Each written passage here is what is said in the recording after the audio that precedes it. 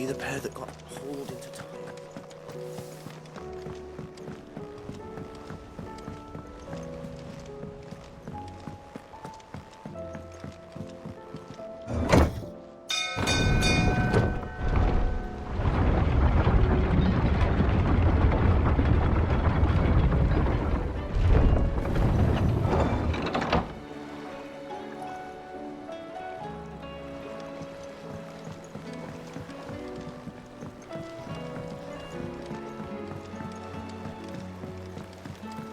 You expect me to work with the skies like this?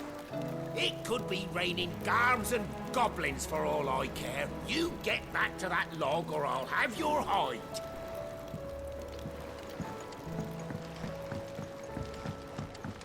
I'd say we were in for a storm, but the lake seems to think otherwise. We'll see these letters to the mainland as soon as Obolus deems it safe to sail. As for what awaits me there, we'll just have to see, won't we?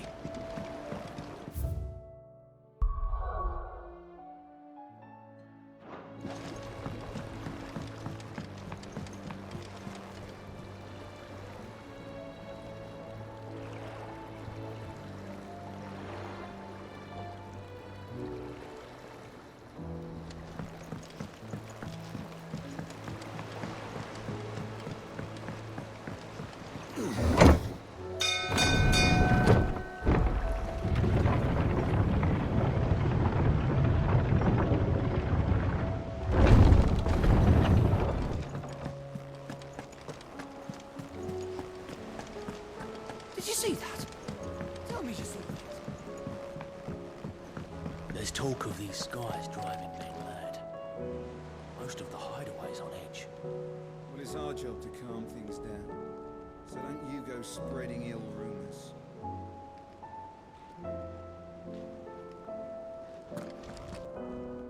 Otto, how fares the realm? The realm? Oh, she's just fine. As long as you look past the fat storms out mother crystals and her skies are a roiling cesspit. And Gav? He's with your uncle in the Free Cities, helping Mid with her project. Sent an owl their way the moment the winds turned foul. Still waiting on a reply, though. Do you have any good news? Well, that depends on your definition of good.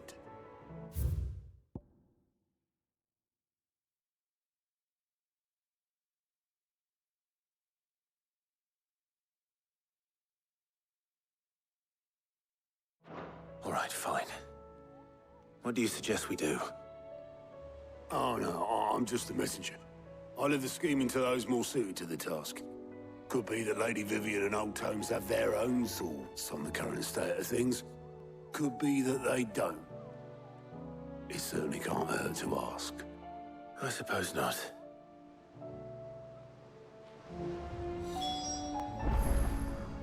I see that every report that comes my way makes it into the hands of both Lady Vivian and the Lawsmen. If anyone could tell you what might be barreling down the mountain towards us, it would be that pair.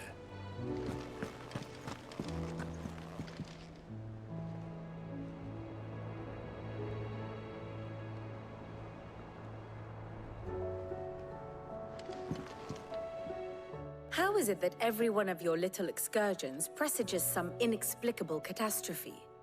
Not that you are to blame for the Dominion's fate. No one could have predicted the actions of the Crown Prince. I'm sorry I couldn't save your home. My countrymen are stronger than you think. A few toppled clock towers won't break their spirits. They'll be back on their feet in no time. I hope so. Look at us. Bluer than a pair of bog crabs. Tempting though it may be, sulking will not help us find a solution to this mess. You believe there's one to be found? I don't know. But I am certain we're more likely to find it if we first examine the facts.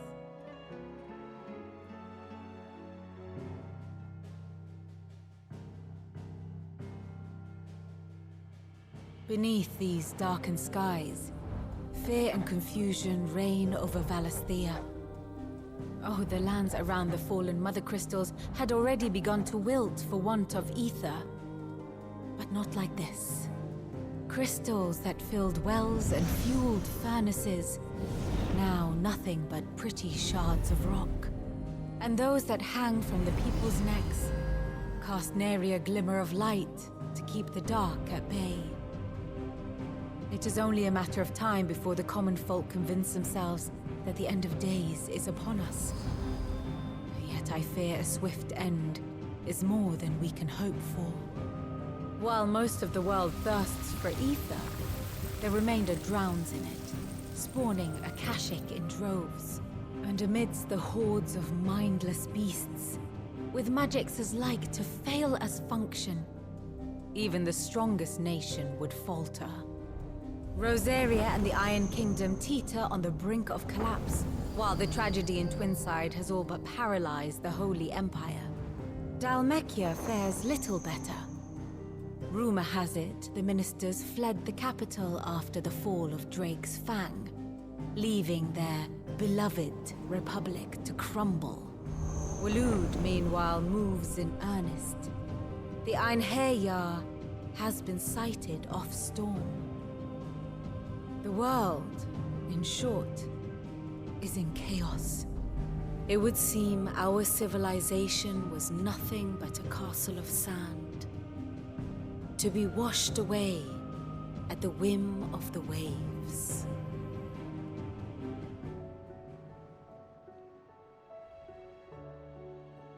A castle of sand. Not my best flourish, but it seemed fitting. The reports I've received are considerably more blunt in their appraisal. Without the protection of their nations, it will fall to the people to defend themselves against those who would take what is theirs. Which is only ever going to end one way. Defending a farmhouse against a band of chocobo thieves is one thing, but pitchforks and palisades will do little to stall an army's advance. Should the King of Waloed deign to invade, there would be none to stop him. None but us.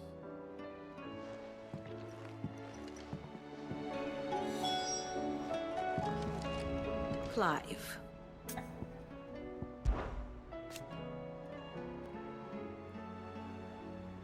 And how could it not? But are we any better?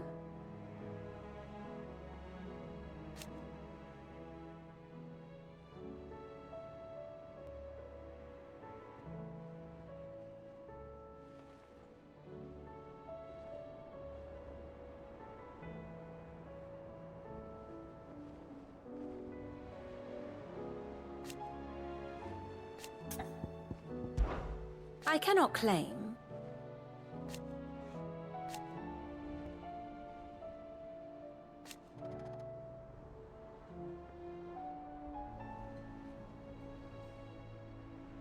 Such are the wages.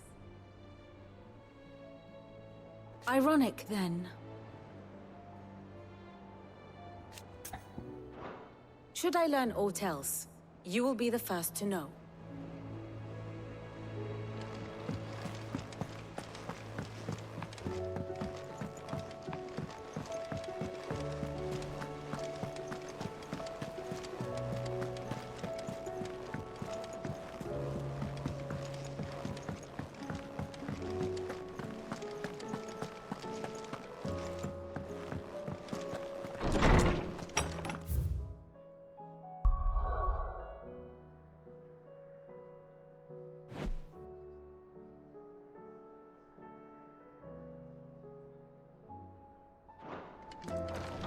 Is a storm coming, Sid?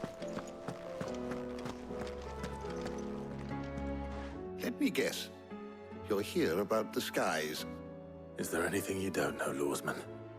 It doesn't take a court astrologer to augur the obvious. As for what has disturbed the heavens, that, I believe, is a question the Fallen might be better placed to answer than I. And on the 6th day, did the gods tear the sun from the firmament, visiting darkness upon their prideful sons and daughters. But I dare say you remember your childhood lessons on the sins of Zemeckis only too well. You think they're connected? That Ultima was one of the gods responsible? Well, he has certainly exhibited powers that we mortals would associate with the divine. There is nothing divine about him. But he wouldn't be the first god of whom that could be said, now would he? Yet for all the fairy tales that tell of the sins, there is almost nothing in the way of actual historical accounts. Had I the Journal of Moss the Chronicler, I may have been able to tell you more, but alas, I fear all remaining copies have been lost to time. You will forgive me, I hope? Certainly not. Because there is nothing to forgive. Even without this journal, you've provided us ample wisdom. And we will always be grateful for it. Perhaps Otto will be more inclined to share his thoughts when he hears what the others had to say. Knowledge hoarded is knowledge lost. With the darkening skies,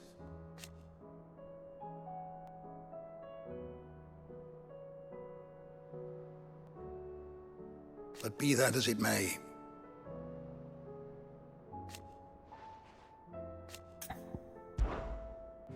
I don't believe you've read this particular chapter before. You wish to study the tomes?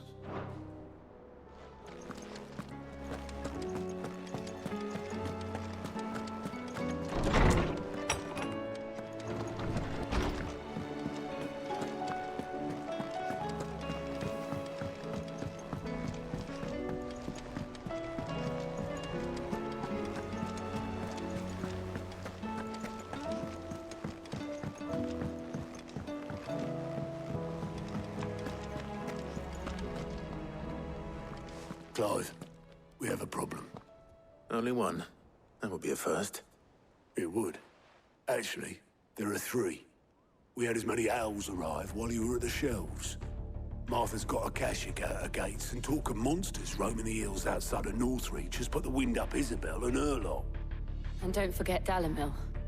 Lubor says the village was raided by bandits. When it rains... It fucking pours. The curse breakers are spread thin, taking stock of the damage in the Dominion. And even if I could get word to all of them, I doubt they'd get here in time to make any real difference.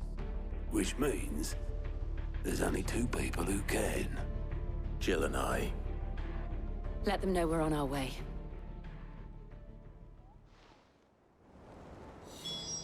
The messages from Martha, Isabel and Lubor weren't long. But what they lacked in detail, they more than made up for in urgency. Our friends need your help. The messages from Martha... I'm ready when you are, Clive.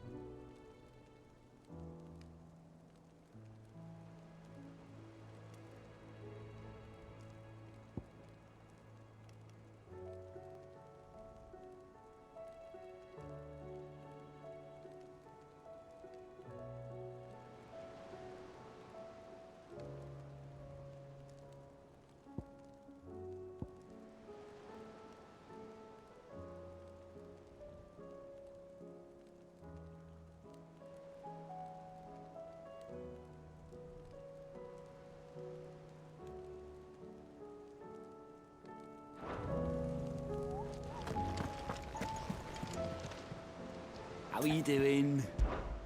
Here you go. Think you can help?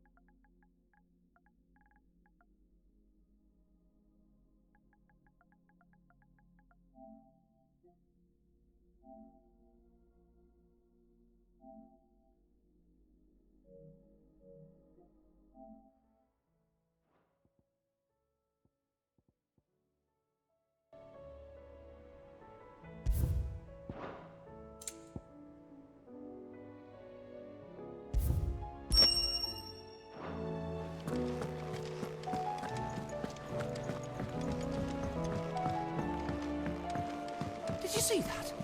Tell me you saw it.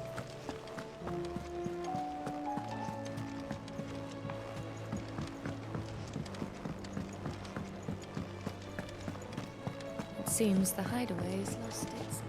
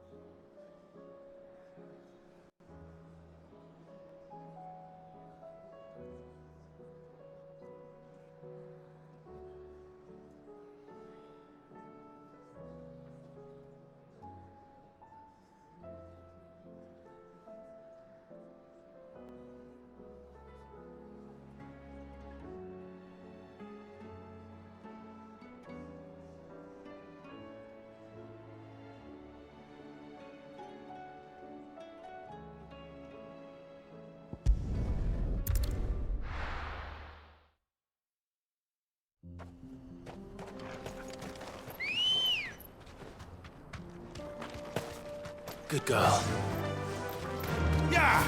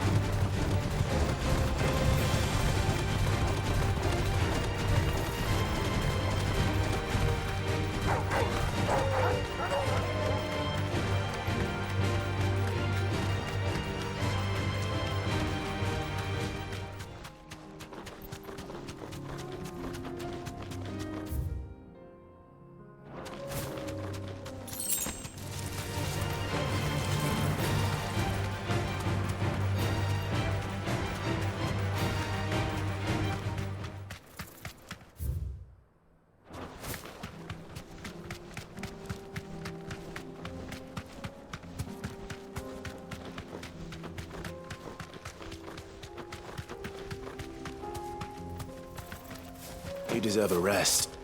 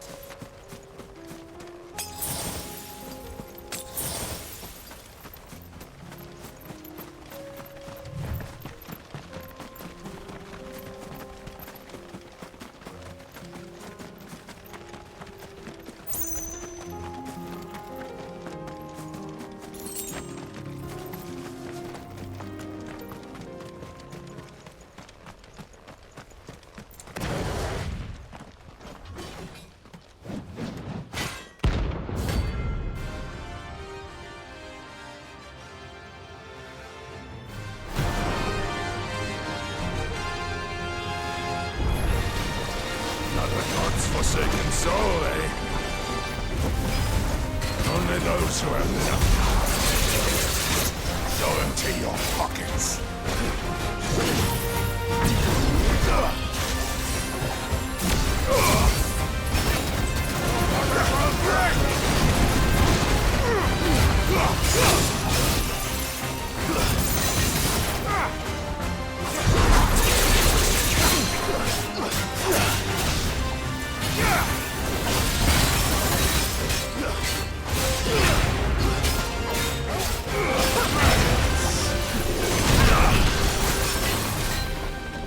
Let's have some fun!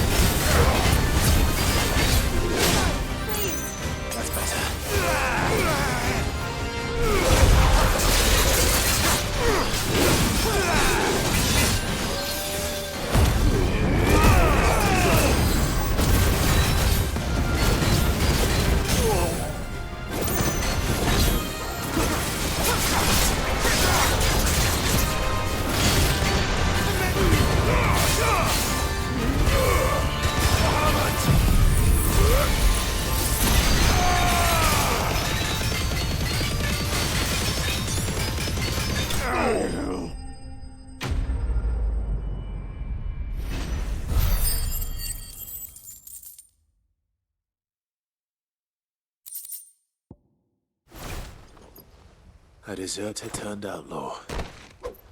We were more similar than he knew.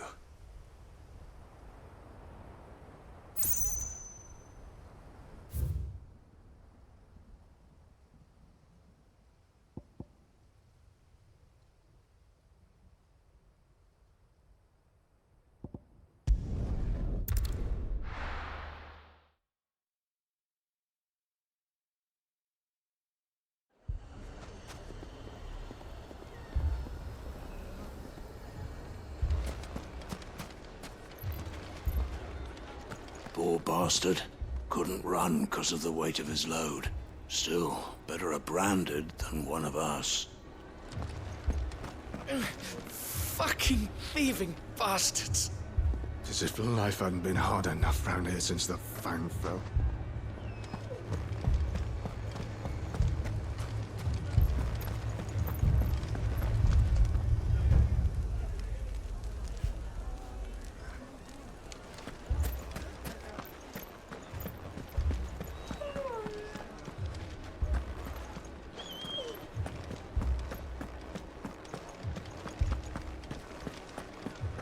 We saw it all from upstairs. The bandits came and started attacking everyone. It was really scary.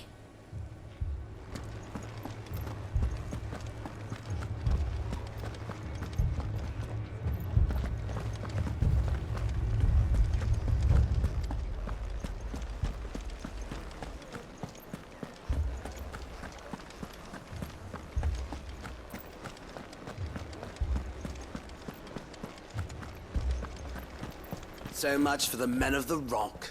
The cowards took to the hills as soon as they saw the mob coming.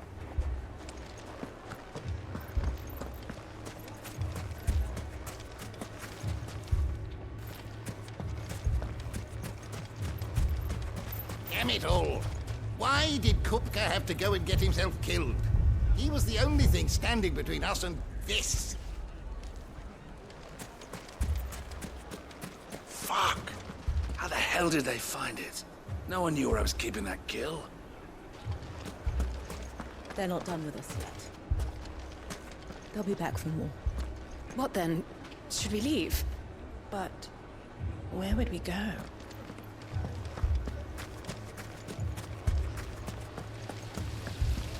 What are we to do? We could fight, but what would it cost us?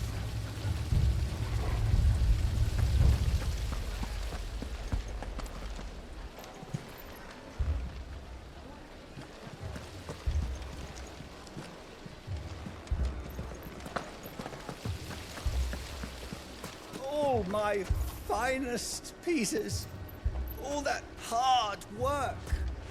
God. What's that Branded doing all on his own? Has he lost his master?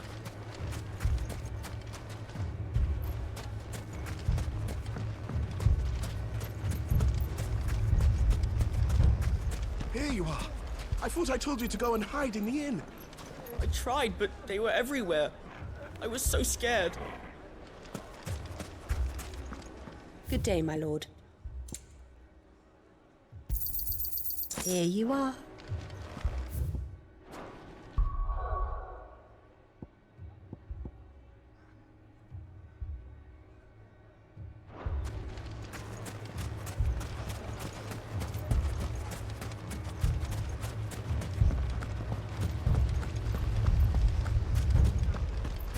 If I had my pickaxe, I would. Don't get yourself worked up. You need rest.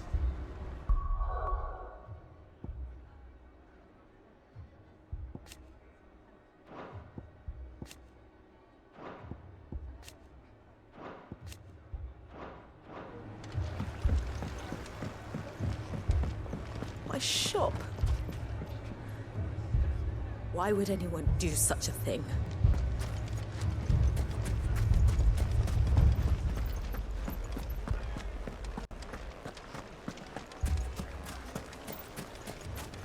Hold on! I'll have my Branded heal your hurts.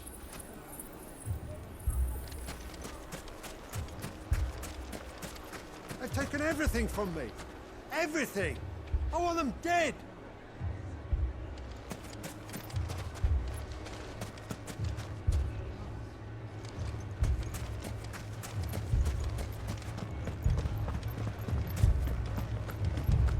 Lower than beasts they are. Aye. The scum of the twins.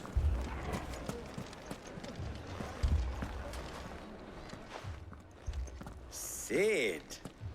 Your new companion appears much more formidable than your uncle. Should I be worried? You haven't been introduced. Jill. Clive has told me much about you. All lies, I'm sure. Your Stolas said that Dalimil has a bandit problem. Indeed. Although, you're a little late. They left with our food and guild days ago. Any idea where they went? The desert's a big place. Your guess is as good as mine. But the fact is, I have more immediate concerns. What did you say to me? What did you say? Ah, as if by magic. Let's just say we've yet to reach a consensus about how to solve Dalimil's little problem. And at this rate, it won't be the actions of the bandits which prove to be our undoing. It will be our own. I've tried reasoning with the dissenting parties, but even the Desert Hare has limits. Perhaps we could talk to them. What makes you think they'll listen to us? What makes you think they won't? She makes a fair point, Sid. And you won't have wasted much of your precious time if you fail. They're just across the courtyard.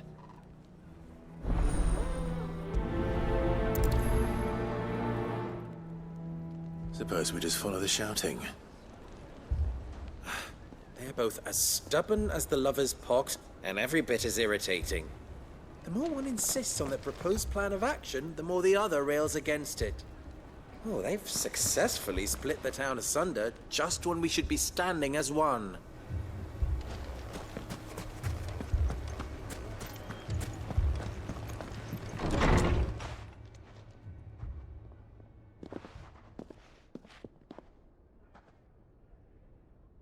You wouldn't talk like that if it had been your men whose throats were slit. Blood for blood, it's the only way. We hire mercenaries and have them mount the bandits' heads on our walls as a lesson to the rest.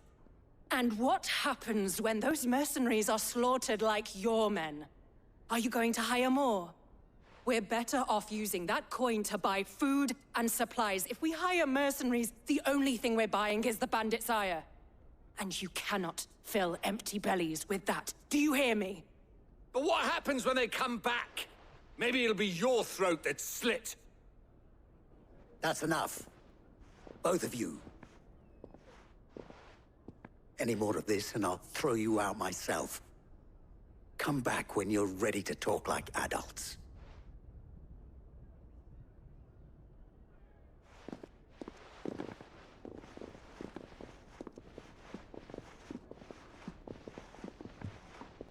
Victor. What's he doing here?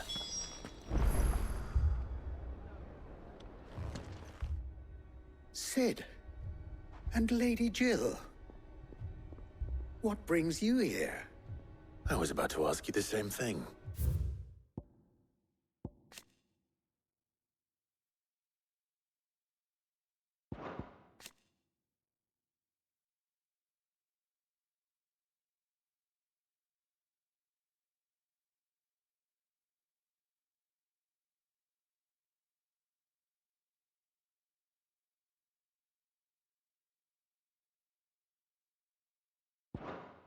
Costness is in chaos, and the markets have all but ceased to operate.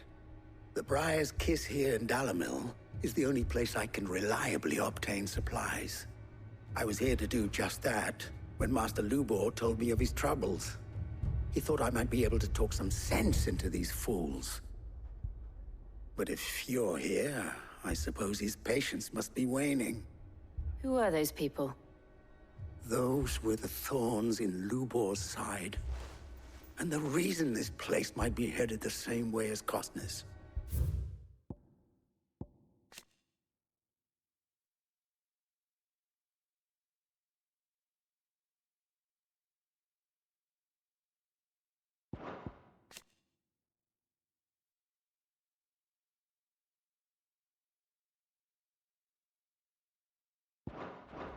It's these accursed skies. The darkness is enough to drive a man to madness. Or an entire city, for that matter. We're still working on the skies. But in the meantime, perhaps we can find a solution to Dalimil's problems. I hope so. For all our sakes.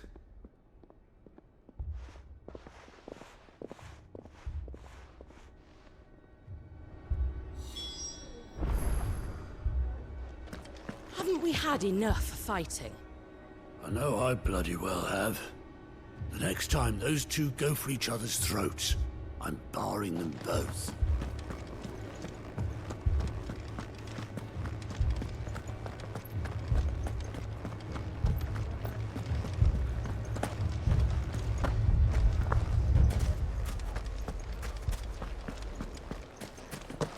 Poor bastard.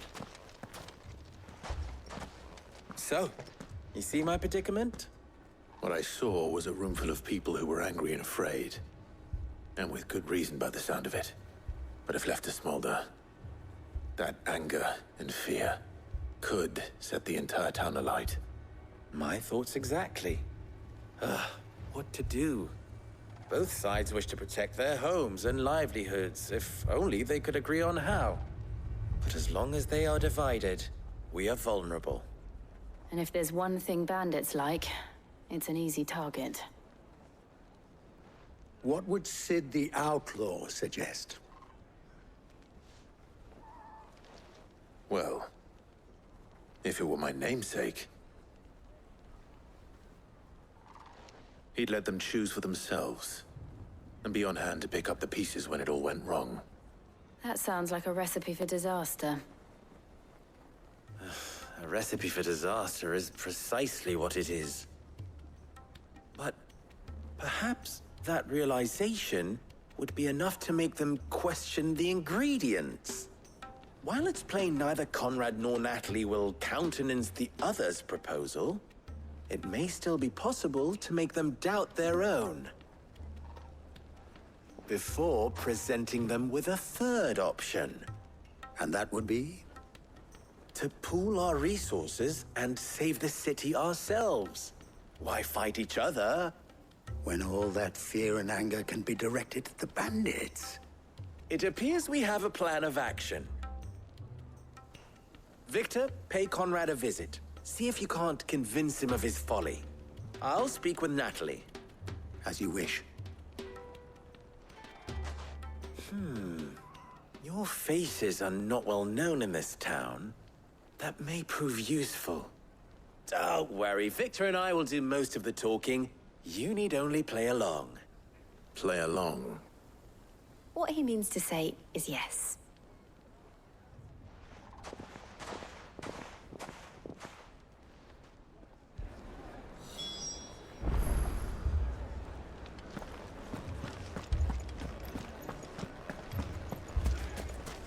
Picture it, Conrad. Your own city guard. With you as captain. Me?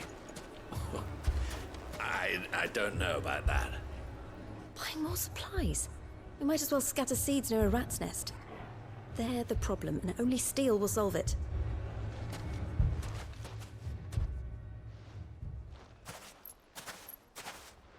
Ah, here she is. The Lady of the Spear herself.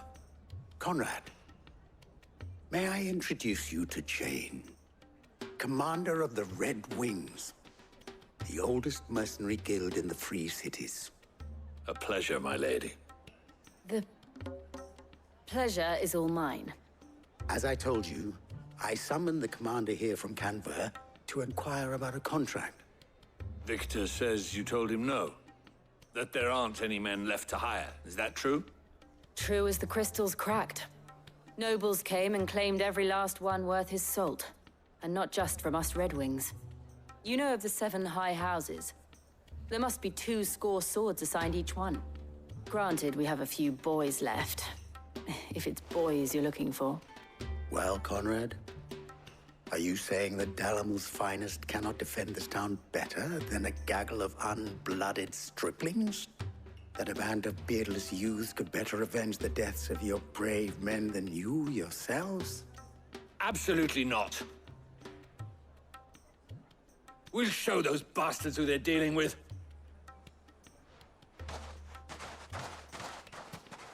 I can't believe that actually worked. Conrad's not what you called the brightest candle in the crypt. And there's a reason why I had you do the talking and not Sid. Well played, my lady.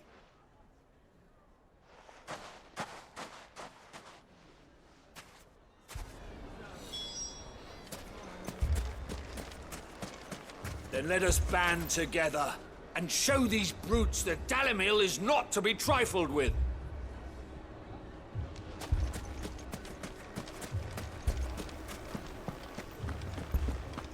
Oh, I'm ruined. Mummy, I'm scared. What if the bad men come back? It's all right. We're all right now.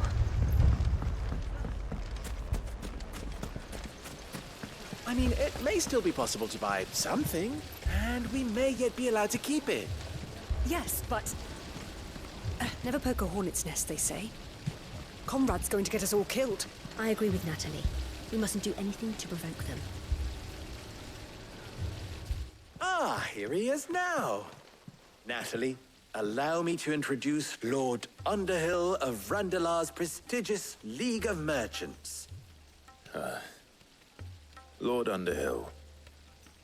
At your service. Underhill?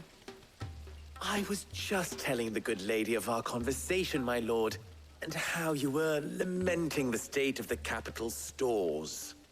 Lubor says that not only are the granaries almost empty, but that war and the Blight mean this season's harvest won't be enough to fill them for winter. Indeed, certainly that is the case. The nobles in the capital are buying up the city's stocks of barley and wine, driving the prices higher than most commoners can afford. It is only a matter of time before the peasants revolt. It is worse than I thought. If what Lord Underhill says is true, I fear we have little hope of supplementing our stores, meager though they regrettably are. And while I applaud your endeavors to dissuade our more bellicose citizens from seeking vengeance, I sense Conrad is not wrong in his assessment of the bandits' likely return. Which means that now, more than ever, we will need to secure what little we still have. Food, weapons, herbs, everything. If our humble town is to endure not only this hardship, but those that are certain to follow, we must stand united. All right. If it will help to protect my home, I'll do it. But you needn't have gone through this charade.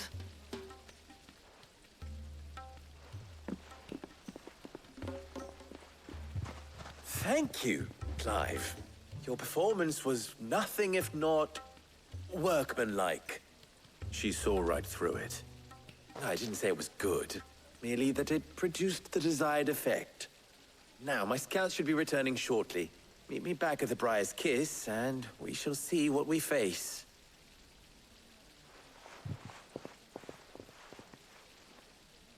I'm not convinced our roles in this ruse were entirely necessary. I don't know. Conrad seemed quite taken with you. It appears I have no choice but to do what little I can to defend what little we have. But I would not see any unnecessary blood spilt. We need a plan. There's truly no chance for us to restock our supplies. That's it then. We shall have to do this the hard way. If I had my pickaxe, I would... My shop?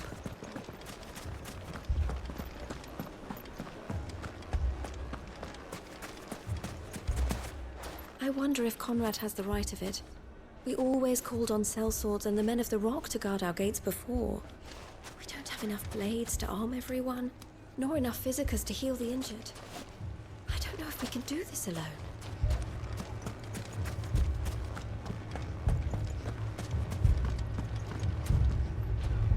Good news, Sid. Both Conrad and Natalie have somewhat gracefully accepted their new roles. With time, they may even learn to... Time no longer appears to be the luxury it was before lunch. I take it your scouts found the bandits. Technically, it would be the bandits who found my scouts. It appears they march for Dalimil as we speak. All of them. You're not serious.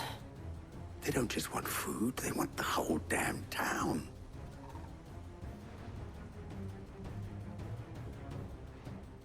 I have a favor to ask. I'm told the bandits march in two groups, one from the south and one from the desert, in a move doubtless intended to stretch our already gossamer-thin defenses. Very well. Jill and I will meet those from the desert. But what of the rest? The rest, my friend, the city shall fight. Together. The stakes, I concede, are high. But if this does not unite Dalimil, nothing will. That is a lot of faith to put into those who had their hands around each other's throats but a moment ago. Then it will be for us to see that their hands are kept occupied. And I do mean us. I thought you might say that. We'll hold them off for as long as we can. And we will do the same.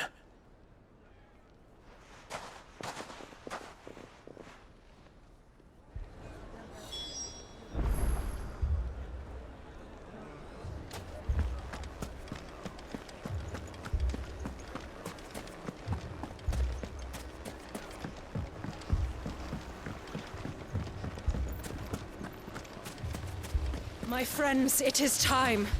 The battle for Dalimil is upon us. Anyone willing to fight, take a blade from my stores. The rest of you stay behind the lines and attend to the injured. We have water, crystals, and medicine in the bathhouse.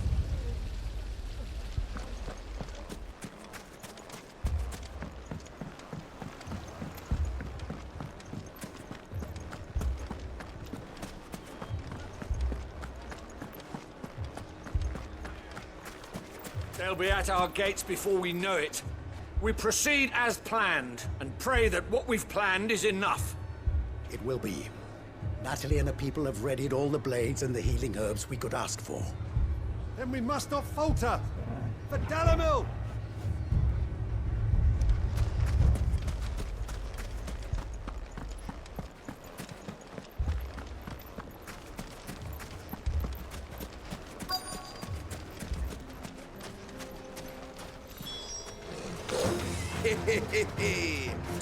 No women folk have come to welcome us.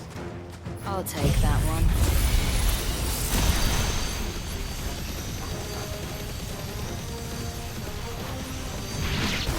He's all yours.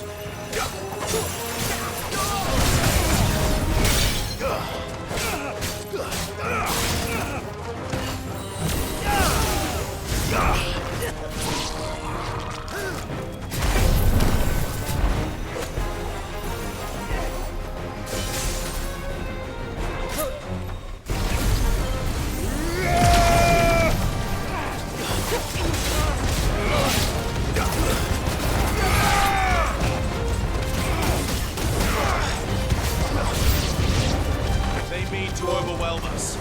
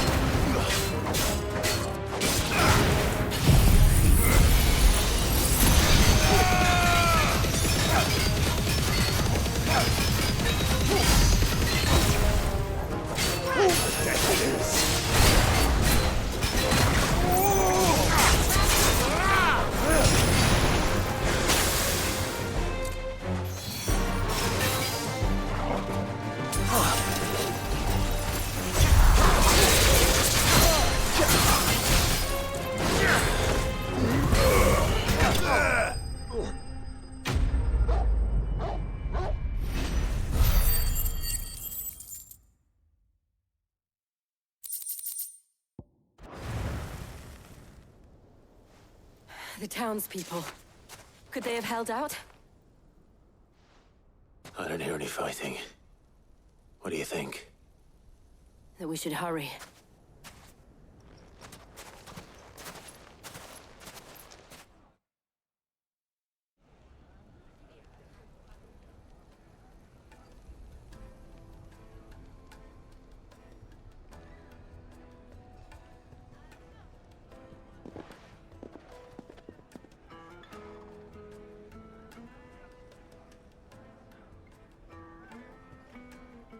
Natalie, I owe you an apology. You did well out there. The inn would have been lost had you not held the line. Without you, there would have been no line to hold. You saved us, Conrad. You saved Dalimil. We all saved Dalimil.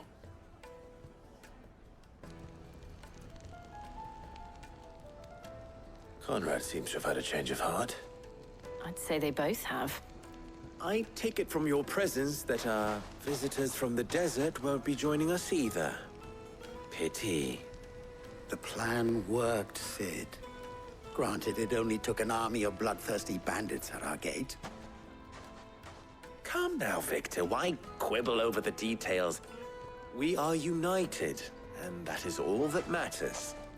As for you, Sid, you fight considerably better than you act. I'll take that as a compliment.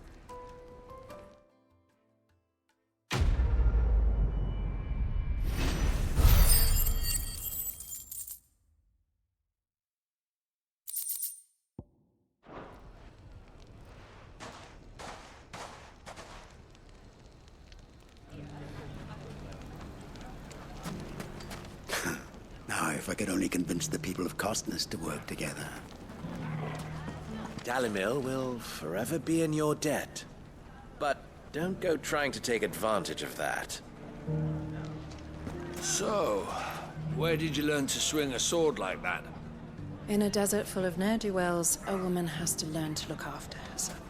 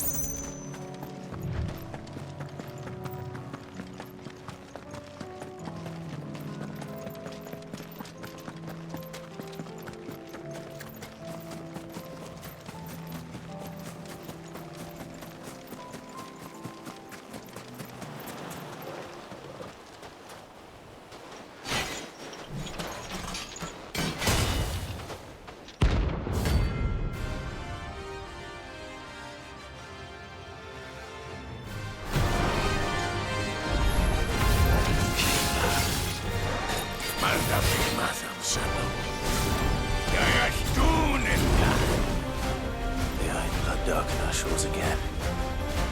But not for long.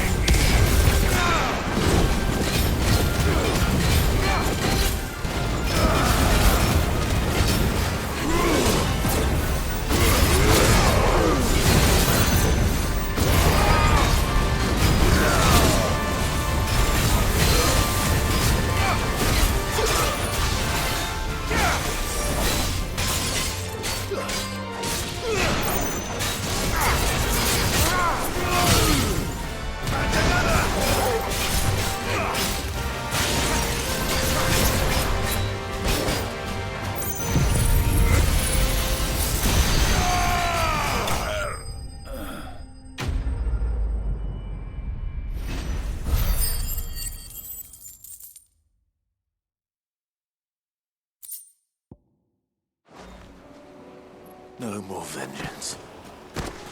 No more war.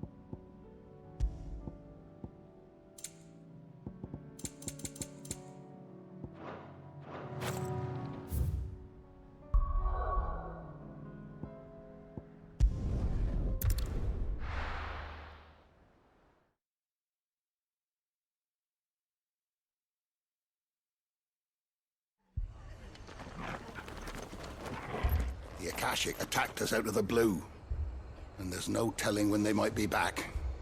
You best keep that sword handy, Sid. Let me go with you. I can fight. You can get back inside and bolt the door, is what you can do.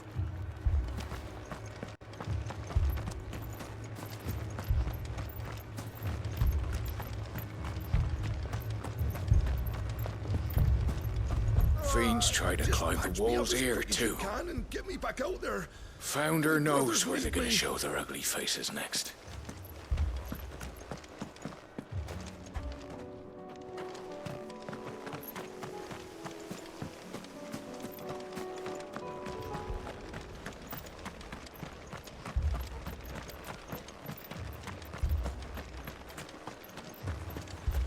Thanks to the Akashic, all of the men are either on watch, readying for the next attack, or confined to their sickbeds. All while my bed remains as cold and as empty as those demons' hearts.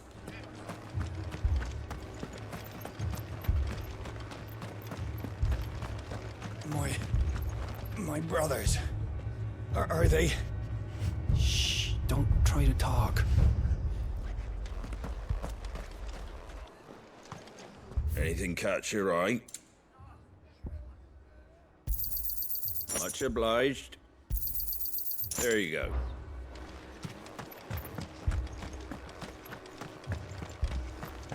Mad dogs, the lot of them.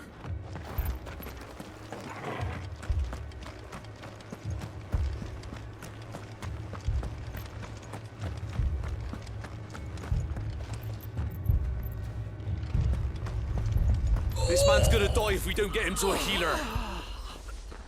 But all our beds are taken.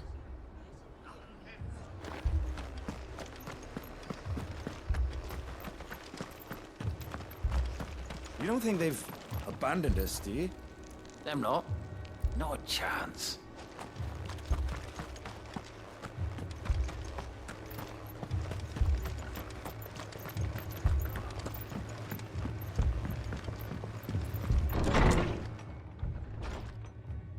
Martha, it's good to see you. And you, Clive. Jill? Otto said you'd been attacked by a Kashik. What exactly happened here? Those skies are what happened. Not long after they fell dark, we had our first visit. There were hundreds of them. Tried to storm the hill. Only a handful made it up here, but that was more than enough. The rest are still down there now. And while we have a few willing fighters holding them back, they're sorely outnumbered. What do you think, Clive? That we join the fight. I thought you'd never offer. Now, where I need you is the Fallen Gate. That's where the fighting is fiercest. Let the men know you've come to help. Something tells me they'll be pleased to see you. We're on our way.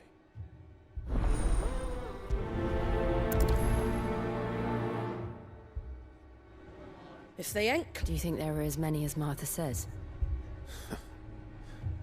More. If they ain't clawing at the gates, they're climbing up the cliffs near the lift. The lads are doing what they can to keep them out, but unlike the Akashic, they need sleep. You're alive. And that's all that matters.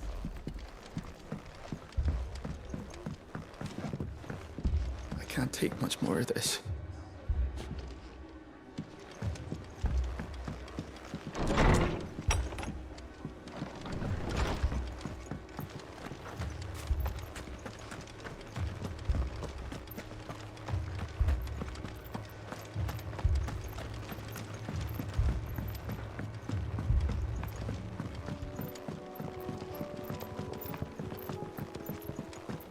Barricades we've set up around the town won't hold the Akashic back for long. Might buy us a few moments to say our last farewells, though.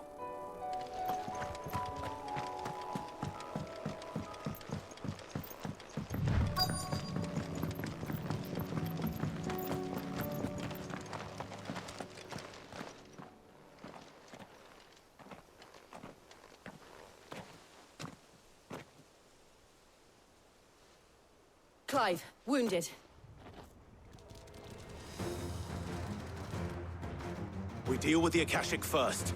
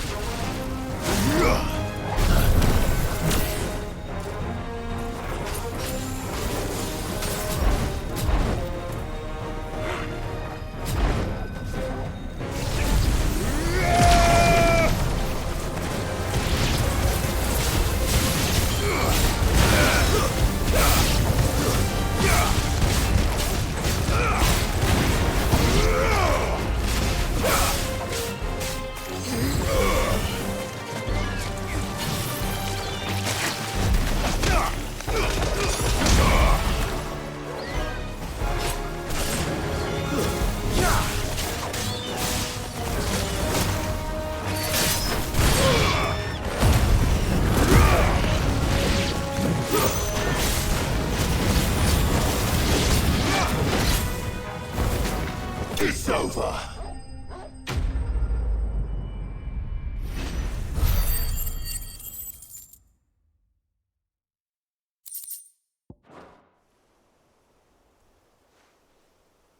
These men don't have the look of hired swords.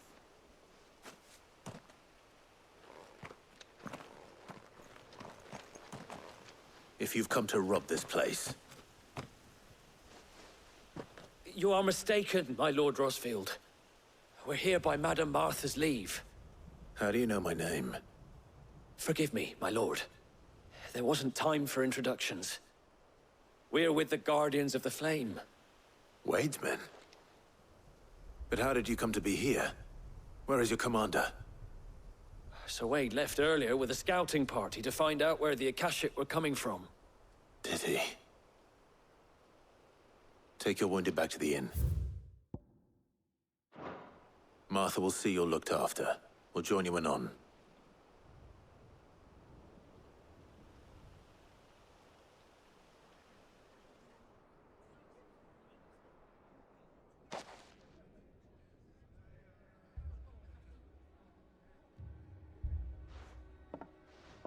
And to think you took them for thieves. A fine reward for holding off the horde, that is. When did Wade and his men arrive? Not long after Rosalith fell. The Guardians asked me to shelter some of them that had lost their homes. They were making ready to leave just as the skies turned, and we agreed it was best we stuck together. Martha! Trouble! The scouting party's almost at the lift, but they got a pack of Akashic snapping at their heels! And they got wounded with them! They're not gonna make it! Damn it all. We'll worry about them, Martha. You look after everyone here. If any can still fight, send them to the lift. I will. You two be safe now. The lift can only carry a few at a time. If those Akashic get as far as the cliff, Wade's men will have nowhere to run. It looked like the Guardians were going as quick as they could, but without any injured. They might make it to the cliff. Or they might not. They were too fast. Or maybe I was too slow.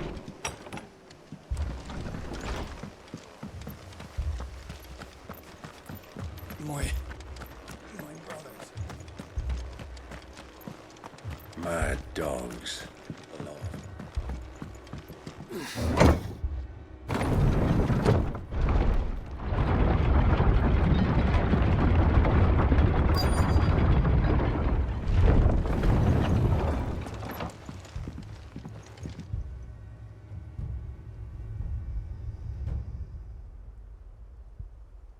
Squire, I need you to get those who can still walk up the lift to Martha's.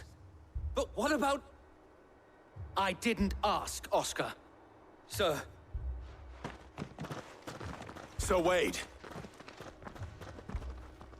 Lord Rossfield. If you aren't a sight for sore eyes. Martha seemed to think you might need some help. And by the looks of it... We thought we could sneak by them. But we didn't know there would be so many. How could we have? Behind you!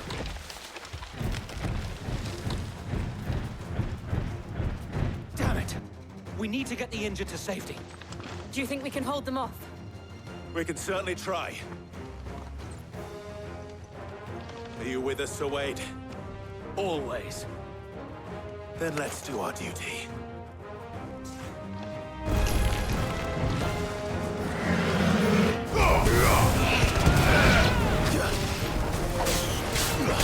Too slow.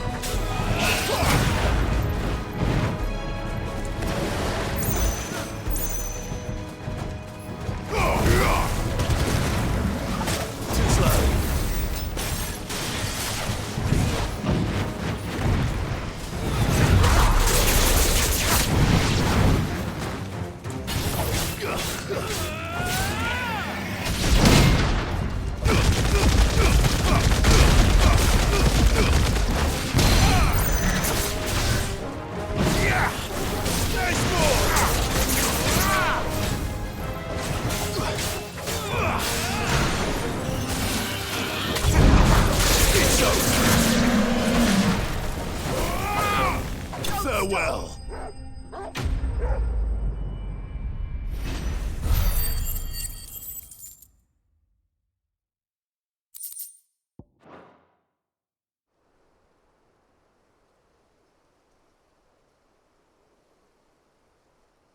Is anyone hurt? I don't think so. And yet again, you've pulled me from the flames. It's just a pity I keep walking into them. You've never been one to shy away from danger, Sir Wade. Like any shield worthy of the name. I see you're all in one piece. Martha! Is something wrong? The lookout saw smoke coming from down Eastpool way. Too thick to be a hearth. A second horde. Feel like finishing the job. Always. Jill and I will make for Eastpool.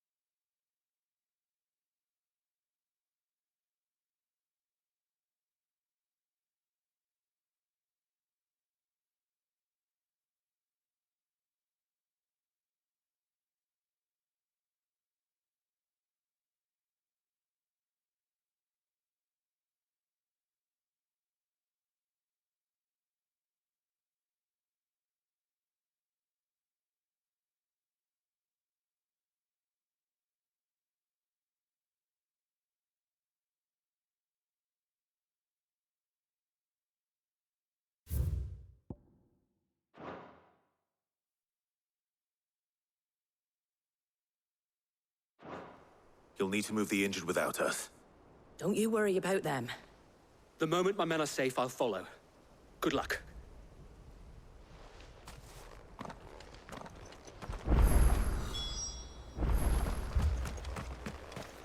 Eastpool's seen enough tragedy. A visit from a horde of glassy-eyed ghouls just adds insult to injury. Please, make for Eastpool. I'll join you as soon as I can.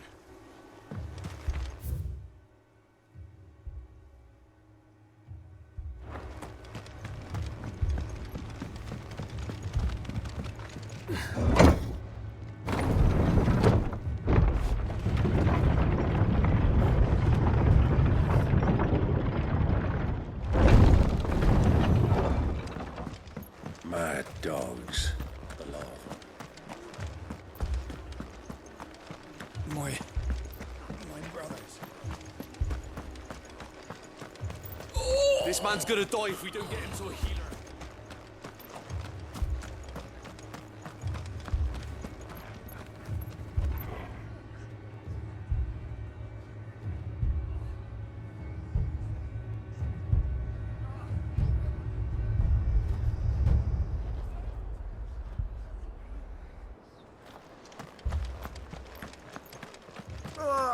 Just patch me up as quick as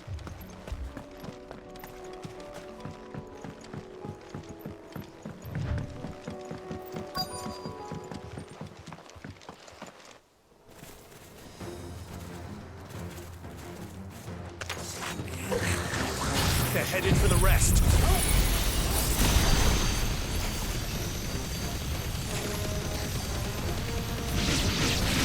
We have to slow them down. Martha and the others won't be ready. Let's try.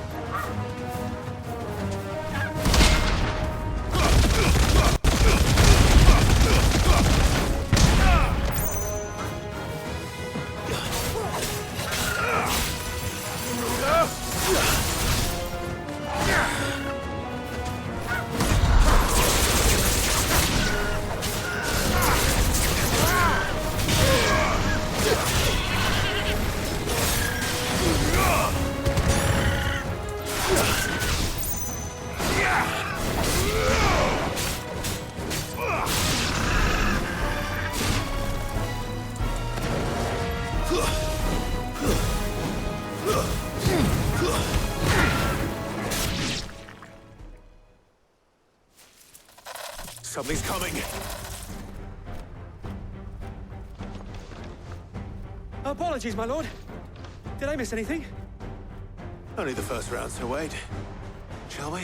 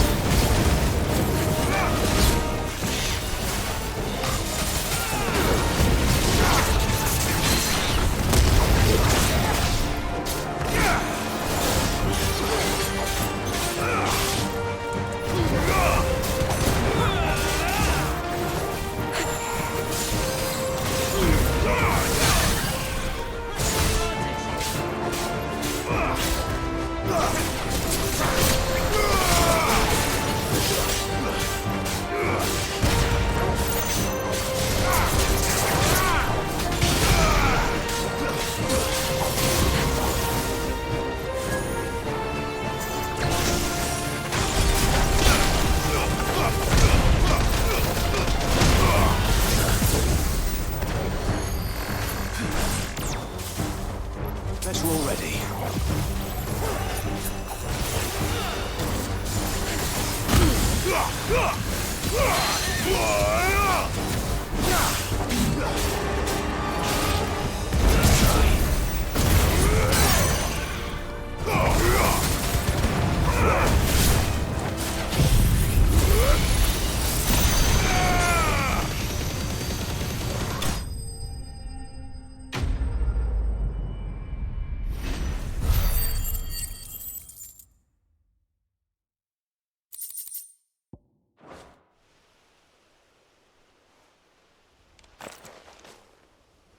Do you see any more? No. I think that was the last of them. But it won't be long before the next lot arrive. Then we make for Martha's while we can.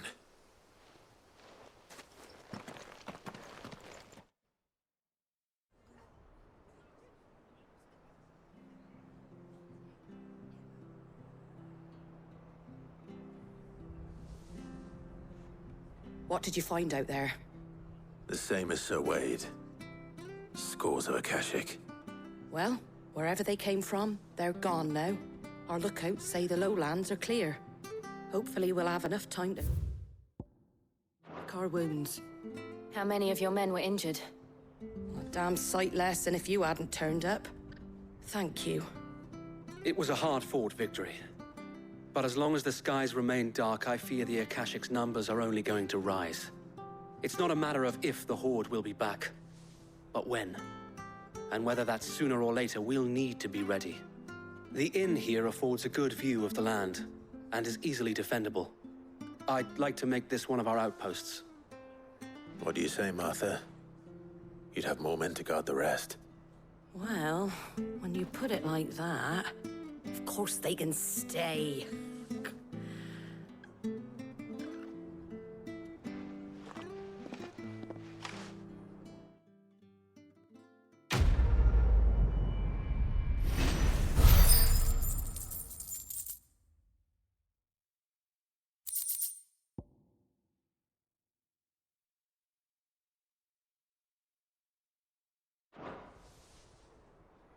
My lord, there's someone I'd like you to meet. Oscar, over here.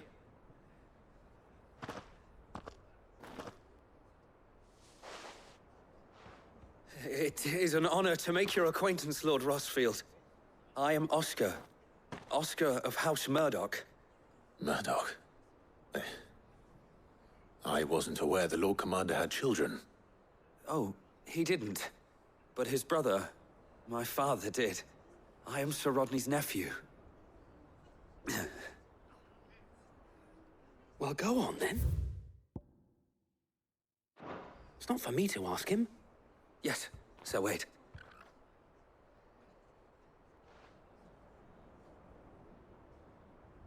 If it please you, my Lord Marquis, might you take me as your squire? I would learn the duties of a shield from the finest. I'm sorry to disappoint you, Oscar. But I am a shield no longer. Nor was I ever the finest. And spending time in the company of an outlaw hardly seems a fitting education for one aspiring to take his oaths. My Aunt Hannah once told me that a man is not defined by his title, but what he does in its name. You have accomplished much since taking on the mantle of Cid, winning no little honor in so doing. And I would sooner serve under an honorable outlaw than an unworthy shield. Not that Sir Wade and the other Guardians are... I mean to say that, they're... It's all right. We know what you mean. There is only so much the boy can learn from me, my lord. But a squire... Would that really be so bad? You were a squire once. And I'm certain Sir Rodney would approve.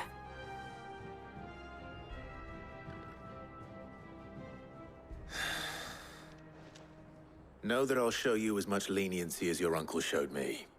I would not have it any other way.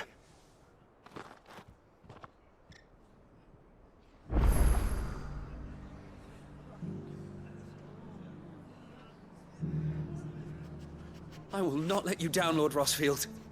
You or my uncle. We shall be staying here for the time being, and not just for the ale. I'll have one of my men escort Oscar to Benimir once he's said his farewells.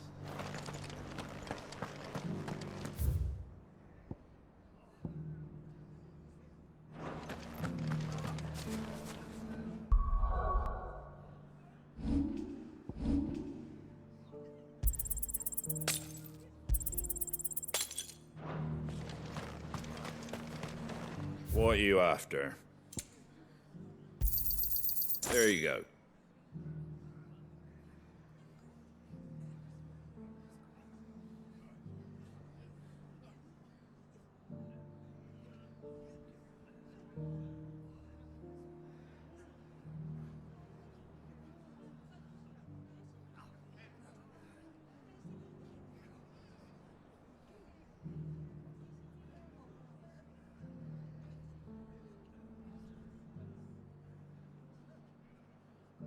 That all, is it?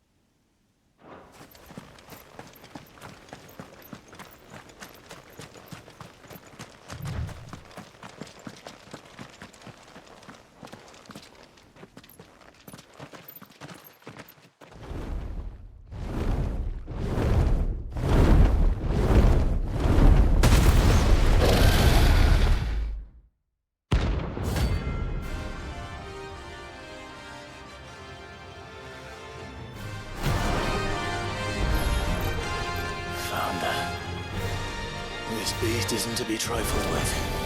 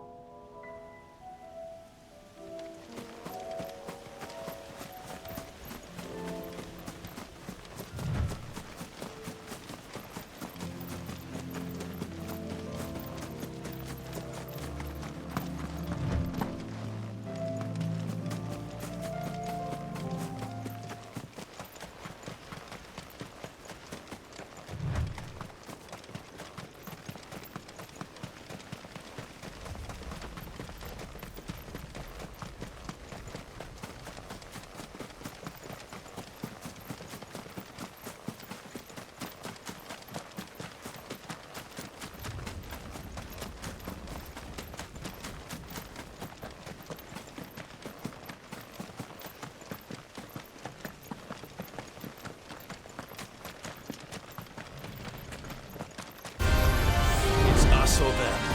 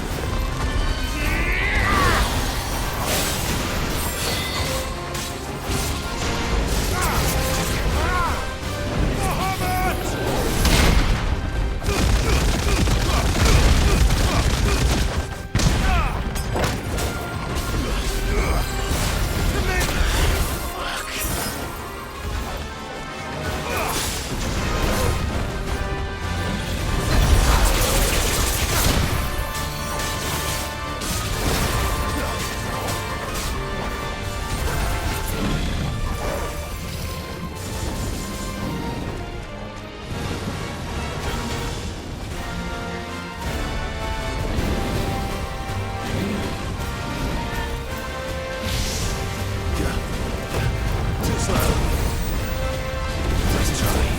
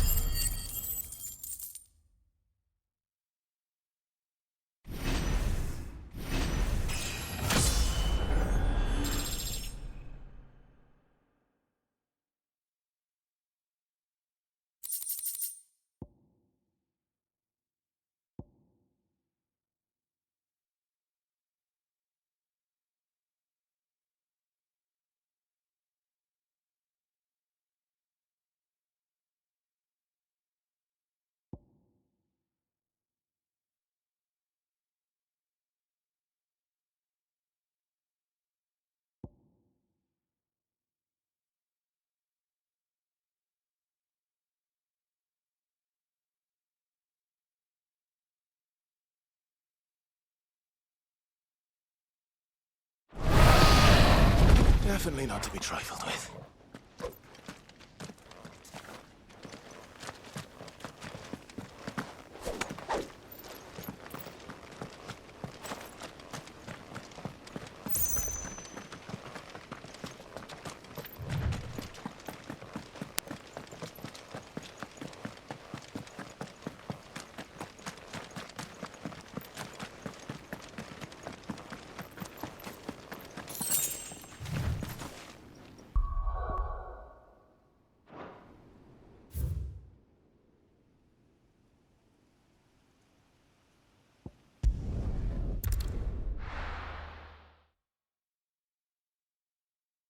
First we find Isabel.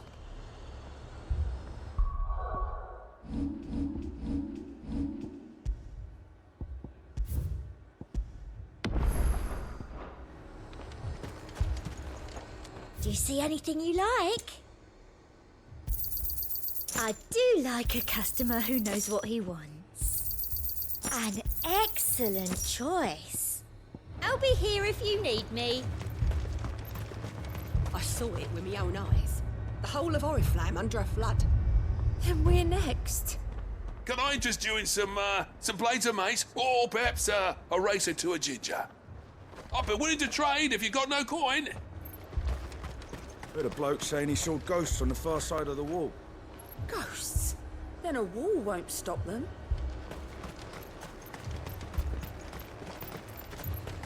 Nothing but ill tidings from beyond the wall these days. Floods, ghosts, famine. People are afraid to leave their homes. Where is everyone? Safe behind bolted doors if they're clever. Likely dead. The dame sent you to market, did she? I hope she handed you a fat purse.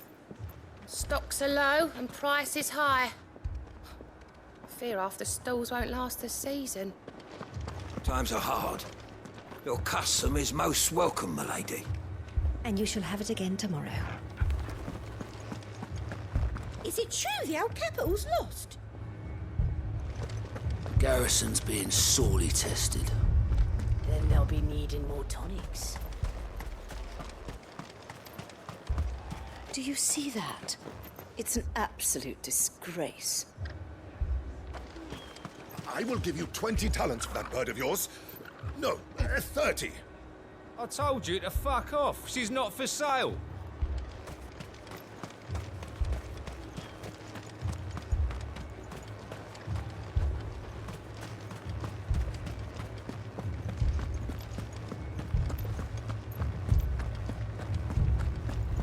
If there are ghosts in the Royal Meadows, then why isn't a garrison dealing with them?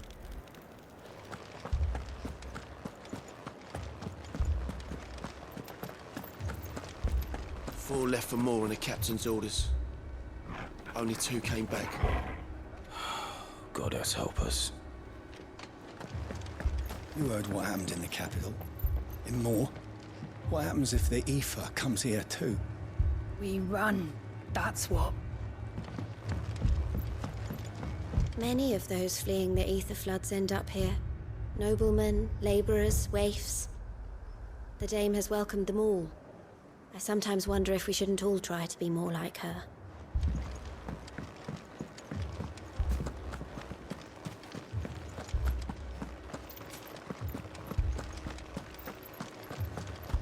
My brandy's been fucking useless since the skies went dark. I tried the lash, but the piece of shit can hardly spark a gleam, let alone fire my furnace.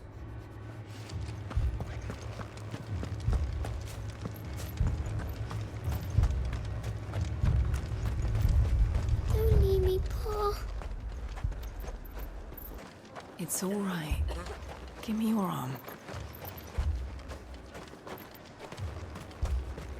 That thing, it took off the captain's head. Before he could even draw his steel. I'm not going back out there. You hear me? Fuck this!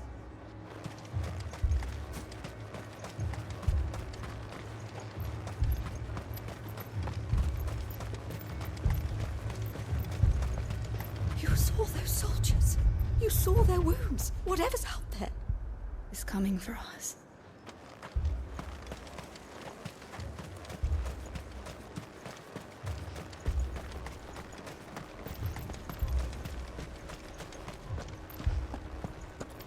I heard the bells. Is the captain back already? Did you not hear? The captain's dead. As are half our men. The sunless skies portend the end. Our dragons all are flown. The world's aflame and chaos reigns, so I must sing alone. The sunless skies portend the end. Our dragons all are flown. The world's aflame and chaos reigns, so I must sing alone. The 2 soldiers were carrying another. He didn't have any legs. What could do that to a man?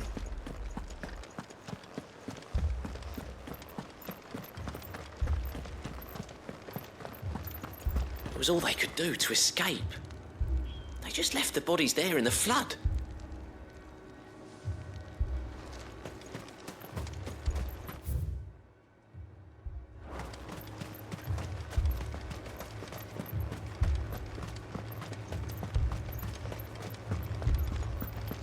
We could leave.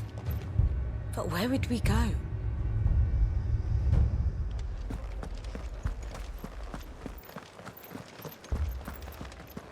I can't do it. I can't fight those things. But you can.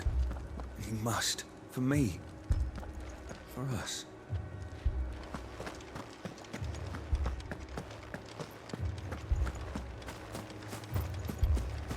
More arrived from the capital this morning. I know. They could hardly stand. My lord. Milady. We received the Dame's message. There have been sightings of strange creatures, I understand.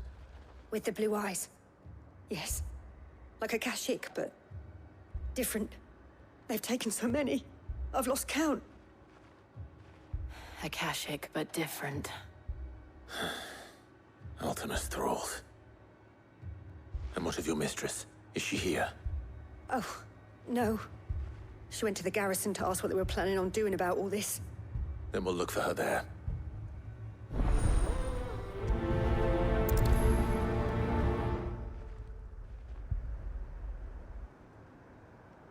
We've seen little and less of the soldiers of late. Anyone would think they were hiding.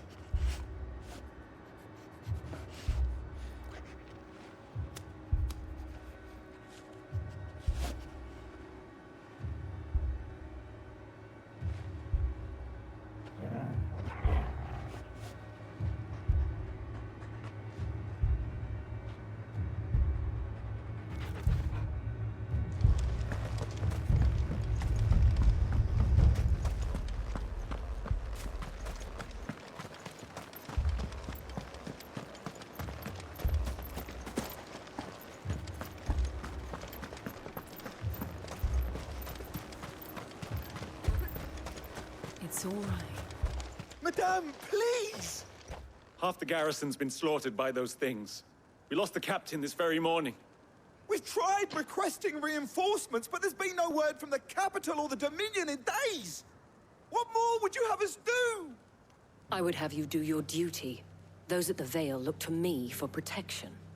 And protect them I shall, because they are my charges, and that is my duty.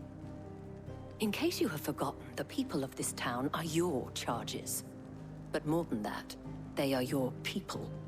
Your sisters, your brothers, your lovers. So you have a choice. Lay down your sword and watch as they are slaughtered, or take it up and do what is right. She speaks the truth, you know. This here, it's all we have. It's all that's left. What we have left is our lives! Do you really want us to lose them as well? Not if we don't have to. Look, there's a cask under the captain's bunk. Let's talk about this over a drink, eh? I'm listening. I'll have a word with him.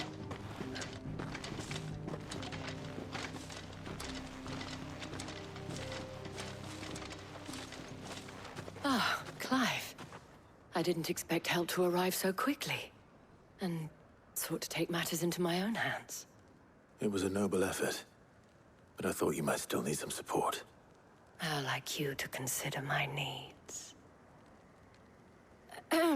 What we need to consider is where the creatures came from. The way the survivors speak of them, one would think they appeared out of thin air. And perhaps they did. It's hard to know what to believe these days. We'll talk to the survivors. I can't entirely blame the men of the garrison for losing heart. And they have provided a place for the injured.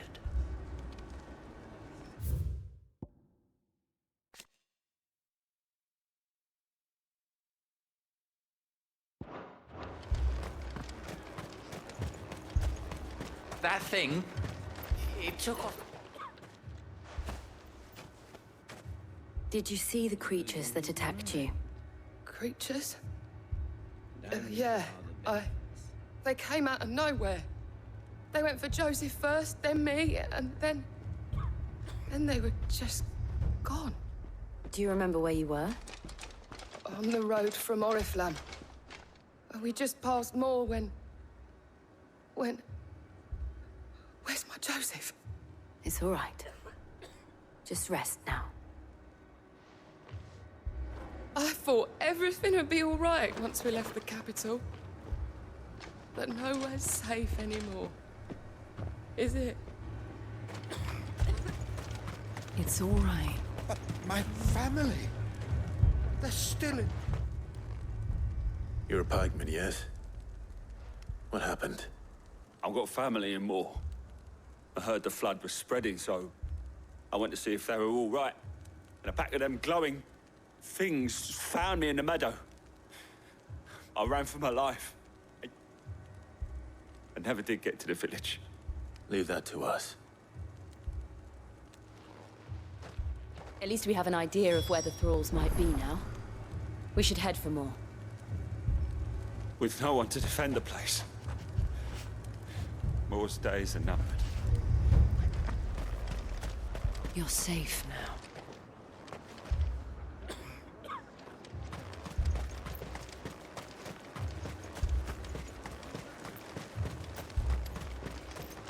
assume you have a plan? We need to find out what we're facing. The captain lost his head because he never stopped to use it. If we reman the towers and fortify the walls, we might just stand a chance.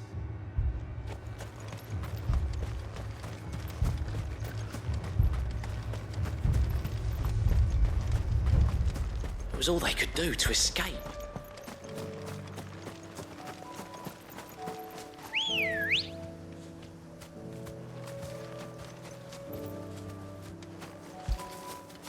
Let's go. Run like the wind.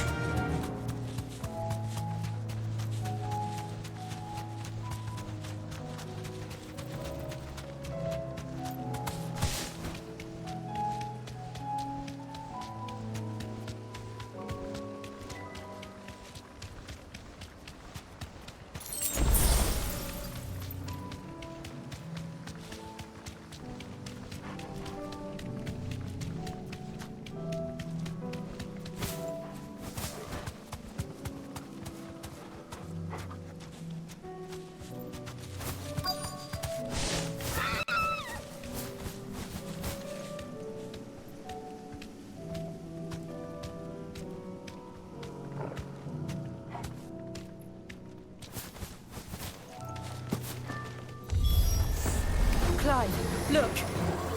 I see them. With me!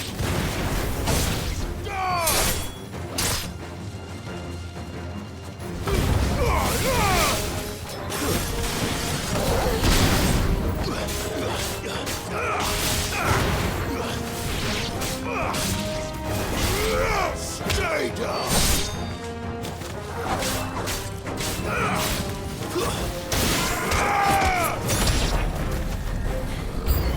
Should I prime? Save your strength.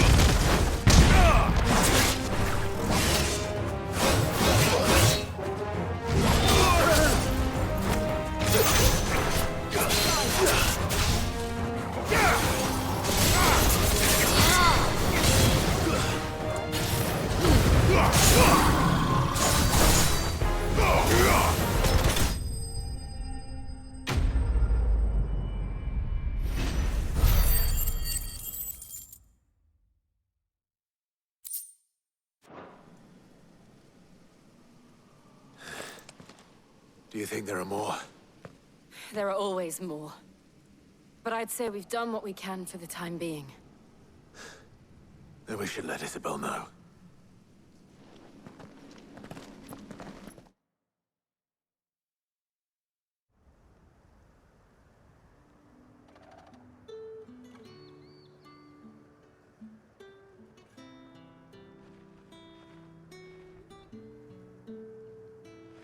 You have the town's thanks.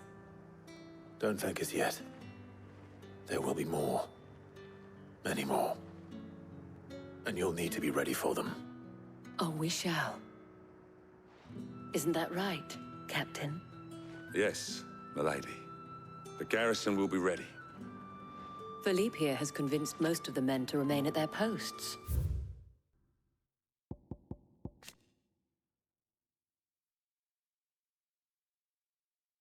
For now, at least. Hearing that the Dame would look kindly on any man who committed himself to the task certainly didn't hurt. It's not the most selfless of motives, I'll admit. But whatever it takes, eh? Now me, I never needed convincing. I became a soldier to protect the people I love. And the people I love include the ones standing before me. Handsome and chivalrous. Now, if you don't mind, I have sentries to post. Milady.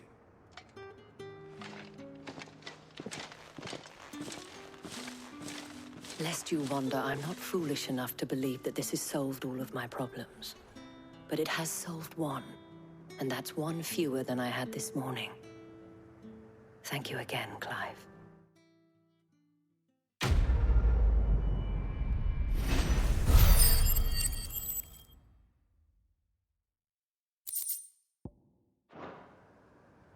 Our friends seem to have things under control.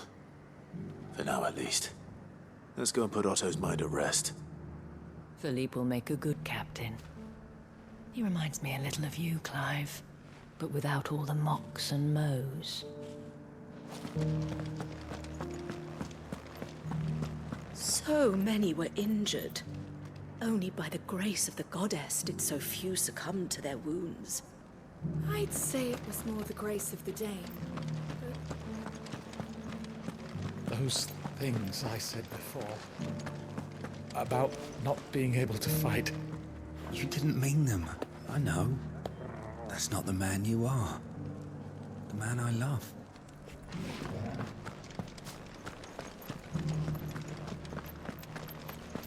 We're still alive, aren't we? Yeah, but only because of the Dame. Will that be enough next time?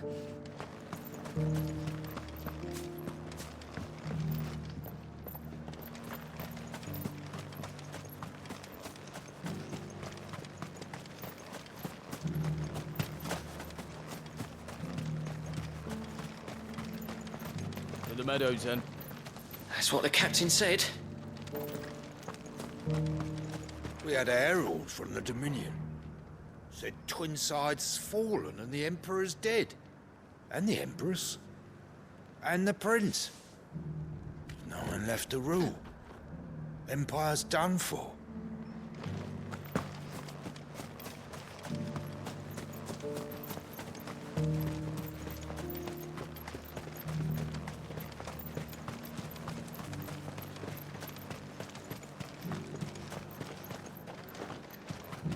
You heard the herald. The Emperor's dead and the Empire along with him. If we're going to survive, we'll have to do it on our own.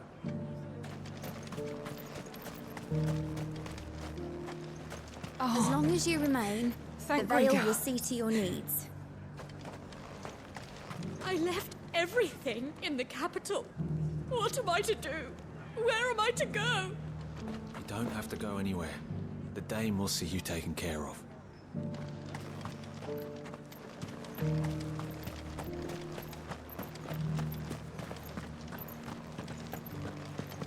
Can't you forge anything harder? Those beasts have skin like iron. I might have been able to before the crystal cracked, but since then, the furnace has been about as much use as my branded.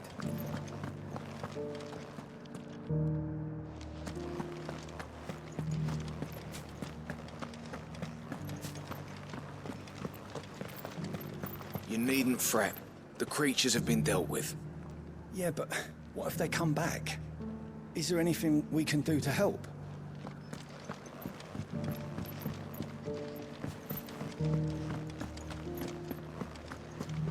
The legionaries lay limp and lorn, both heads and swords hung low. But at her touch they did rise up to meet their blue-eyed foe. Once upon a time, there was a man who went to market to buy a bushelful of Gizal greens. When on his way home, a chocobo with a belly as fat as the moon appeared from behind a tree and devoured both bushel and man in one fell gulp. The end. That's not a very good story. No chocobo can grow that big. Can it? It's heartening to see that the Guard have rediscovered their purpose. I just hope they don't do anything stupid. We've lost enough people to those things.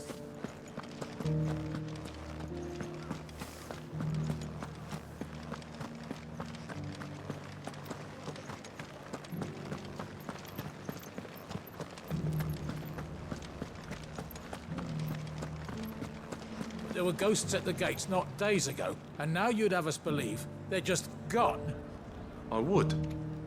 And I'd thank you to trust us. Unless you fancy picking up a sword yourself.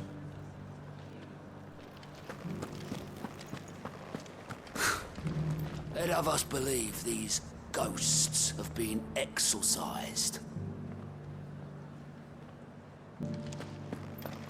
Soldiers too craven to fight. Stark naught, the lot of them. Weren't till a woman dealt them a swift knee to the stones that they came to their senses. The Dame certainly has a way with the men of the garrison. If only all our problems could be solved so easily.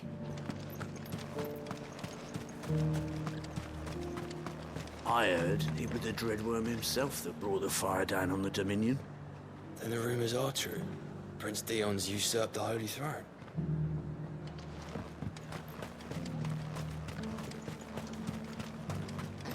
I heard the Dame got an icon to rid the meadows of those ghosts. Oh, come now.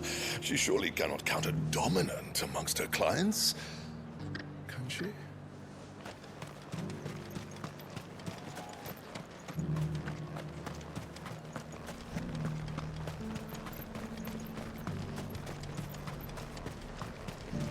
My apologies for the lack of stock.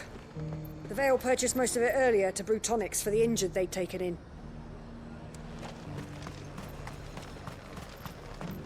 Nothing like a little unrest to fill the coffers, eh? Let the Dame hear you say that.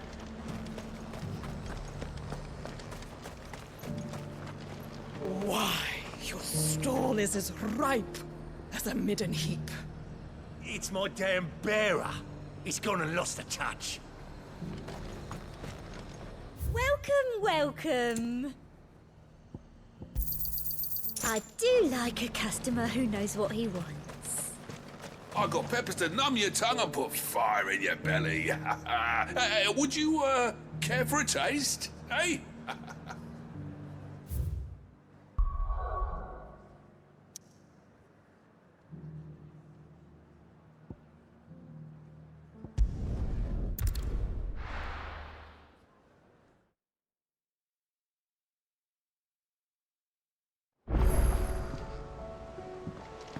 Mother, save us.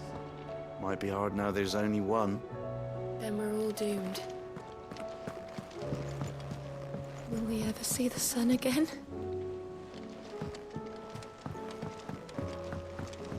The battle cries of Dreadworm die. In ruin lies less. As shrinks the glim, so spirits dim.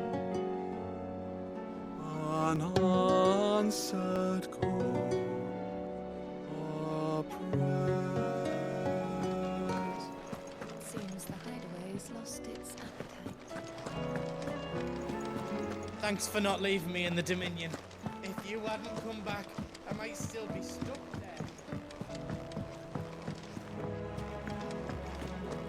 I'd be happy to tell Otto everything that happened. But I know he appreciates it when you spare him the time. A youth claiming kindred with your old commander arrived earlier this morning. Well spoken he was. And handsome too. More than a few of the girls and boys have taken an interest. if you get my meaning. Did you see that? Tell me you saw that.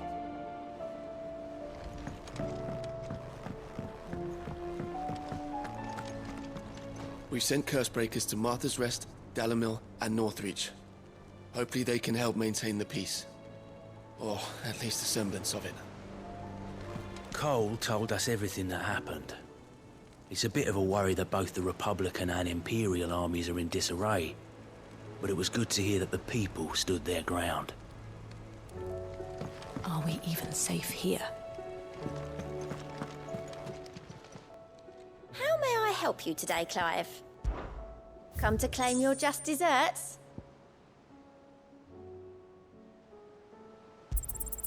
All yours.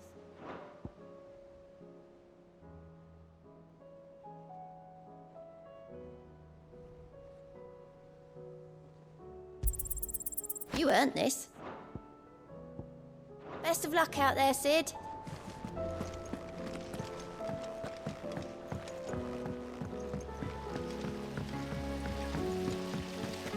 The girls here can have Otto and Gab.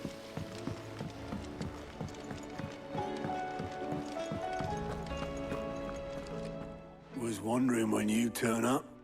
Hellos from all our friends thanking you for your timely intervention. How is it you always manage to arrive at just the right moment? Luck, I suppose. Any word on the rest of the realm?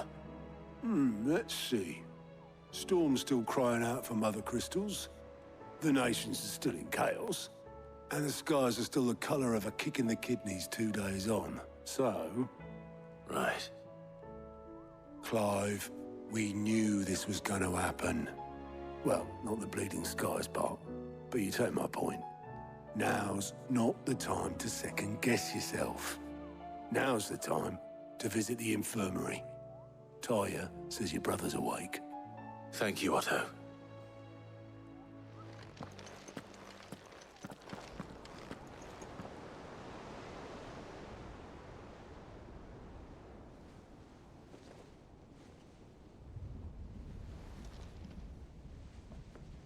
So it was not Sylvester, but Olivier who served as Ultima's puppet.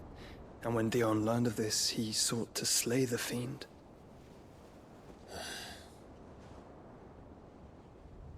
Only for his father to take the spear that would have freed him. Enough to drive a man to madness. Small wonder he hasn't stirred. I would be afraid to wake. Had I but reached out to him sooner, warned him of the threat Ultima posed. But now, both an empire and her prince lie broken. Joshua, what do you know of Ultima?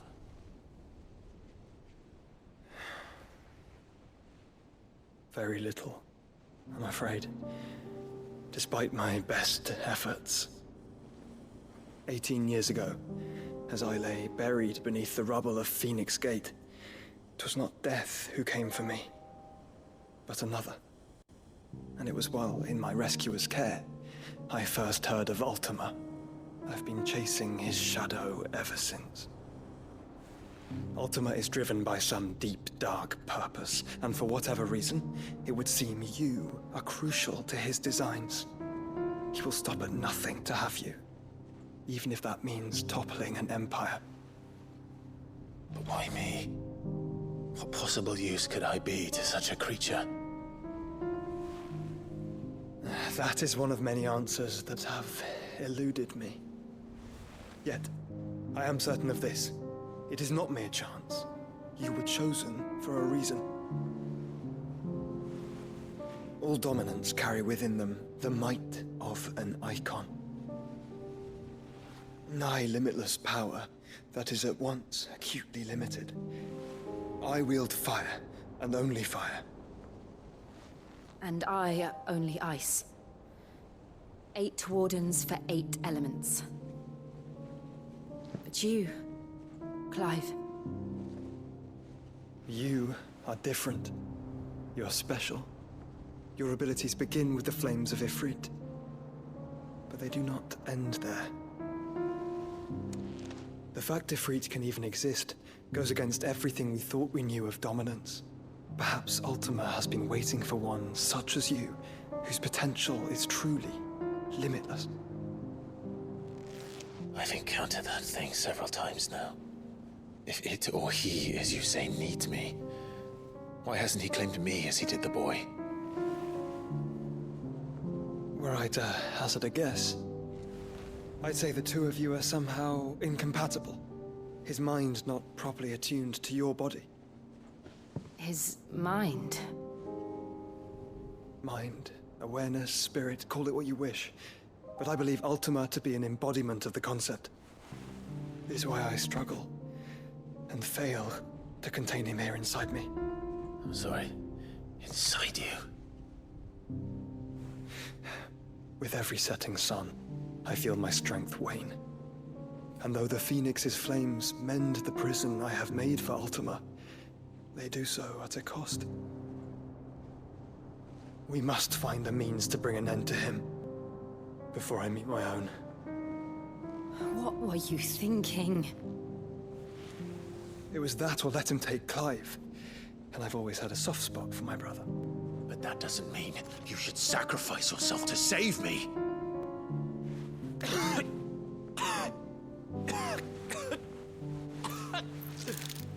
Joshua! Clive! It's Gav! There's an army of Akashic at the gates of Canver.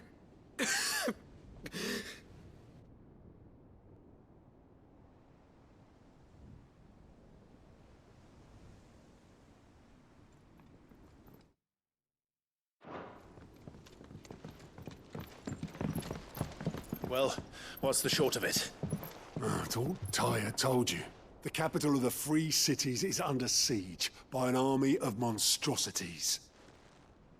The city guard are doing their best to stem the tide, but numbers ain't on their side. What of Lord Byron and Mid? Were they able to escape? No, but they're all right for now. They're hiding with Gav at midship. We have to get them out of there. And we shall. Otto, prepare a Stolas. Tell Gav to stay exactly where he is. Understood. Vivian, what's the swiftest route to the Free Cities? That sounds like a question for the map. Look here. This road, through Tabor, should provide the least trouble. Good. What a coincidence. Tabor is exactly where I'm bound. Joshua, bed is where you should be bound. You don't think I told him the exact same thing? Were Tyre not such a talented healer, I would surely have been inclined to agree. But, thanks to her ministrations, I feel I may safely rejoin my attendant, who was to wait for me in Tabor if we became separated. All right, we travel together. Clive. If he stays close to me, he'll be fine. Thank you, brother.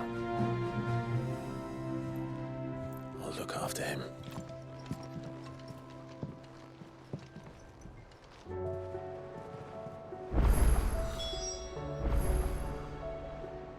My attendant was with me in the Dominion before I primed. She would have watched the battle unfold and witnessed its outcome. I trust you'll be waiting for me in Tabor, where I can finally introduce you. Tyre's right. Your brother is in no condition to travel. That's all I'll say on the matter. It's Mid, Gav, and your uncle we should be thinking about now. Back again? What is it that you wish to learn?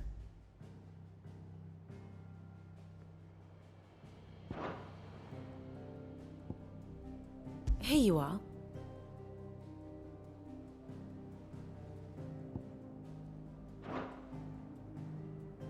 Allow me to explain.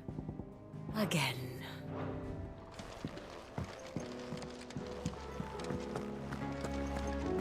Do you like being struck by thunderbolts from on high? Then don't let anything happen to Mid. Yeah? Cole told us everything that happened. It's a bit of a worry that both the Republican and Imperial armies are in disarray.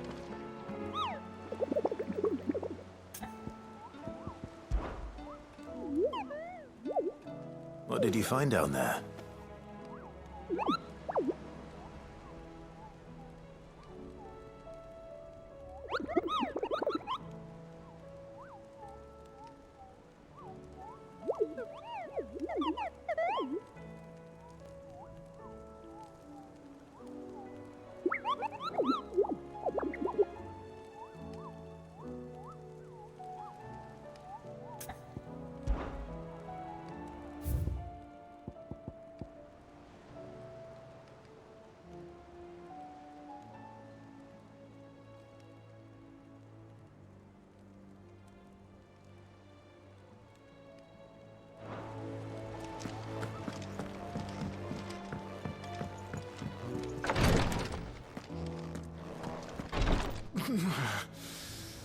I'm getting too old for this.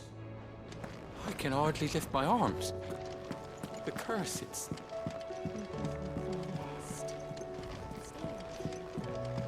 If you like, that is.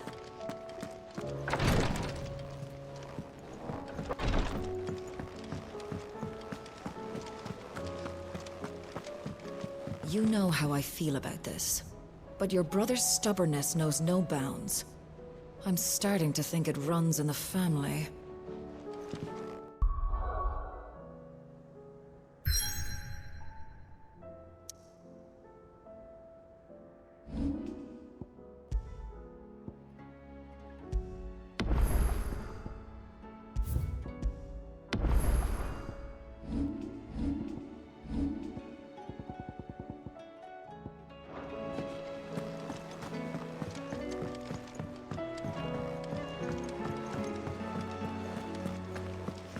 There's barely been a shipment in since the sky started.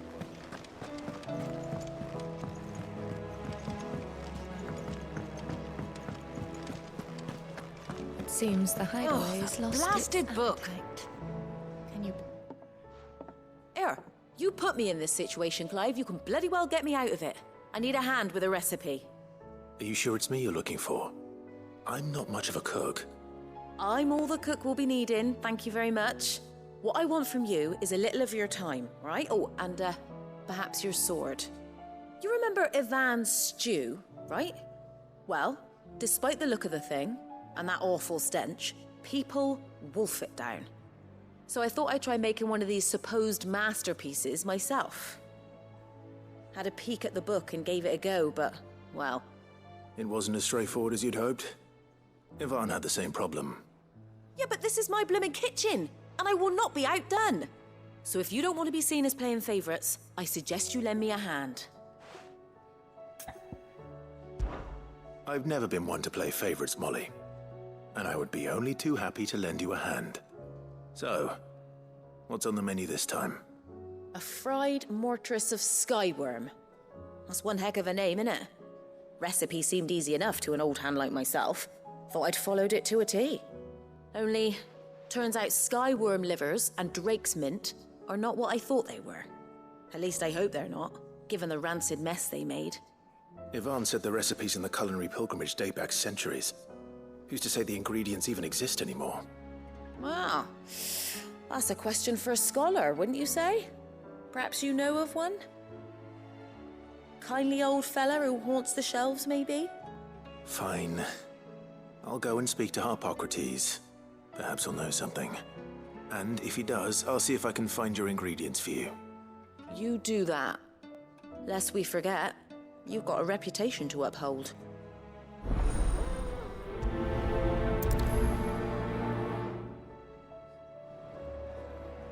I thought I had it all worked out, but I'm buggered if I know where to find skyworm livers and drake's mint.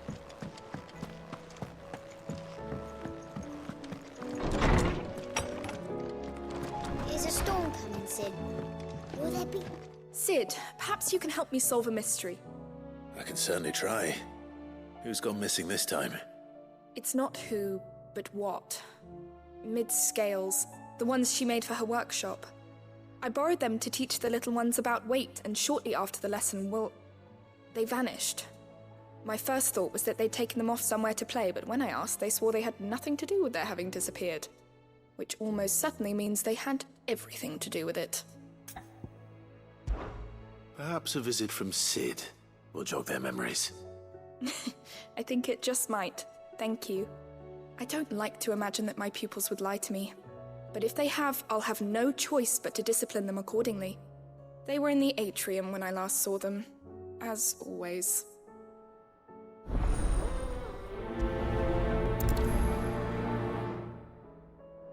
My biggest worry is that the children have somehow damaged the scales, but are wary of asking for help because they think they'll be punished.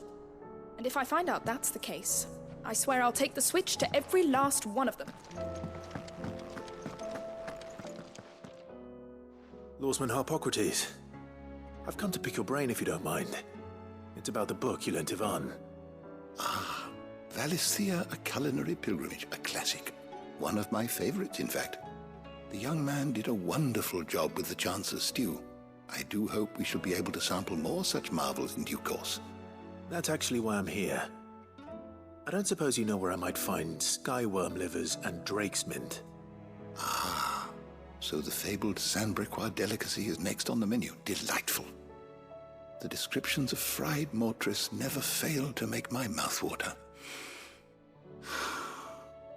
Now, skyworm is a somewhat antiquated name for the wyvern, their ground livers being the paste from which the mortress is made. Dragon livers. How very Sandbrequois. One would have thought the disciples of Bahamut would have a touch more reverence for their icon's brethren, but apparently not. I believe the specific dragon the recipe demands is the blueback wyvern, said to be the very color of the sea beside which it resides. So we know where to look for our liver. But what about the drake's mint? Saint's bonnet in contemporary parlance, a herb which grows along the North Reach coast. I gather that one can locate the cheerful yellow flowers by their heady scent alone, so I'm sure you'll have no trouble finding them.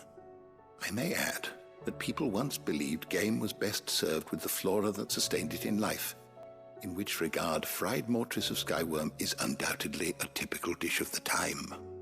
Meaning that if I find one, I find the other. To Northreach, then. Best of luck, Clive. And do save me a bite once the dish is complete.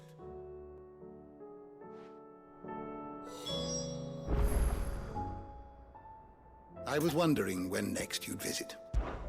One can only speculate as to why fried mortress of skyworm might have fallen out of favor. Perhaps the rampant popularity of the dish led to a decline in the blueback wyvern population. Or perhaps fashion is to blame. A sprig of cheerful yellow drake's mint pinned to the lapel was once quite the statement among Sanbreque's fashion-conscious nobility. Regardless, the only place you'll now find both herb and dragon is on the coast near Northreach. Go safely.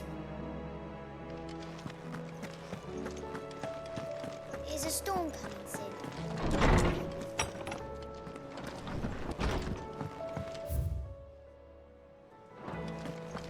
Seems the hideaway is lost its... Did you see the pair that got hauled into...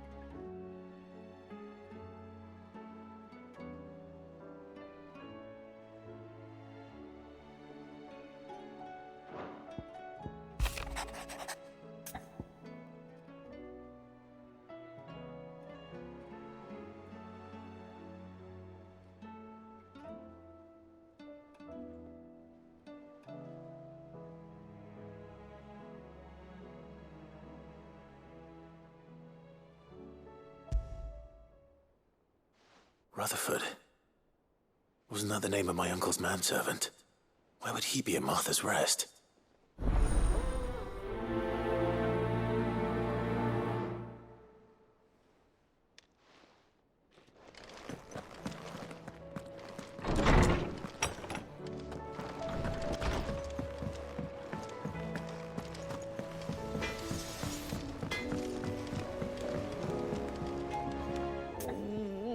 What am I gonna do?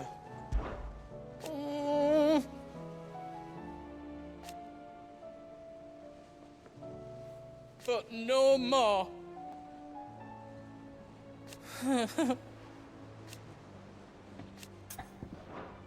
Yeah, you couldn't, oh, never mind.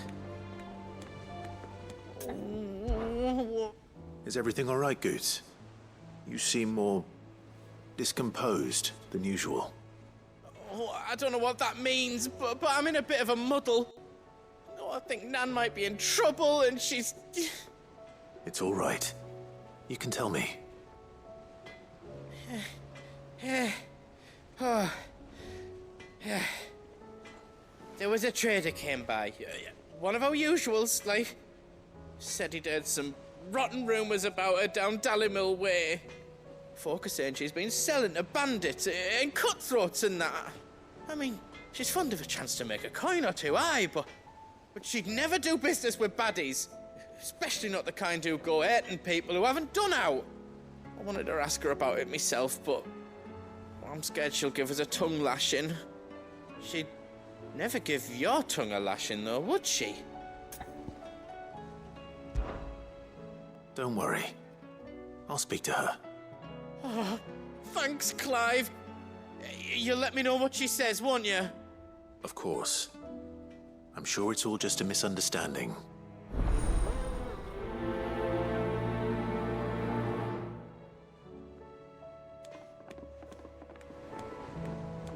Nan sometimes sells swords and that, but never to anyone who's not a friend of ours. That's how it's been for as long as I've known her. You don't think it's true what people are saying, do you?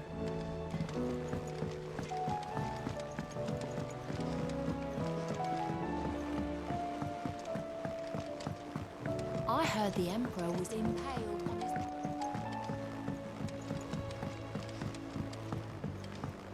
We're all gonna die! You hear me? What do you reckon we should do? I say we should just tell Miss Shirley.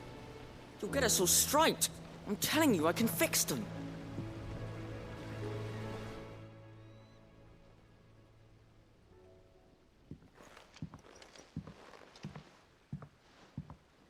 Sid! Hard at your studies, I see. And what is that? It's not a set of scales, is it? No. Of course it isn't. Well, not anymore, it's not. Oh! And just how long hasn't it been one? We're sorry. But we didn't break them. We dismembered them. Just like Miss Mididol showed us. Miss Mididol? And why would she have you dismembering her creations? Because that's the only way to become a ninja-neer. Miss Mididol said, the best way to see how something works is to take it apart and put it back together again. Well, then your work is already half done. Carry on. About that. The taking apart was easy enough, but it's the putting back we can't work out. Speak for yourself. The heavy thing goes at the bottom. Then...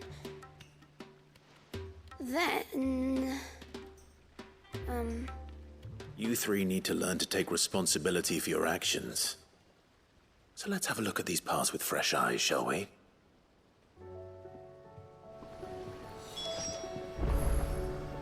Must have been magic keeping those scales together. It's the only explanation. right. Everything here was once part of Miss Midadol's scales. Every piece has its own role to play, and each is just as important as the others. If even one of them is missing, the scales won't work. So let's think about what those roles might be.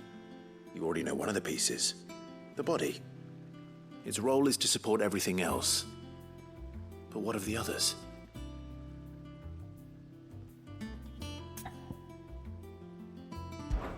This is called the arm. Why do you suppose that is? It doesn't look much like an arm. You're right. It looks more like a wing. Like a chocobo wing! You've ridden a chocobo before, haven't you, Sid? Will you teach me to ride one day? I'll think about it. Now, what do arms do? Hold things. So wait, maybe this arm holds things too? Good thinking. You're on the right track.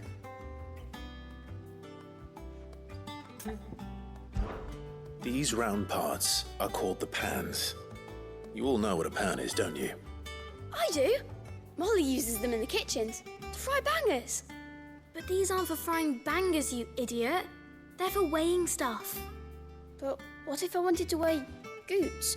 I don't think he'd fit on that little thing. Probably not. What are the chains for? Holding the pans up? Well spotted. Which means something must hold the chains up in turn.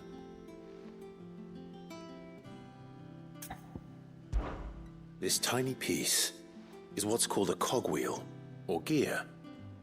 Have you ever seen one before? I have. Miss Midadol's dungeon is full of them. Most are on the floor.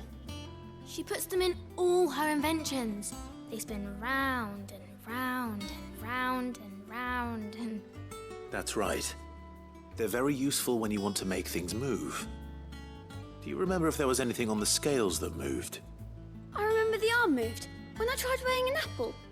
And then somebody ate it. It's not my fault. You shouldn't have tried weighing it before lunch. You know what part's supposed to move and how it's supposed to move. So, let's put the pieces together first, see what doesn't move, and then stick the cogwheel to that.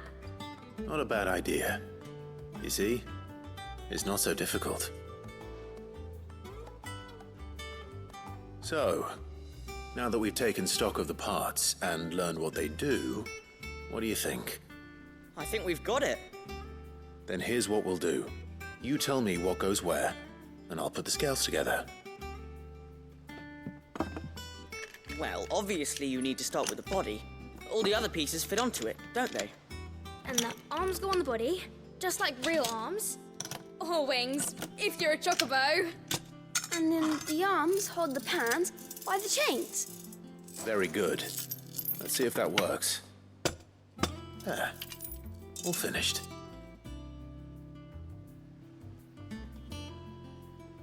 Yes! We did it! Well, with Sid's help. Oh, I just put the pieces together. It was you three engineers who showed me how. That's right. We're Miss Midadol's hares. Her hairs? Yeah, hares for the future. She's showing us her secrets now, so we can help out the hideaway when we're older. What do you think, Sid? Are we almost ready? With a little more help from Miss Midadol and Miss Shirley, I'd say it won't be long at all. You hear that? It won't be long. Until then, though, do try to be honest with Miss Shirley.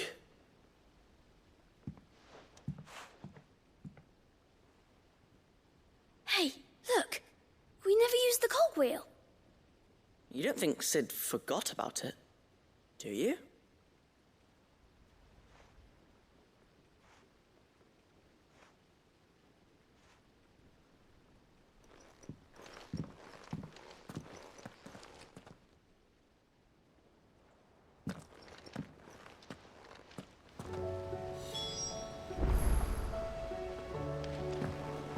Didn't happen to forget anything, did you, Sid? Didn't happen to forget anything, did you, Sid?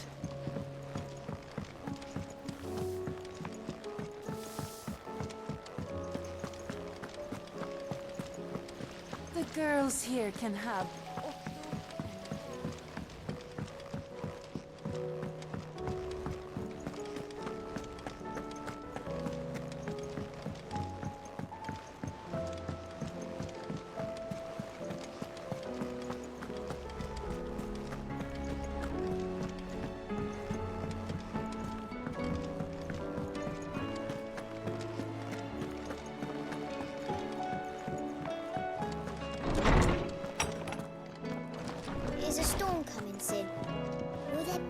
Well, did you solve the mystery?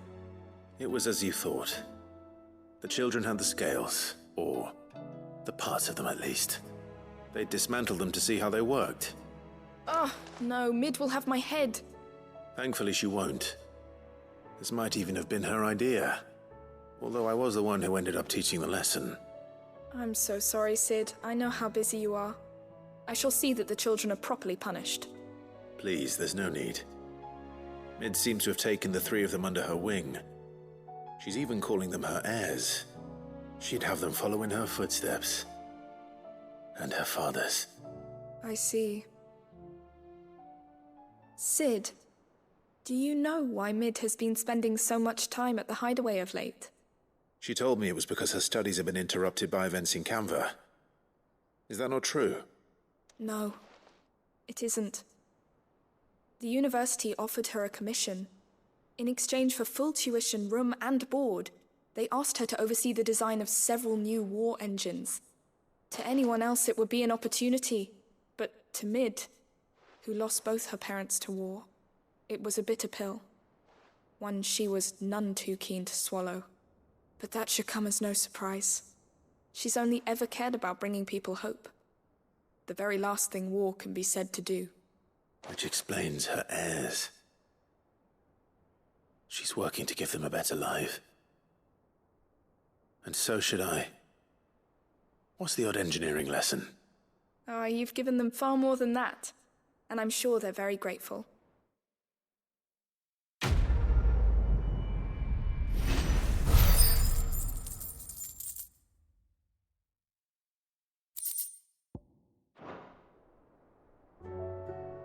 If Mid is teaching my pupils her secrets, I suppose I should brush up on some of them myself.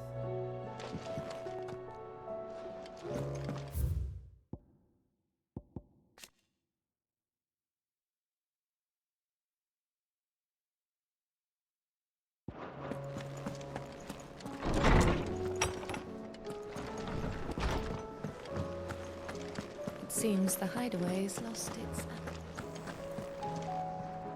Lady Karen. How's business? Not nearly as foul as the weather. You're doing good trade then? Both in and out of the hideaway? Can't complain. Wait. What exactly are you getting at? Not once in 5 long years do you pay my affairs half a care. But here you are today, raking me over the coals like a bloody popoto. Just asking. Out of interest. All right. I'm here because I was told that certain rumors have been circulating. About you selling weapons to brigands. Oh, are you? And who was it who knows me so well as to tell tales of my evil exploits? I didn't exactly hear firsthand. All I know is that someone in Dalimil has been spreading word to that effect. And what? You believe it? You think I'm profiting off the blood of innocents, do you? Look, I've done things I'm not proud of. Might be there were a time when I turned a blind eye to the wretchedness of the world so I could line my pocket. But that woman is no more. And you'd know that if you'd ever paid the slightest bit of notice. You're right, Lady Karen. I apologize. It was wrong of me to doubt you. No, it was. Now, I reckon you've got better things to do than pointing your do-gooding finger at a poor old woman. Of course. Good day.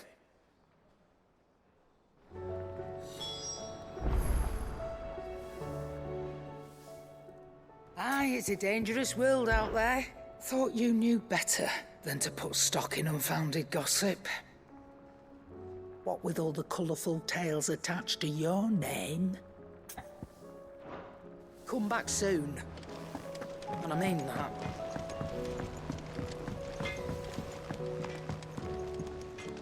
I spoke with Lady Karen. What did she say? That the rumors were unfounded, and that I was a fool for thinking they might hold any truth, along with some other things that made her feelings clear. And while it sounds like she may have done things she regretted in her past, she says those days are behind her. Oh, well, that's good. I knew Nan wasn't caught up in out bad. But why would people say she was? What did she ever do to them? It's not right. No, it's not. But people do things for all sorts of reasons. Perhaps we'll never know. Well, I'm going to find out. That trader, he said they were all talking about her in Dalimil. So that's where I'm going. I'll find someone who'll tell me, you'll see. Are you sure that's wise? Whoever's spreading these rumors means Karen ill. Oh, right. But that's why you'll be coming with me, isn't it, Clive? I suppose it is. I'll find out who's been making up lies about poor Nan, and when I do, I don't know what I'll do, but it won't be pretty.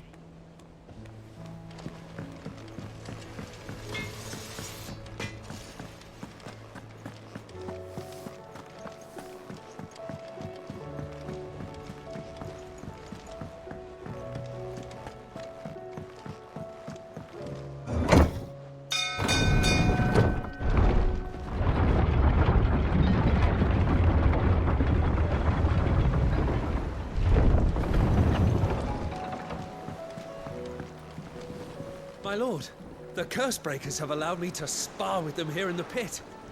What he lacks in skill, he more than makes up for in spirit.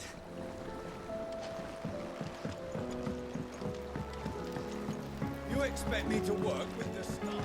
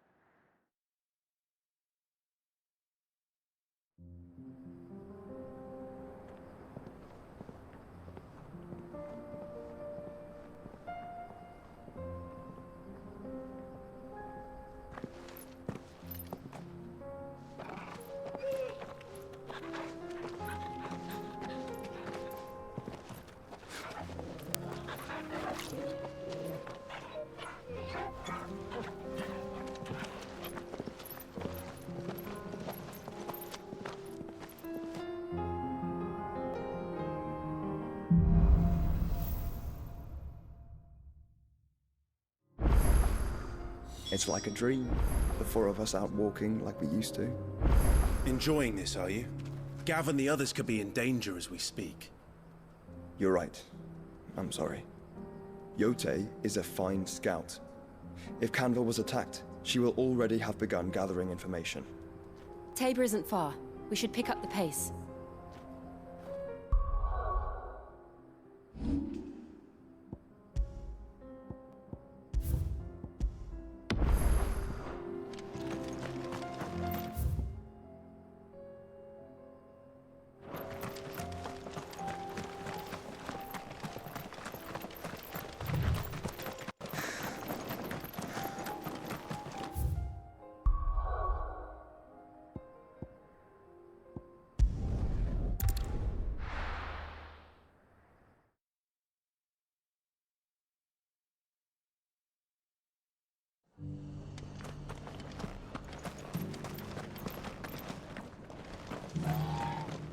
All for making this town a welcoming place. If you're wondering how this place got so busy, blame the ether. Guardians, bearers, folks from all over have come, seeking refuge from the floods, and the poor devils that drowned in them. For us who've lived here since back in Elwyn's day, it takes some getting used to. And sooner or later it's gonna take some sorting out. Inn's full. Don't bother.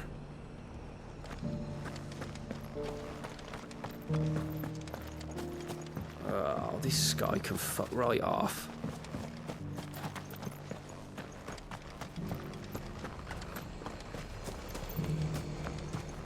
Look, Daddy. Shining so brightly. Isn't it pretty? Yeah. Pretty blooming sinister.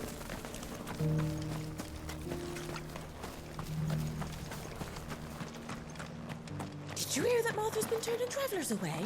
Her beds are full of bearers. I was starting to warm to 'em, the way they help around the village and don't cause no trouble. But depriving Martha of paying customers, they're putting her on the road to ruin.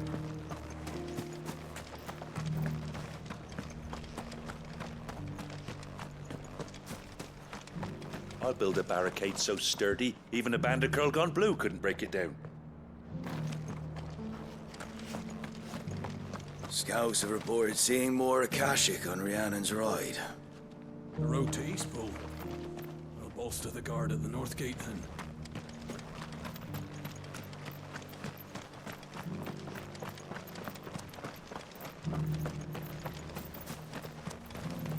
The people of the rest may seem to be in high spirits, but give them a little wine, a little company, and the tears soon begin to flow. Don't keep your woes to yourself, soldier. Open those floodgates. You'll feel the better for it, believe you me. It doesn't still hurt, does it? Oh, 1,000 Akashic jaws couldn't hurt me. I'm a son of Rosaria, after all. A born survivor. The world seems to be changing so fast lately I can hardly keep up. But what I do know is that there's more bad news than good. You can tell that just by looking at people's faces. Want to know how to tell if the world's going to rack and ruin? Look for busy bladesmiths.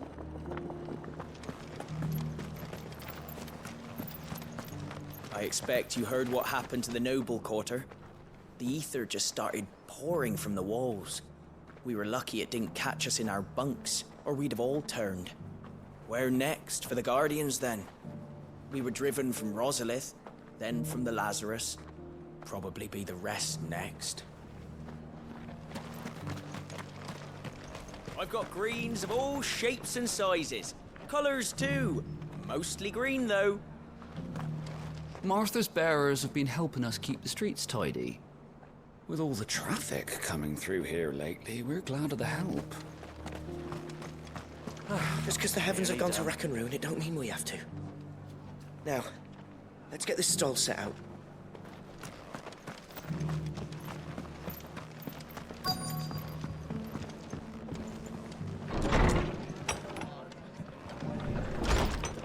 Martha's got a big heart.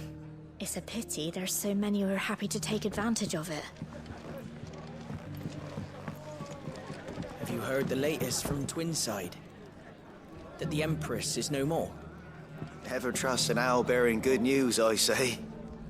But if it is true, we might finally have a chance to get our country back. Sorry, but if you're looking for a bed, there's none to be had right now.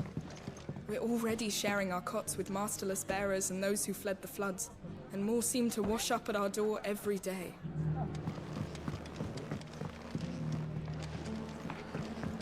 The fates seem bent on driving me from my inn. But if they want me out, they're gonna have to try harder.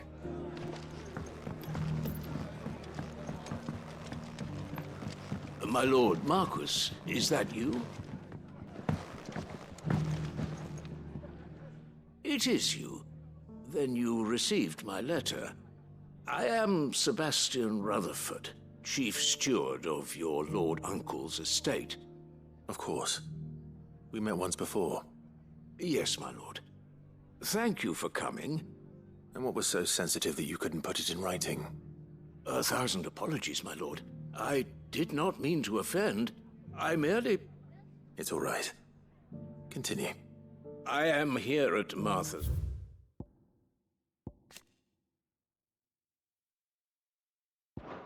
Rest at the behest of your lord uncle, tasked with learning what I am able of the realm's current state of affairs.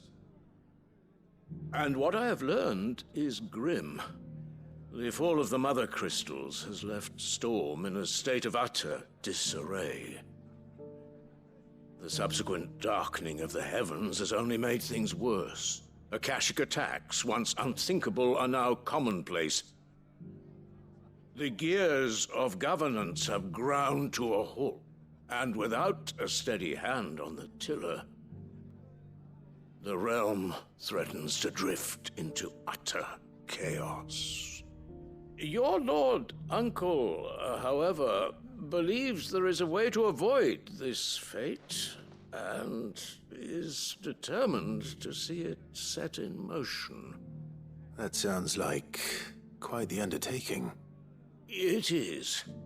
Hence my having enlisted the aid of several colleagues serving the 7 high houses. Alas, I have lost contact with 2 of those colleagues already. They are both able-bodied and trained in the sword, yet in these dark times, even that may not prove sufficient to keep a man safe on the road. So you want me to find them? I'll need to know where they went. One I sent to investigate the Republic, the other the old Imperial capital of Oriflamme. That doesn't exactly narrow it down. I suppose I'll start in Dalamil and work my way east. Thank you, my lord. I shall pray for your success and safety.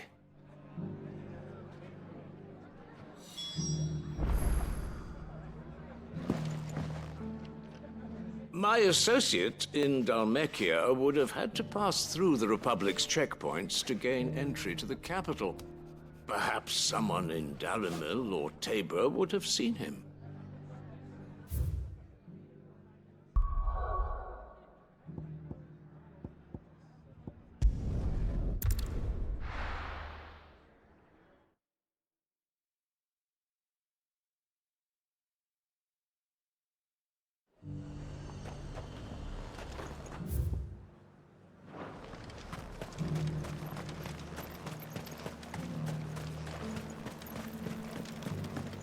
There were ghosts at the gates not days ago. You needn't fret. The creatures...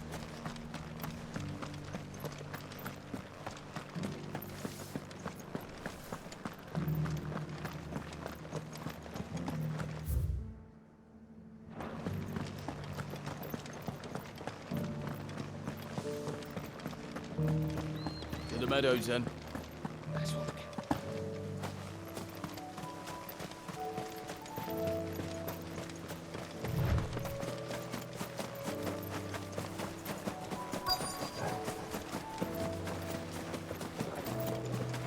Hippocrates said I should be able to find what I'm looking for somewhere nearby.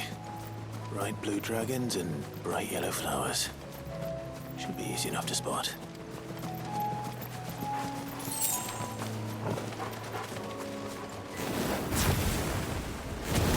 This must be our wyvern. All right, let's get this over with.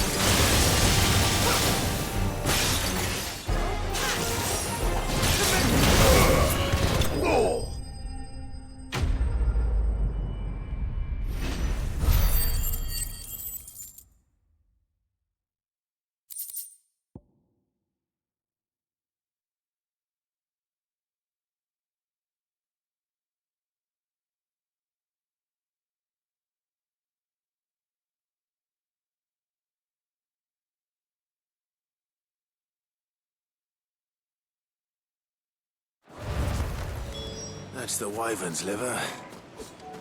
Now I just need to find the herbs. Bright yellow with a heady scent.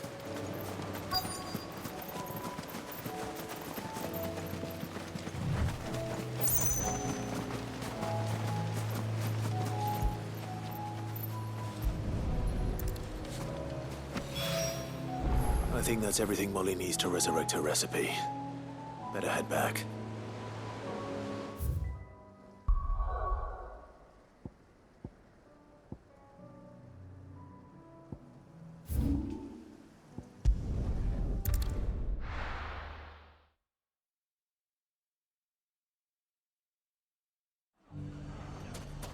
It's not going to be easy finding one man in an entire republic. Let's hope someone here's seen something. It shouldn't be too hard to find goods. The gentlemen of the town guard are a strapping front. Perhaps. But the gentlemen of the League of Merchants have deeper pockets. You wouldn't happen to know if the pieces that were stolen from my store were recovered, would you? They were irreplaceable. The League of Merchants will do its best to cover the people's losses. We may not have much, but we have enough to go round.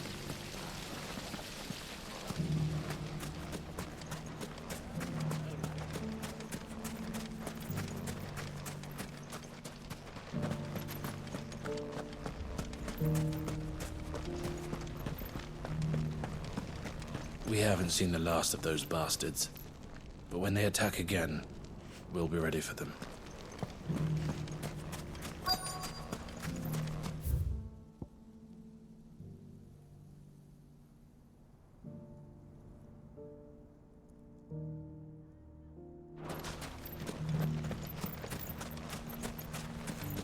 Could be I know something more. What's it worth to you? I've got 100 gil and a chocobo feather. Eh?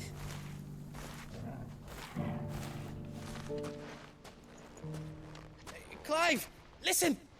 I found someone who says he's heard the rumours about Nan. Have you? Go on. Tell him what you told me. All right. It's like I said. A wizened old crone by the name of Karen's been selling steel to whoever will pay her price, be they knight or knave. Says the more swords and spears she puts in people's hands, the more war they'll wage. And the more war being waged, the more call for swords and spears. And who will they all turn to keep them in steel? Why, the good Reaper herself. And you've seen this Reaper at work? Aye, it just so happens I have. You'll find her right here plying her trade most days. Here in Delamil? Where exactly? She has a stall here in the market, but if you're not the patient type, you can probably find her at her storehouse on the edge of town. But it'd be a bolder man than me that braved that particular nest of vipers. Feeling bold, traveler? I hope so, for your sake. Now, if that's all, I have places to be. Sorry to have kept you.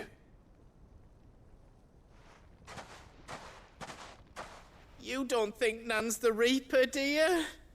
Not unless she's discovered the secret of how to be in two places at once. Eh? What do you mean? Lady Karen hasn't left the hideaway in weeks. So who has been running this store he spoke of? Good question. I'll go and have a look. And I'll visit this storehouse on the edge of town. All right, but be careful, Clive. You too, Goods.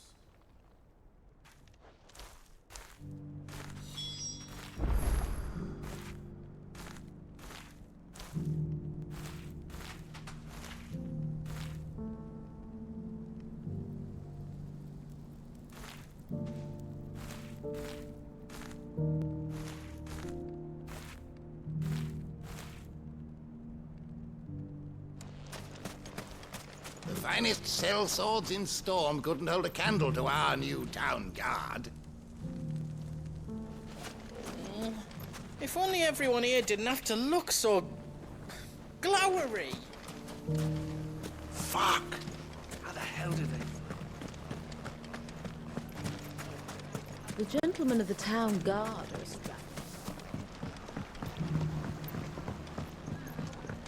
What a mess. Where do we even start? It has long been my habit to keep a watchful eye on the comings and goings around Dalimil. I shall continue to do so, that our people might be warned of any further attacks. I pray that you continue to play your part too, not of outlaw, but of hero to the hopeless. Dalimil's saved, and with our steel. Those bandits were on the receiving end of some quality craftsmanship. Can I interest you in a new sword? My comrades and I...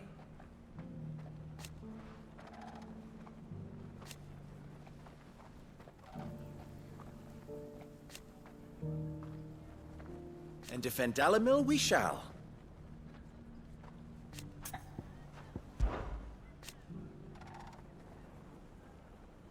I always knew.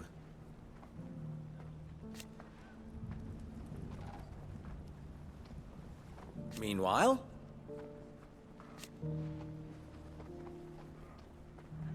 proof, if any more were needed.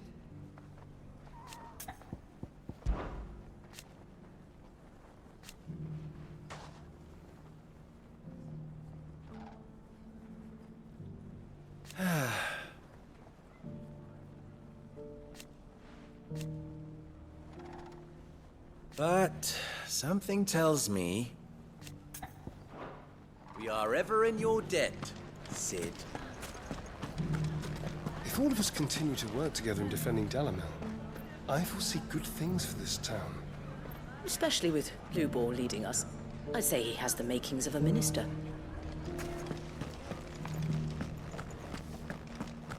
One minute they're at each other's throats, the next they're the best of friends. I don't know how Lubor did it, but he did. Lubor did well to bring Conrad and Natalie together. It's like herding curls with them. I know. Seems it isn't just metal the boy can bend to his will.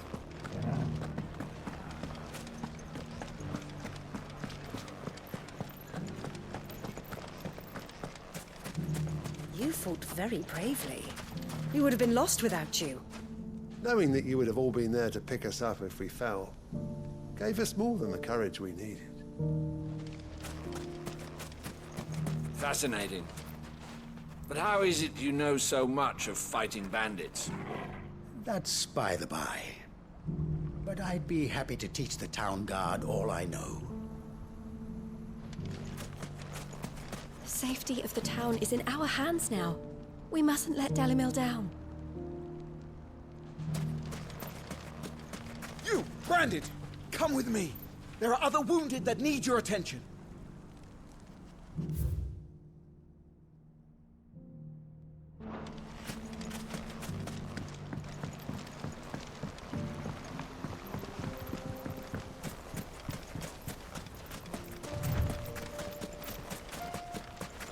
Time to brave the Viper's Nest.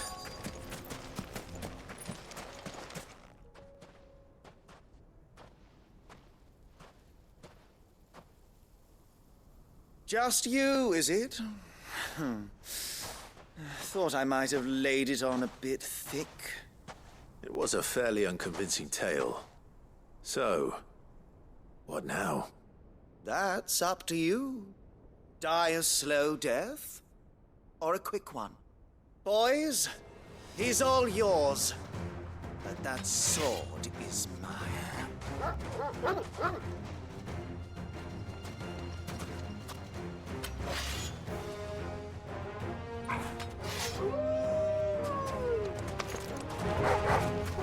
Leave now and we can pretend this didn't happen. Garuda!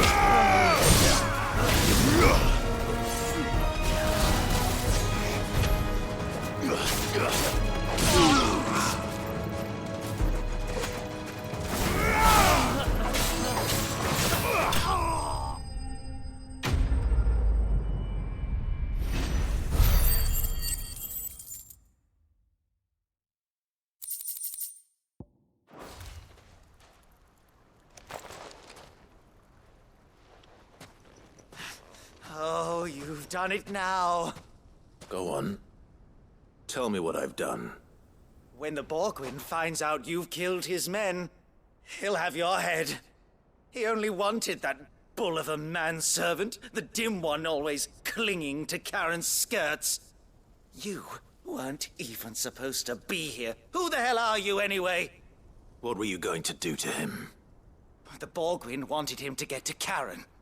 I was only supposed to point the lamp in the right direction once he arrived in Dalamil. But then you turned up. Well, go on then. If you're going to end me, end me. You're not worth the effort. Now be gone, before I change my mind. Fucking coward! I need to find Goots. Right now.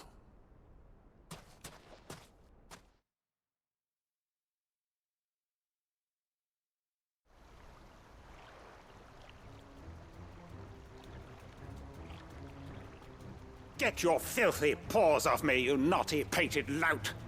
Stop calling me names! And stop spreading them horrible lies about Nan! Well, that will be easy enough. For they are not lies. Every last word is true. And she must pay for her crimes in blood. Lord! Goot, are you all right? He's gonna kill Nan! He said she had to pay in blood! After what she did, it is only right. She ruined my life and the lives of countless others. That loathsome harpy's very existence is a crime, and I will not allow it to continue. Goots, was it? I have no quarrel with you. Only with your employer. Run along now. You need not pay for her sins. No. No? I don't care what she did. I won't let you hurt Nan. Promise me you won't hurt her, or I'll kill you myself! Goots, no. Enough, all of you!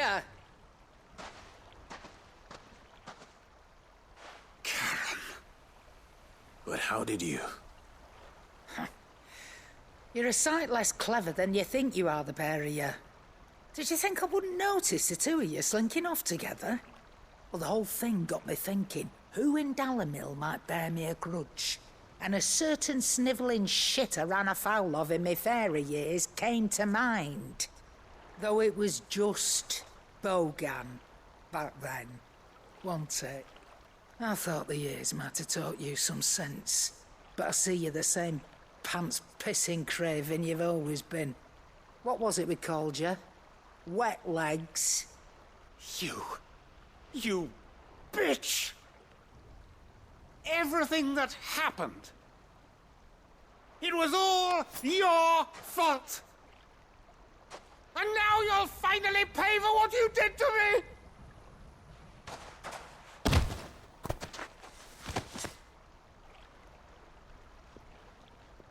Goots, you... If you want a piece of Nan, you'll have to go through me. Fuck! You great galoot. Out of the way, I can handle this myself. So, wet legs. You remember what you told me when we last met? An eye for an eye. Wise words, Sam. Wise words. And now, it's time to collect.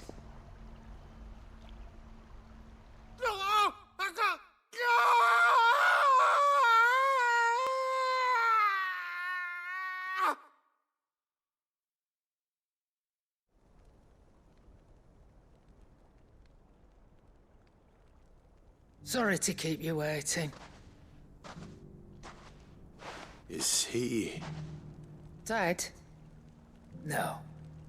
But I reckon he wishes he was.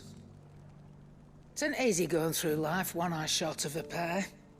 After all, I should know. You don't mean... Oh, don't tell me you didn't notice. Lost it to old Wet Legs back when we were working the same routes. Said I'd stolen from his strongbox. I'd done nothing of the sort, mind. But that didn't stop him taking his little revenge. So I took some of my own. Sorry, lost everything. His coin, his clients. Always knew he'd be back one day to claim his due. But he crossed a line dragging poor Goots into this. He didn't hurt you, did he? No, Nan. Still got all my arms, see? Legs too. But what if he comes back again? What if he does? First we take the other eye, then we work our way down. He'll learn his lesson soon enough. But something tells me the Wet Legs has learned it already. Right. Let's get you back to the hideaway. You've attracted quite enough attention already. Ta-ra, Clive. Remind me never to cross you, Karen.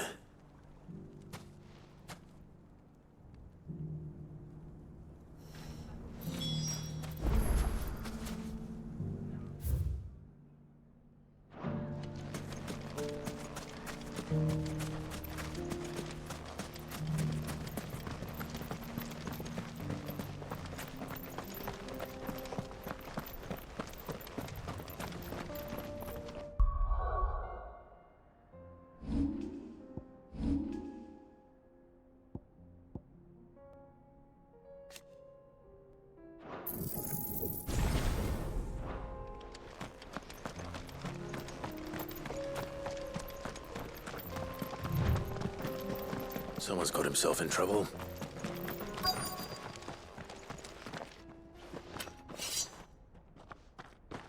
I don't see your master here, so you can start by giving us all the coppers in your purse. I already told you, I have nothing.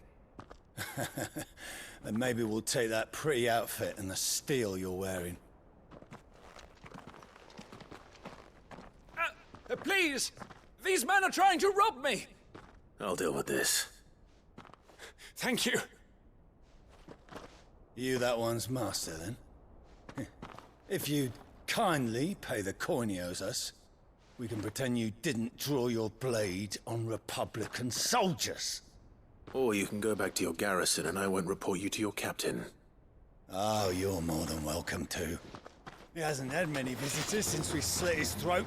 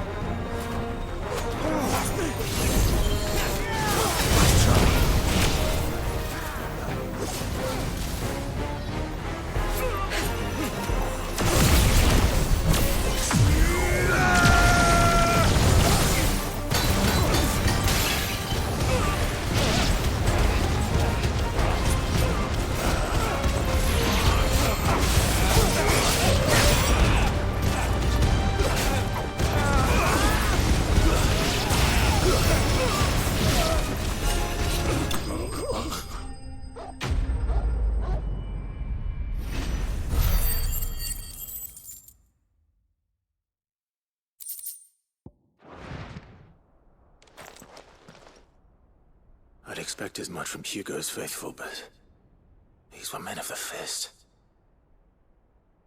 Much has changed in the Republican army since they lost their rock. You've seen this kind of thing before, then? Many times. I was sent here to observe the situation. You're one of Rutherford's men. He sent me to look for you. Well, then you have my thanks. I fancy I could defend myself against one, perhaps two, but a whole regiment. I arrived in Dalimil several days ago, but when I called upon the captain of the local garrison to make inquiries, his men confiscated my effects and locked me in a cell. The captain is no more, and his men make the rules now.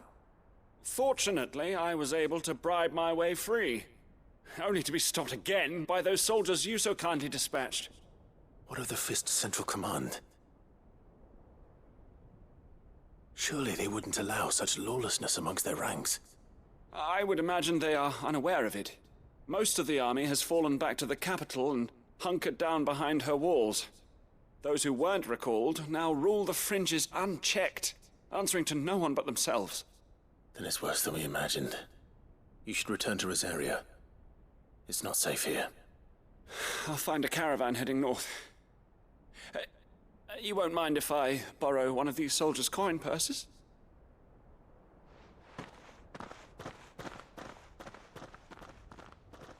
Not at all. Now, to find this second associate of Rutherford's. If he was bound for Oriflamme, I'll start at Northreach and see if I can pick up his trail.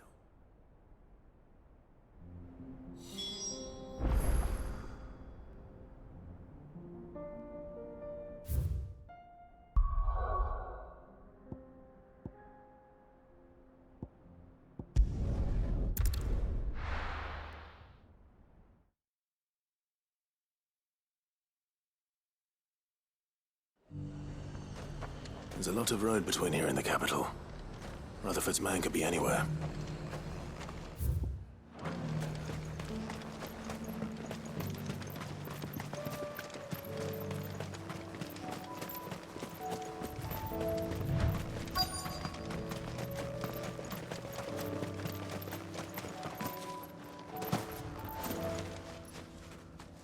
What happened here? If you're with the others, they've already relieved me of my belongings. I'm not. I'm looking for someone who was sent here by a man named Rutherford. And then you found him. I am Alistair Rockford, attendant to the Lady Ariane of House Wellesley. Of the 7 high houses of Rosaria. It's been a long time since last I saw my great-aunt. Is she well? My Lord Marquis? Yes. Yes, she is. The Lady Dowager has granted me leave to assist your Uncle Stuart. I was on my way back from the old capital when I saw some villagers being robbed on the road here. Bandits? They looked more like field hands, but it didn't matter in the end. I did what I could to help the victims, but all it earned me was a pommel to the temple. Which way did they go? South, toward the gate. All right. I'll take care of them. Founder knows I've met enough of their kind. You head back to Northreach, visit the Vale, tell them I sent you. Thank you. I shall. Founder be your shield. It was only a short while ago that I was assaulted. If you hurry south, you may find those who did. They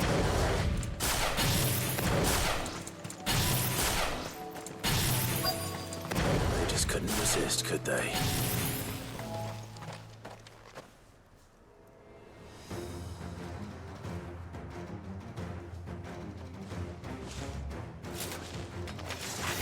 This one's ours, pretty boy.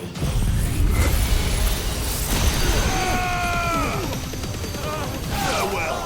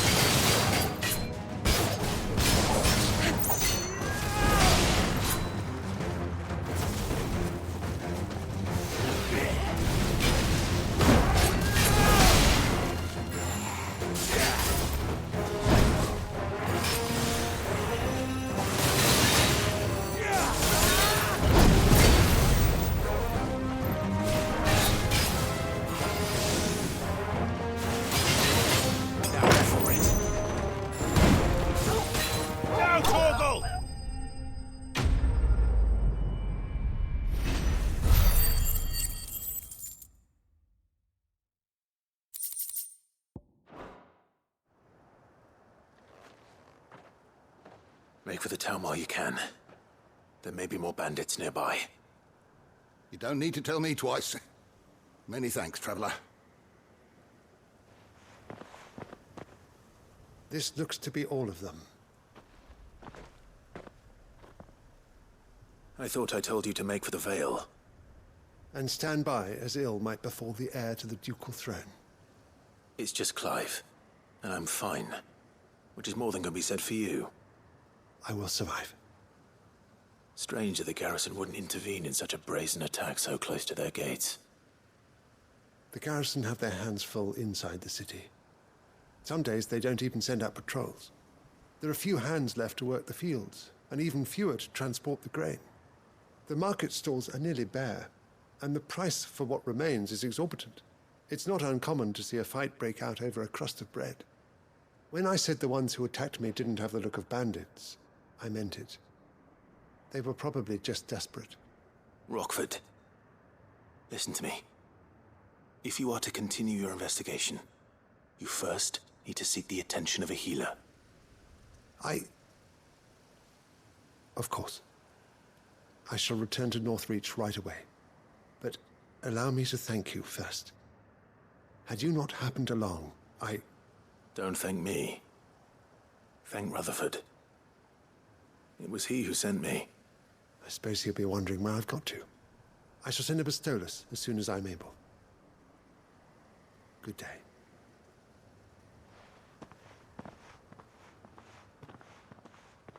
My uncle certainly has his work cut out for him. If it isn't already too late. I should go and tell Rutherford that his colleagues are still in one piece.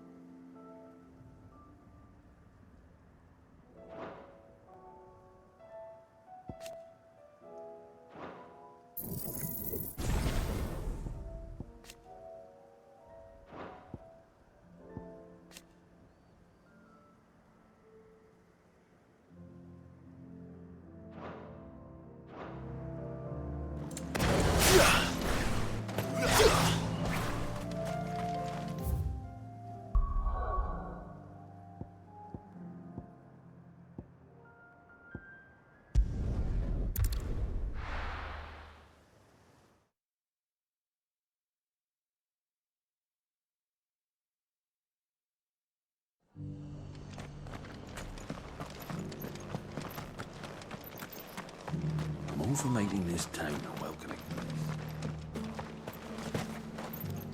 What are you after? Much obliged.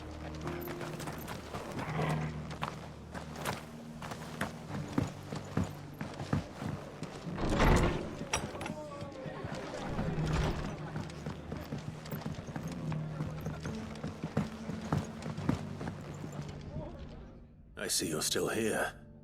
The Rest's location affords a constant flow of traders, and with it, a constant flow of information. Speaking of which, I received word from both my associates. They have resumed their investigations, thanks to you. I only happened to be in the right place at the right time. They both seem to think the realm's prospects rather grim. I am afraid that grim would be putting it lightly. Storm is in crisis, and if we are to free her, we must work quickly. And we must work together. Such is your Lord Uncle's wish. As it is mine.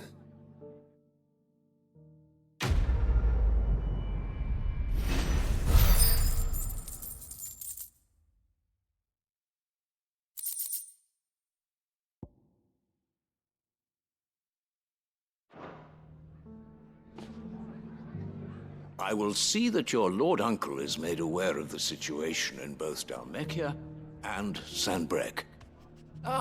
And inform him of your timely assistance, of course.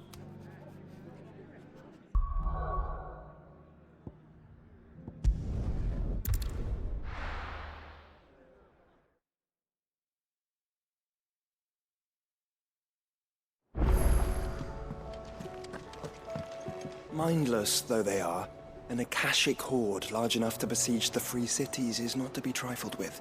We must proceed with caution.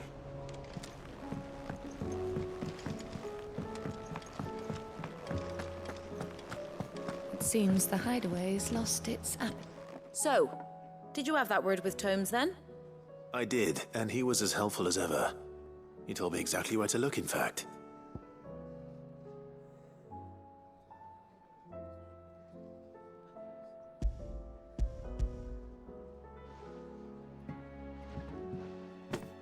And what precisely will I be cooking up?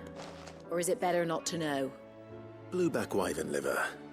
And, a herb known as Saint's Bonnet. Ah, wyvern livers, was it? Well, at least it weren't actual worms, I suppose. Now then, you stay right where you are. I've got some cooking to do. Let's hope these grand old chefs of yore knew what they were on about.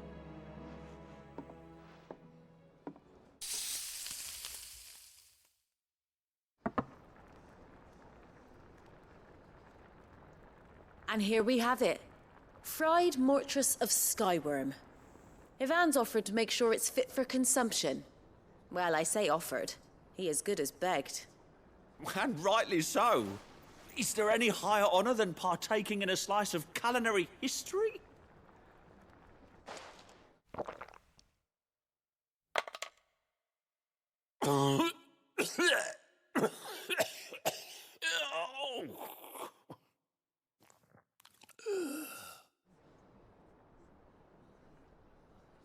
So, not fit for consumption then? What witchery is this? The crackle of the crust gives way to an almost violent richness. Yet, it is the piquant kiss of the saint's bonnet that tames this savage dish. It is a tour de force, a force of nature even, a maelstrom of flavor and sensation, a graceful beast emerging from centuries of slumber. I think he likes it. Well, I can't quite tell with all that nonsense he's talking. But I reckon you might be right. It was decent then, I take it. Decent? It's remarkable. And I defy any man to say a word to the contrary. Sid, might I suggest that you command a party of your finest men and women to procure a dozen blueback wyverns forthwith? I'll give it some thought.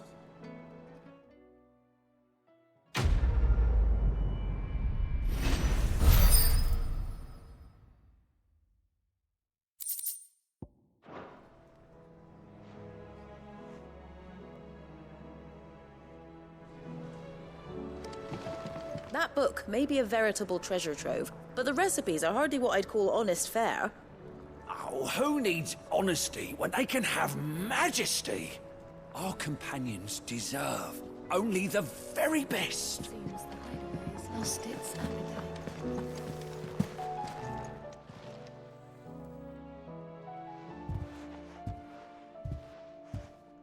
Nothing like a dish of cold vengeance to foul the gut. I'm sorry, Nan. I didn't mean to make things worse. I just thought I had to protect you. Like you've protected me. Aye, well, someone had to. Your parents certainly didn't give a whit for your well-being. Reckon the both of us would be worse off if I'd not taken you on. You've always been me right eye, Goots. And I'd have you stay that way. So don't you dare go looking for trouble again. Well, I will. If you ever need help, I'll do it again and again, and you can't stop me. Why, you big lump. Fine. Play the hero if it makes you happy. Thanks, Nan. I won't let you down.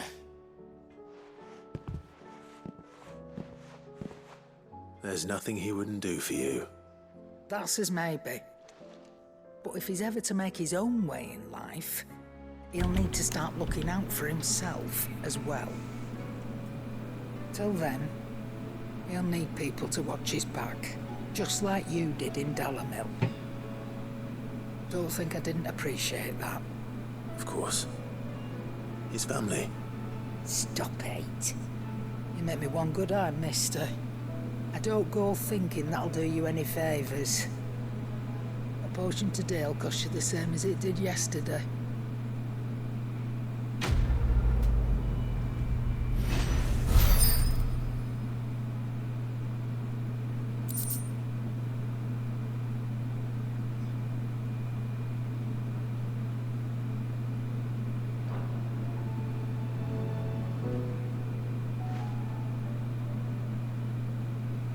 Let me tell you a story, Clive.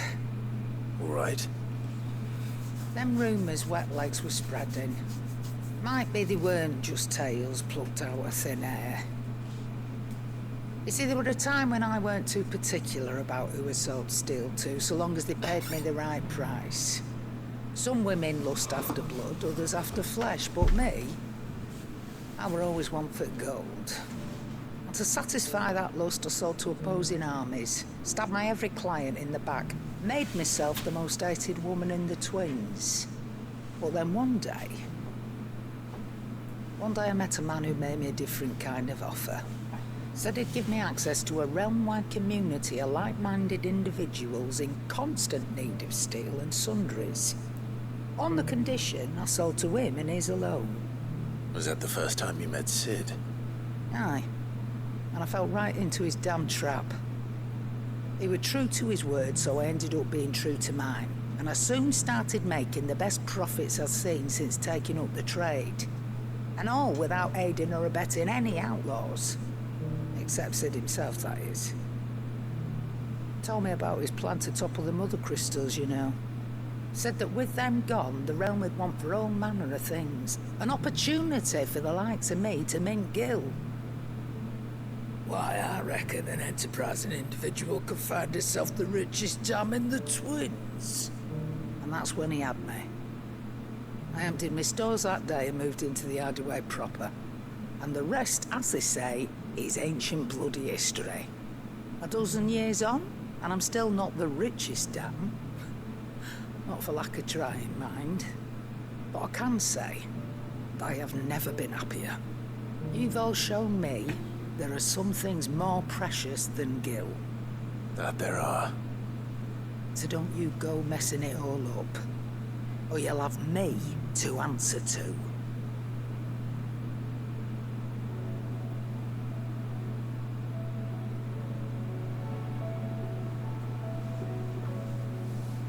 Aye, it's a dangerous world out there.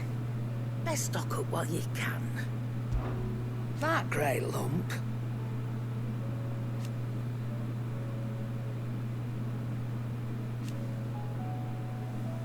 No.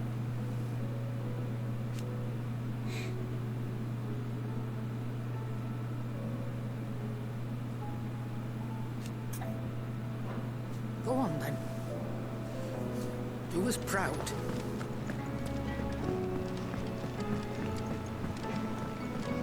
I think this means Nana let me go out on my own more.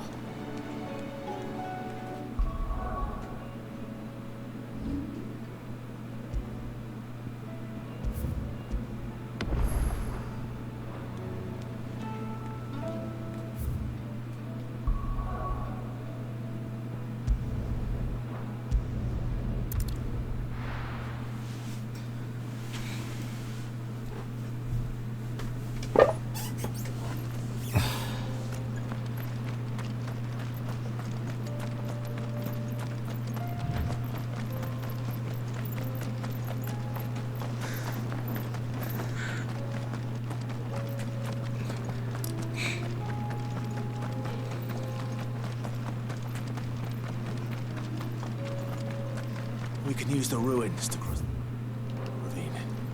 Assuming they would allow it. The echoes have a will of their own.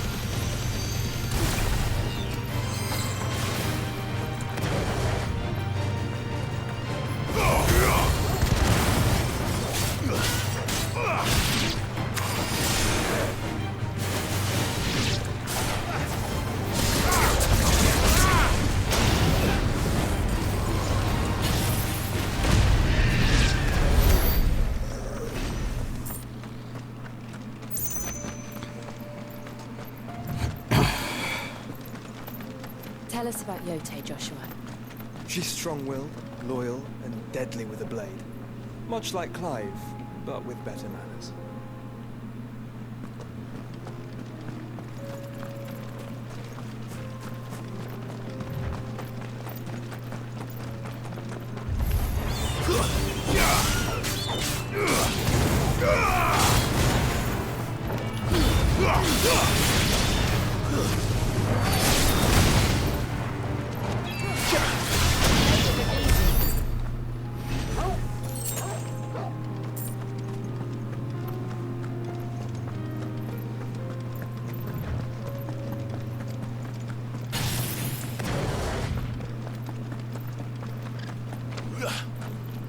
Do?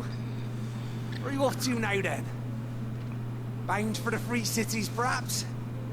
Oh, no need to say if you'd rather not. We all have our reasons. Ain't exactly feeling like sharing with strangers myself at the mo. Truth be told, we could do with a bit of inspiration. Don't know which way to turn no more. Was doing a roaring trade back in Oriflamme.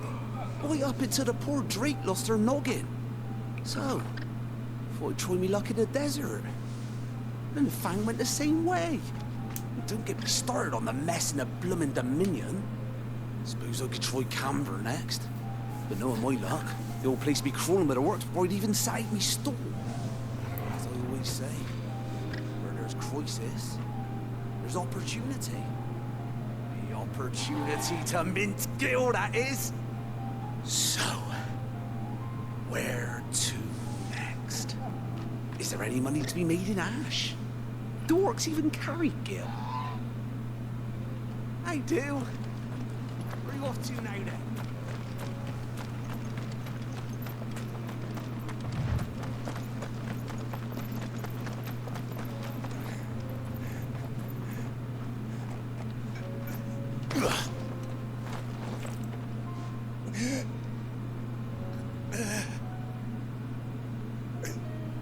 You're injured. What happened here? Where are your comrades? The Ether flood up ahead. It swallowed our camp while we slept. My own men did this. Turned every last one of them. There's a village not far from here. Tabor. The people were kind to us. It's only a matter of time before they won't stand a chance. We can't let those monsters reach the...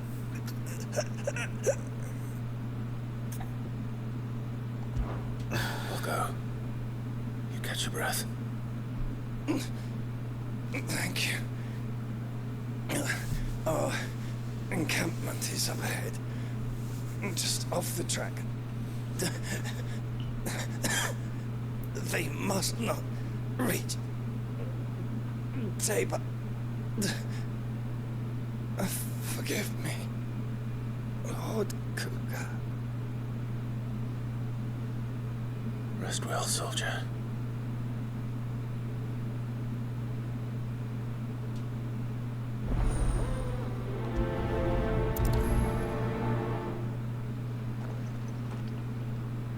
You said the encampment was close.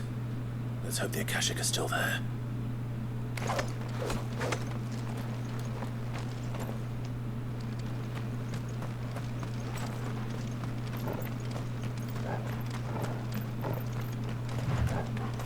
Another ether flood. They're everywhere now. We can't go round it. Then we'll just have to be careful.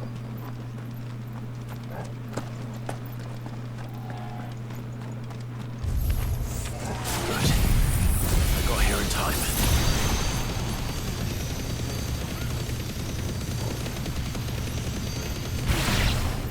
Fire it!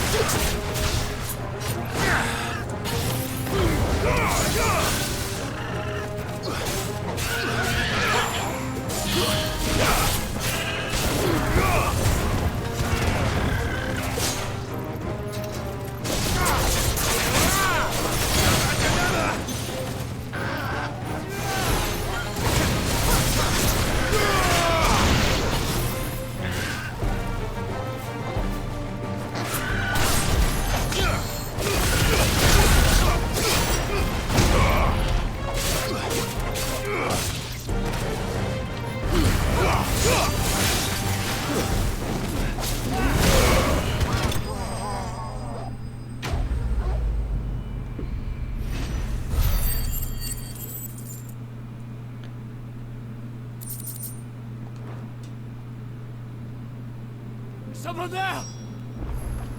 Please, I can't move my leg! That doesn't sound like an Akashic.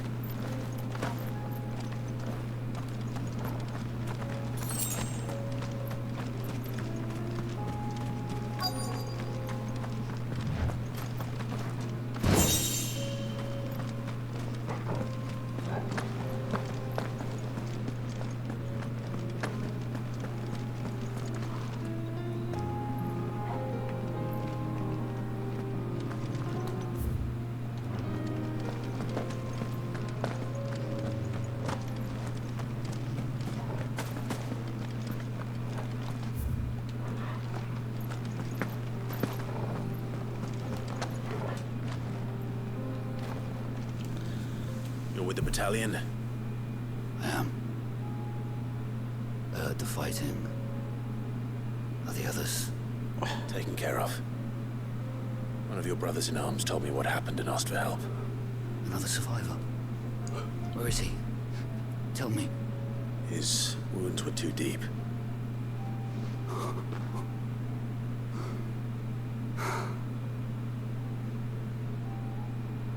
He was right to send you. Those things you slew are no longer my brothers. Tabor is safe thanks to you. Here, you've earned it.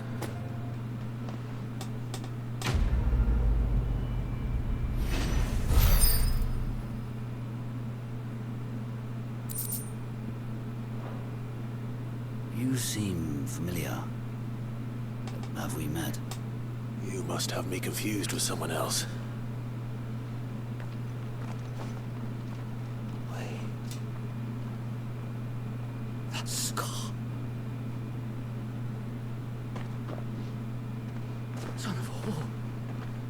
You're Sid. I was there, in Cosnes when you killed my brothers.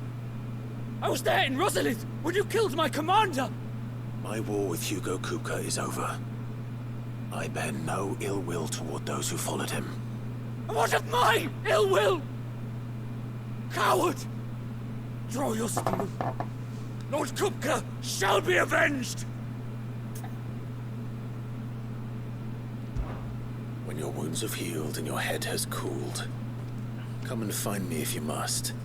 Though I hazard your life would be better spent in service of those who need it.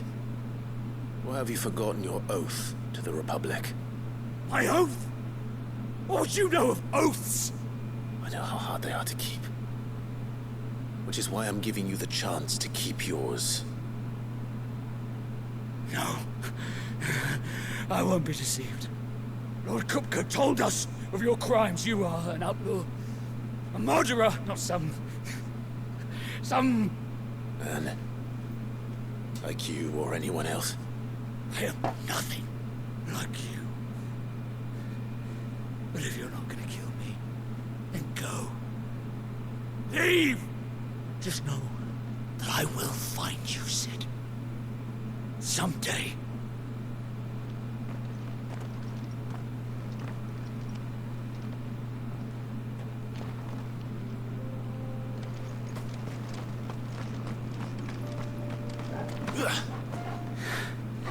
You will regret not killing me when you had a chance, Sid.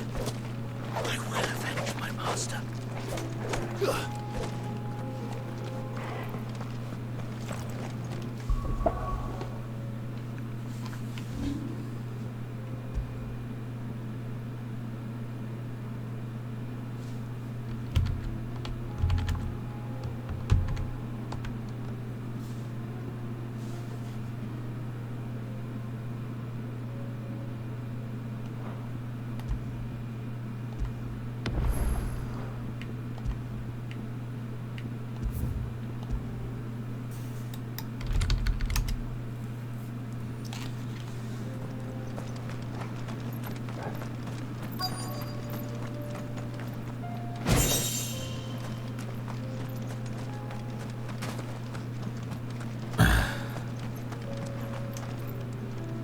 You're with the battalion. Take them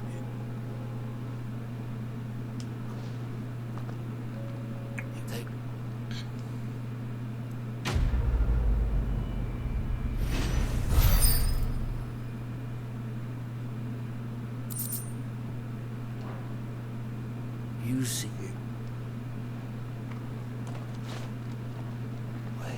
I was... My war... I wasn't... Fine. If you insist. For Tyson!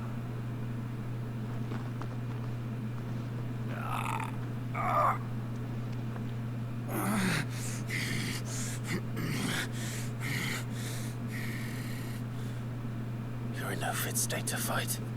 And this should be easy for you. Come on. Kill me! For what? The sins of your master. You and I have no quarrel. And I will not strike a man who cannot defend himself. No. I won't be deceived. Lord Kupka told us. Man. I am nothing. Just know that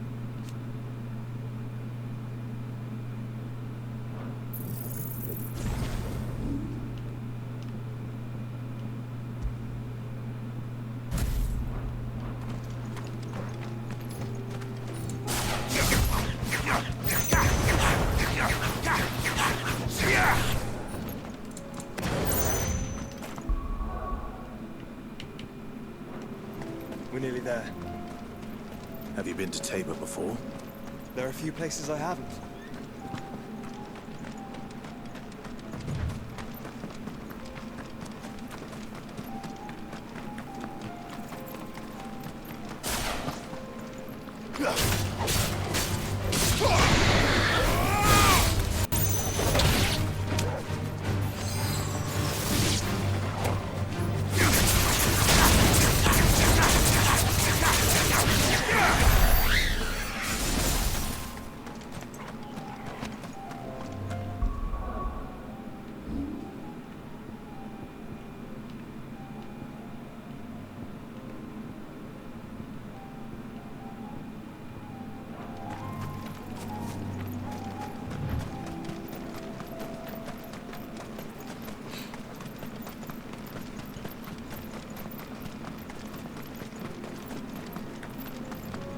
Welcome, travelers.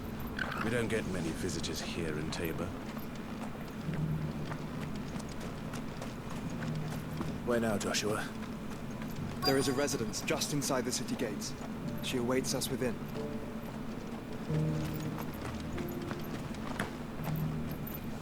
Here, take a look at my wares.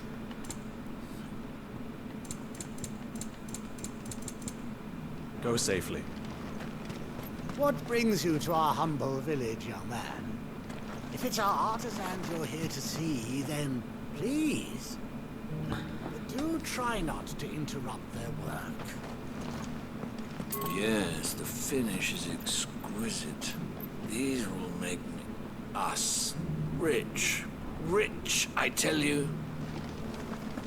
Forgive me, traveler, but no matter how deep your pockets might be, we only sell to trusted patrons. I do hope you've not had a wasted journey.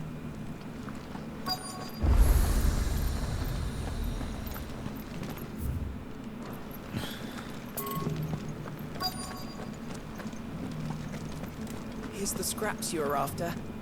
Thanks. Can't do without them. You can go inside if you want. But stay quiet. Yeah, they're polishing the stones for shipment. Any sudden noises and they might drop one. These aren't ready for sale, if that's what you're thinking. And I'll thank you to keep your hands to yourself.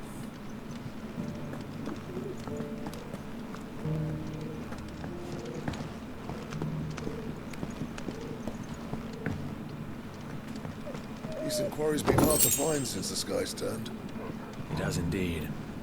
Can't blame the beasts for being on edge.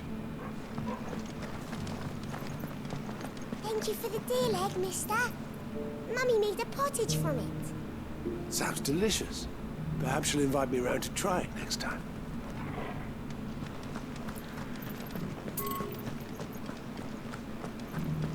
Have you noticed the Elder has been coughing less of late? Yes. I hear Master Cyril drew up a new tonic for him.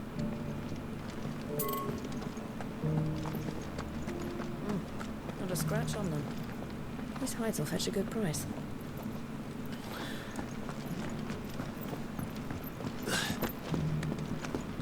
So it's these stones to Canva, and the rest of the boxes to Dalamil.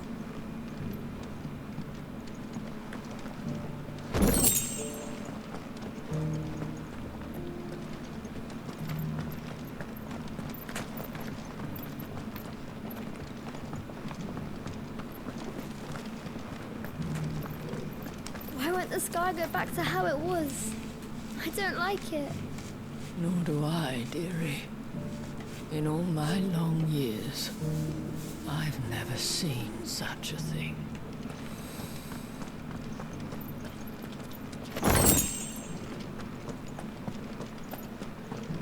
That Cyril fellow's an odd fish, don't you think?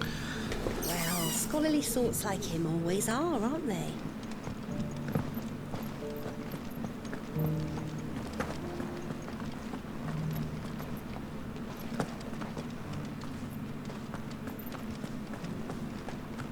Beneath the flood, yes, and not a stone's throw away.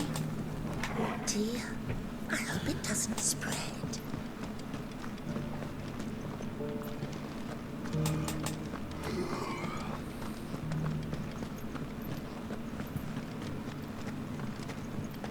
How are those new boots treating you? They're fantastic. Soft as phoenix down.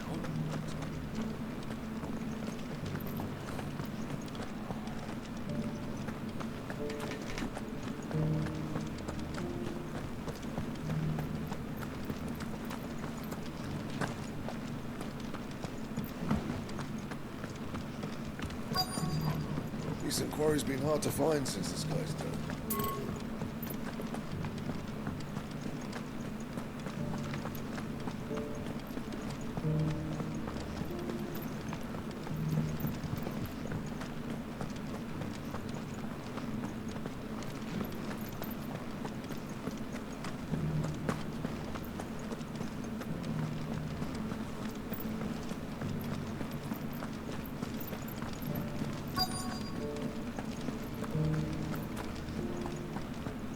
Yes, the finish is exquisite.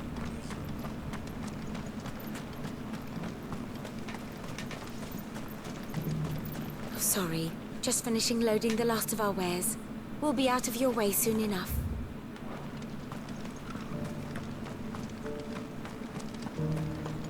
Stand back, friend. You don't want to get this stuff on you, believe me.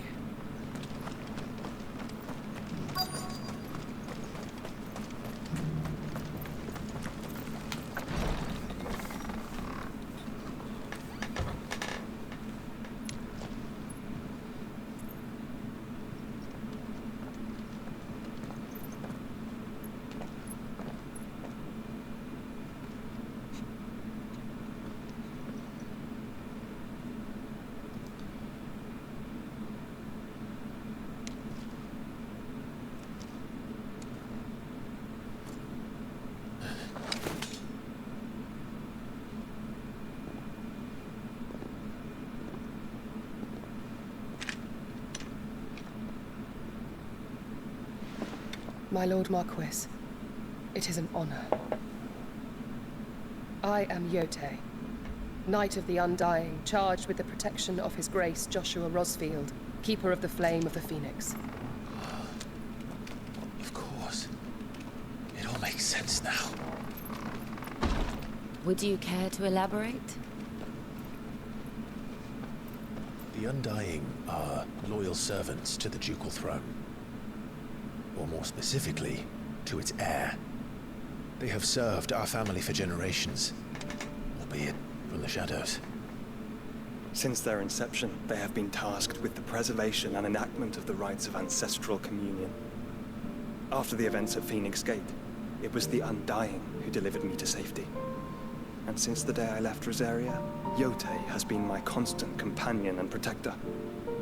Without her sword, I would not have survived my journey across the realm. Rise, Lady Yote.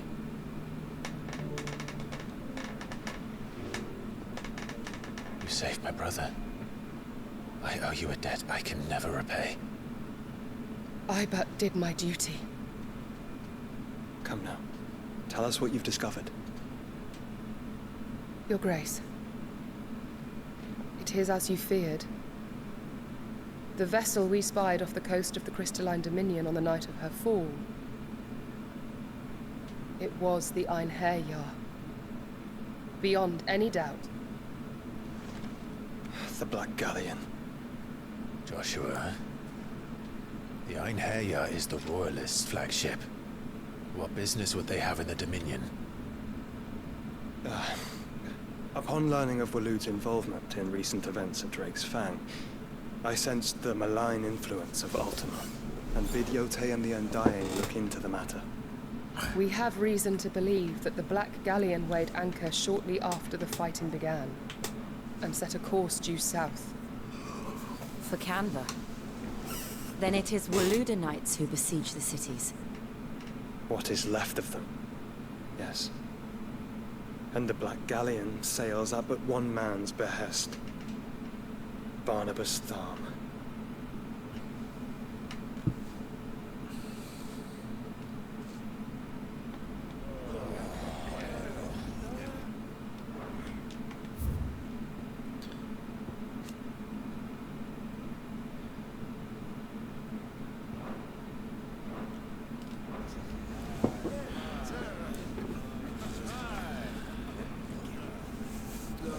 Are we truly safe here in the Agora?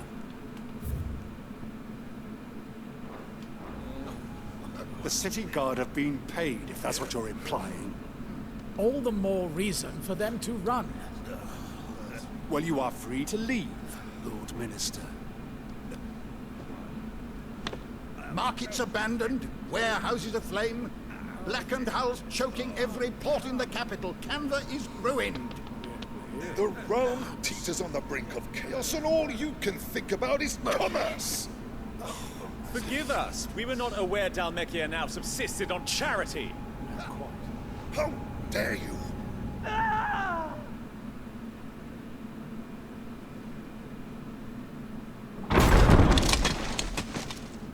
Distinguished members of the Council, you must forgive His Majesty this intrusion.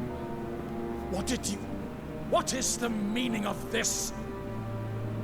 A trifle crowded, but I fear it will have to serve, my liege. Very well. My colleagues, do you not see? The king, he has come to save us from the Akashic.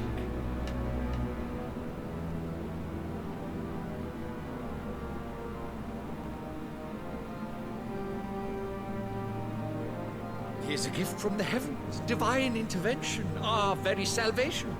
And of course, if it is compensation he requires, we would be most willing to negotiate a fair price for services rendered.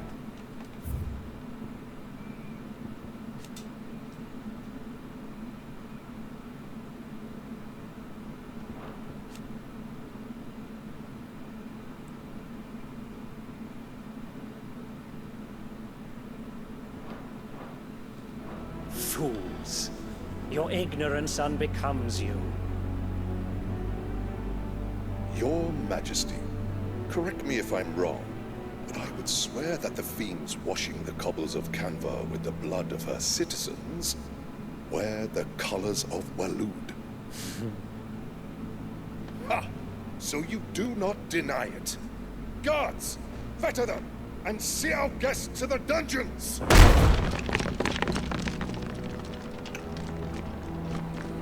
Enough.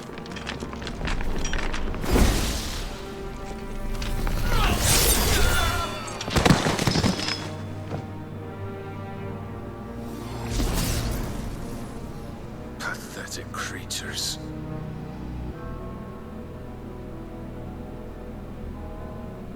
That you should imagine yourselves worthy of salvation. The girl is still here, somewhere in the city. Her consciousness fair dripping with her late father's hubris. A consciousness to which Mythos is inextricably bound and inexorably drawn. See that he is made welcome. Yes, Your Majesty.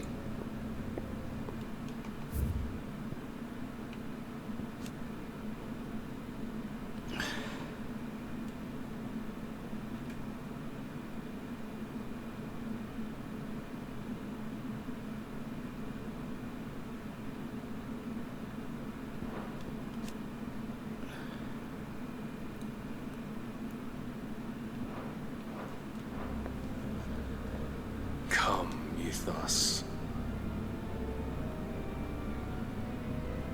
Surely the prince's light cannot have sated you.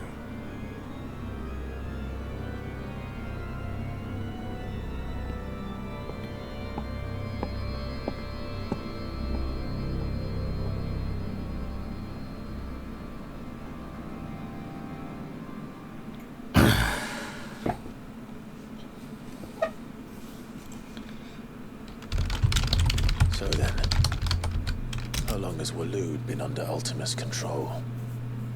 How long indeed? Based on what we know of Barnabas's actions, I would guess some few years, mayhap more. But to what end? What does Ultima want? The tapestry. Show them.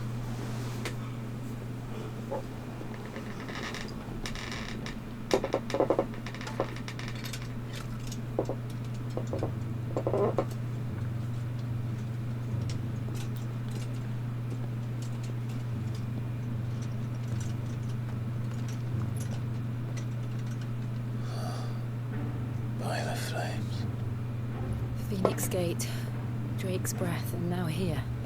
But what is it? It is old, ancient, even.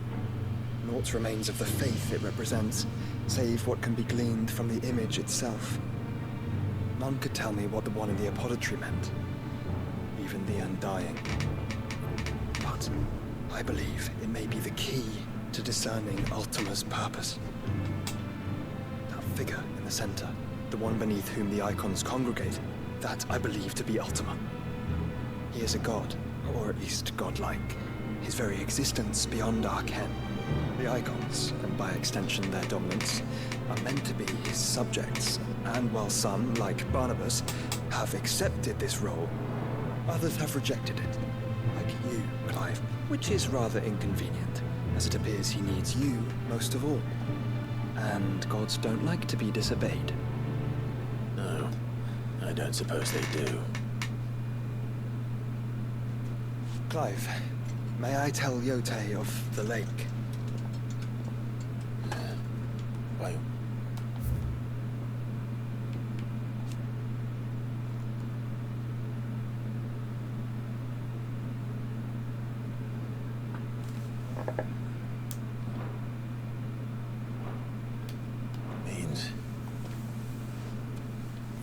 Yote, I will be accompanying my brother to the Free Cities. Whilst we are afield, I would have you watch over those Clive has made his wards. Omielos delan tuisag ilith. Though well concealed, the hideaway lacks trained fighters to defend its occupants should they be discovered. But it is my duty to... As it has ever been my brother's duty, remember. If that is your wish, Your Grace. But please be safe. If aught were to befall you, You have my word.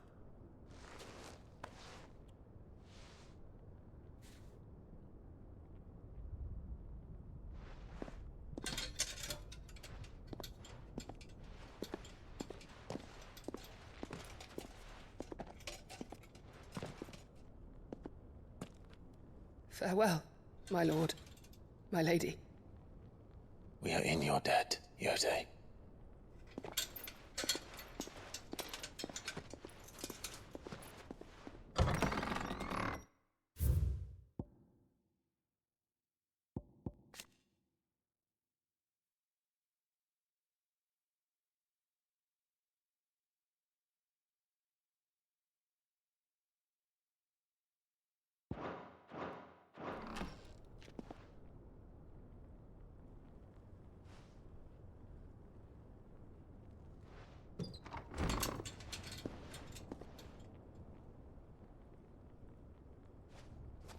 Let's find our friends.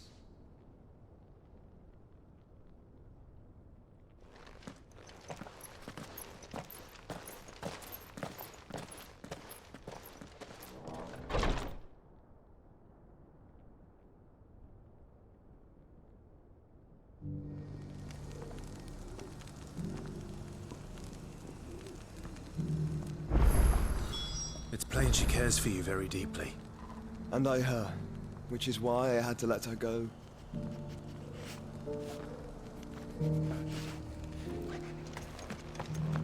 Opportunity beckons. Who among you is bold? Is that blade for hire, perchance? Because I have a mind to make a killing. Figuratively, I hope. Well, yes and no. A passing caravan carried with it a rumor most fortuitous for one in my trade, that an elder Dread Evis had been sighted in the fields of Korava. Dread Evis are aggressive beasts. Compelled as they are to acts of violence, few survive to maturity, but those that do develop a hide of phenomenal value. A hide you want to sell? Eventually, yes. Though I would have it tanned first that it might be crafted into marvels the likes of which the world has never seen. Dread Evis skin is a rare thing indeed. But the worked hide of a well-aged beast, now that would fetch such coin that Gilbert himself might weep with envy. Bring me that beast's skin, and I will share with you the bounty of our combined labors. All right. I'll hunt your Evis. Of course you will. When one lives in such troubled times, it is a fool who lets opportunity slip his grasp. Leave Tabor through the east gate, but take the path that branches west. Once you reach the checkpoint at Tovany, you are a mere stone's throw from the fields of Carava. I eagerly await your safe, and above all, triumphant return.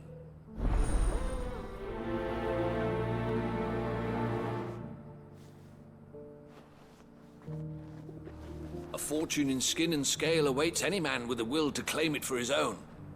Leave Tabor by that path and venture west.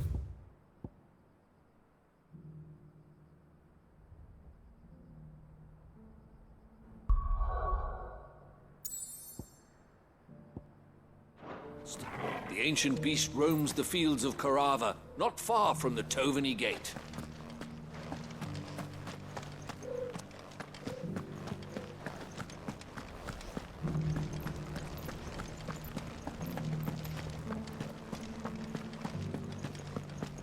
Beneath the flood, yes. How are those new boots treating you? They're fantastic. Soft as phoenix down, but tough as boiled bow. You there! The strapping lad with the sword! Finally, no one was paying me the slightest heed. Is something wrong? At the university, the students would hang on my every word. Sadly, this far from home, I'm just a vagrant graybeard. The university? You're a scholar. A specialist in ancient cultures. The most accomplished in all Valisthea, some have said. Not that I look the part in these tattered rags. In my heyday, no obstacle could have kept me from my studies. Yet here I am, a wizened windbag, bested by the many steps of Tabor. The answers I seek lying just beyond my enfeebled reach. Would you do an old man a kindness and brave the stairs in my stead? You'll be amply rewarded, of course. Climb the stairs and... And memorize a few inscriptions for me, assuming you know your letters, that is. Some courteous soul is rumored to have carved clues to Tabor's rich history into stones dotted about the village. 3 of them, to be precise. 1 each to the north, south, and east. I'm here in the hope that those carvings might shed light on a riddle I've been pondering for some time. Namely, the otherwise undocumented origins of Tabor's unique people. People quite unlike those of neighboring lands. I can't promise I'll remember everything perfectly. Remember what you can. I'll piece together the rest. Make for the domed pavilions, and you'll have no trouble finding the stones.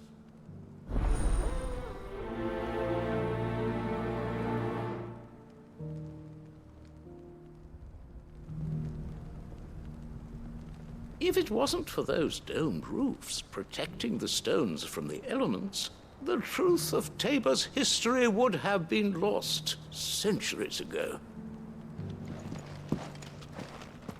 How are those new boots treating you?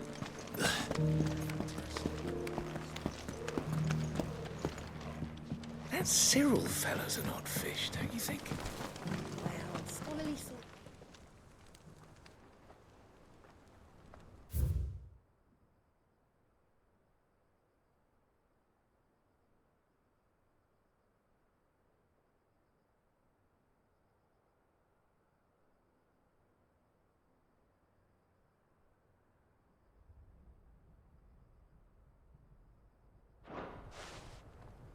No history would be complete without mention of the mother crystals.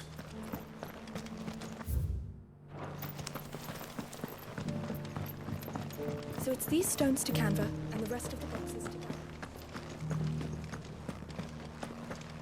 Canva. Not a scratch on them.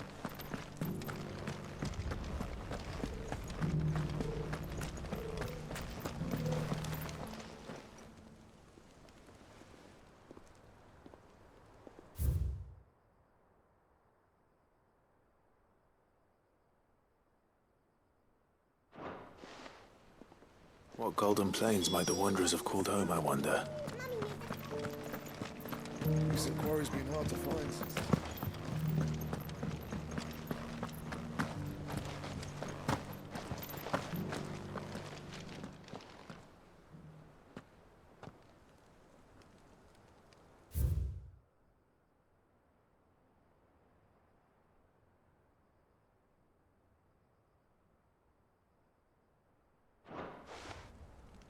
Farmers must have settled here in Tabor.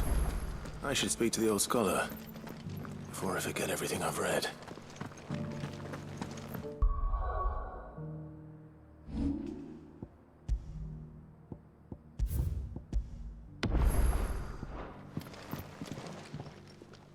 The engravings were in good repair considering their age.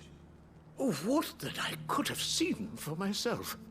Oh, come, don't tease me now. What did you learn of this place and its people? Let's start with the engraving to the south, shall we? What did it say?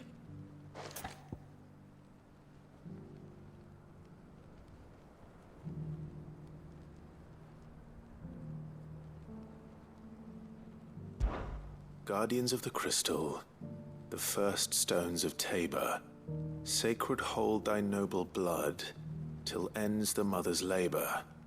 I'm pretty sure that was it. Fascinating.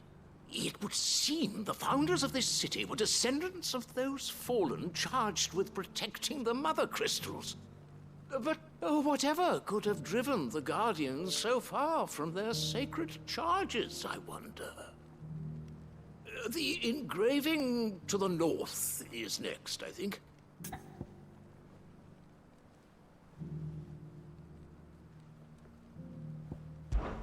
Wanderers of the Golden Plains, lay your roots in stone.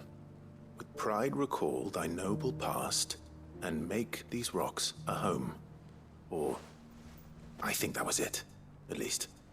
No doubt you're right. There are vestiges of nomadic customs in Tabor its guardian roots could never account for. This is proving most enlightening. Now, for the final stone.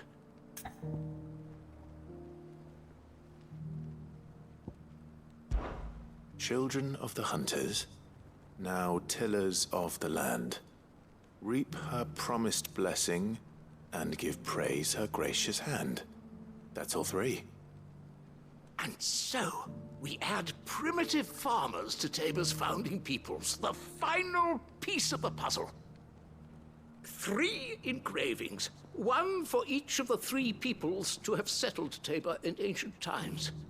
Guardians of the Mother Crystal, wanderers from across the plains, and last but certainly not least, hunters turned farmers.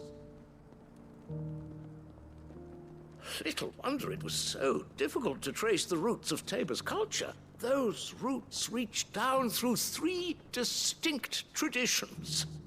Nonetheless, one cannot help but wonder why this fact is not better known among scholars, given that the stones stand here for all to see.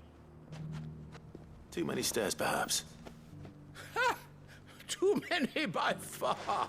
Here, and thank you.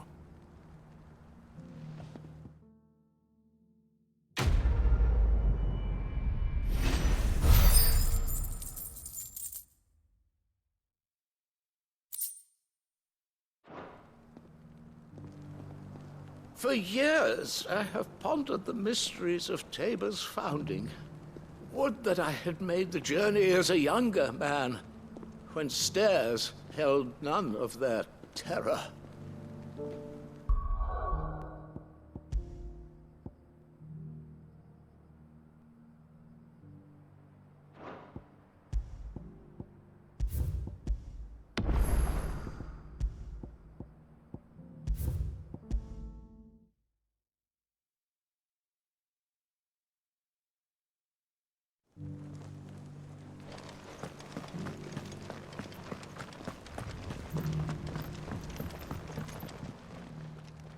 anything. Oh, look. The great, good Mughal guardians.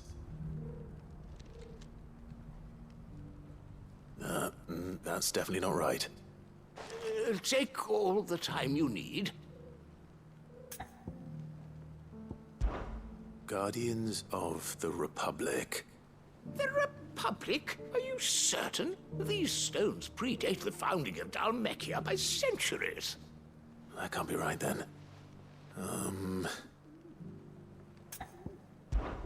Guardian... Riders of the Snowy Slopes. No, that can't be right, surely. In your own time. Voyagers of the Ashen Ocean. Seafarers? Here? Are you certain? I'm growing less certain by the moment.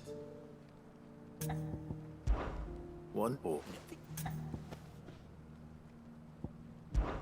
Children of the Hunters, now dancing hand in hand. That can't be right, surely. I'd rather suspect it's not. Children of the Hunters, now sworn to serve the sun. Sun worship? That cannot possibly be right. I could have sworn it was something like that.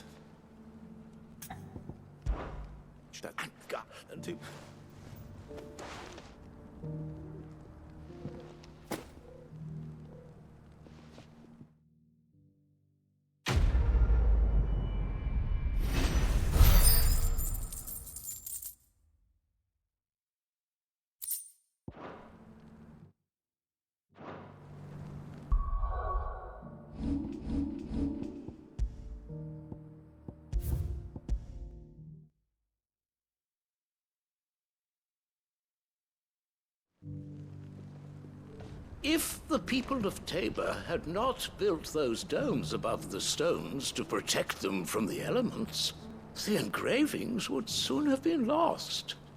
It just goes to show how important they must be to the people of the village.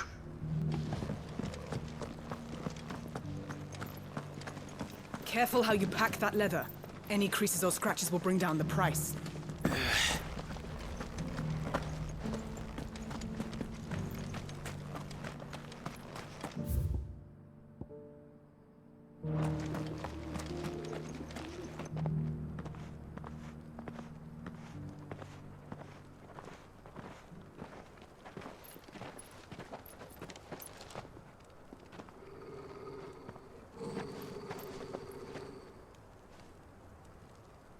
Cyril.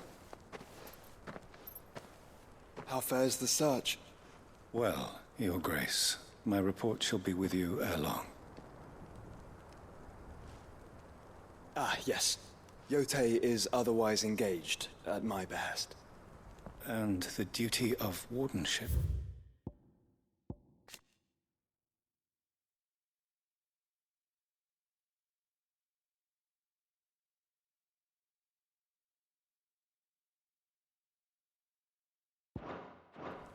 Fulfilled. For as you see, I've been reunited with my first shield.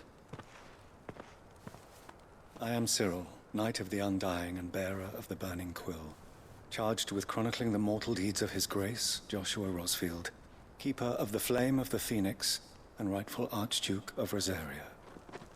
I entrusted Cyril here with overseeing the investigation into Ultima's origins.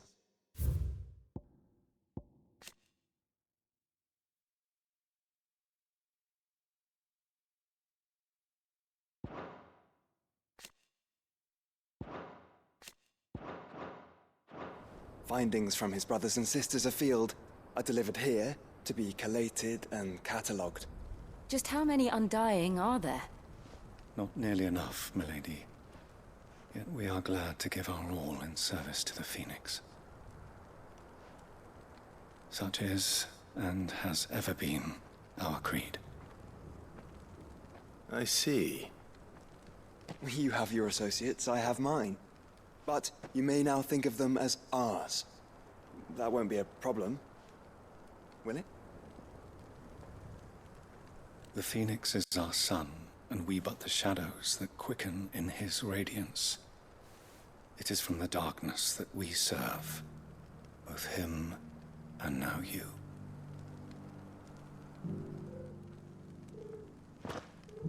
Pray accept this token.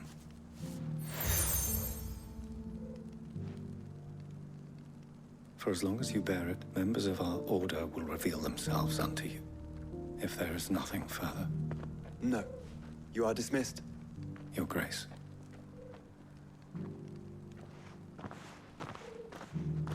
To Canva, then? We'll talk about this later. Cyril seemed very, You certainly keep strange bedfellows, Joshua.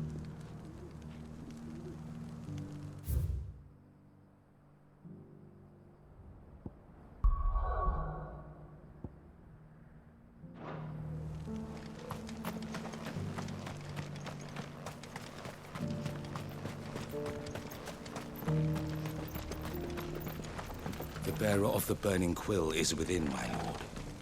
Prithee enter. The greater number of our order live among the masses, hidden in plain sight. Even here in Tabor, our brothers and sisters pose as common folk. If any should reveal themselves to you, I beg you keep their true identity secret.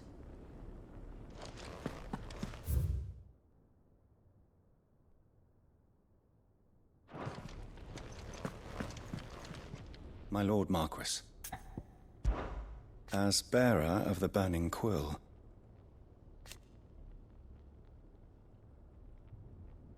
to which end? Alas.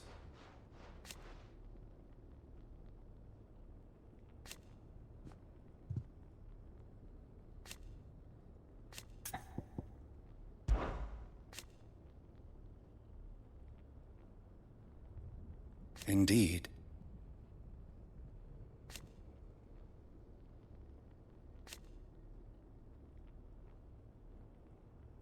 And it was here,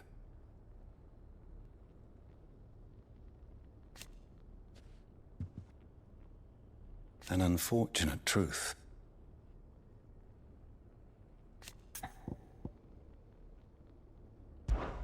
The history of our order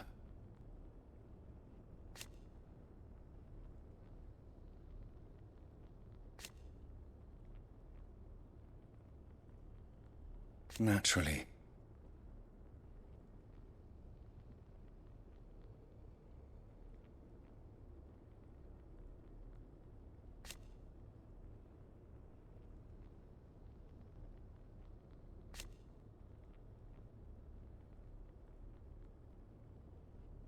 So you see, till next we meet.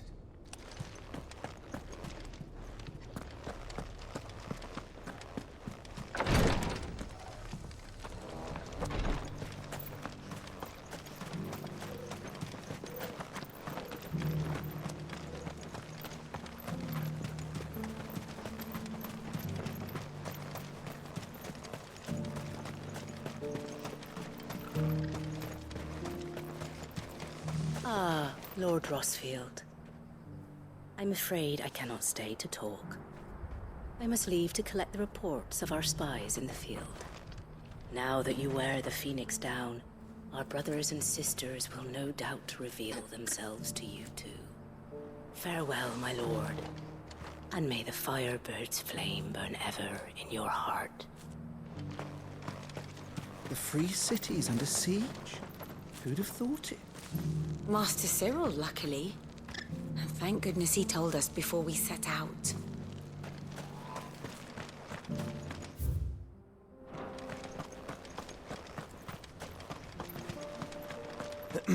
Are you sure this is the right way, brother?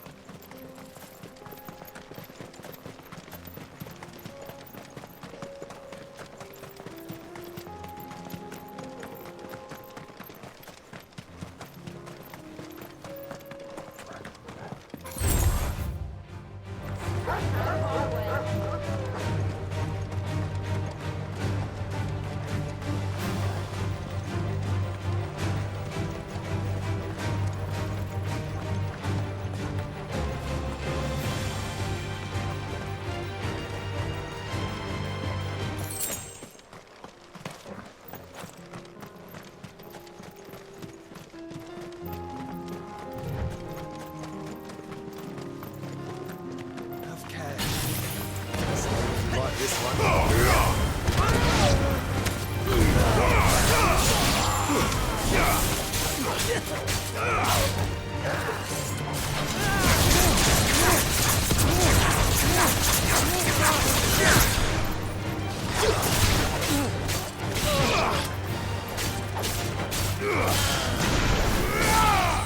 Stay down.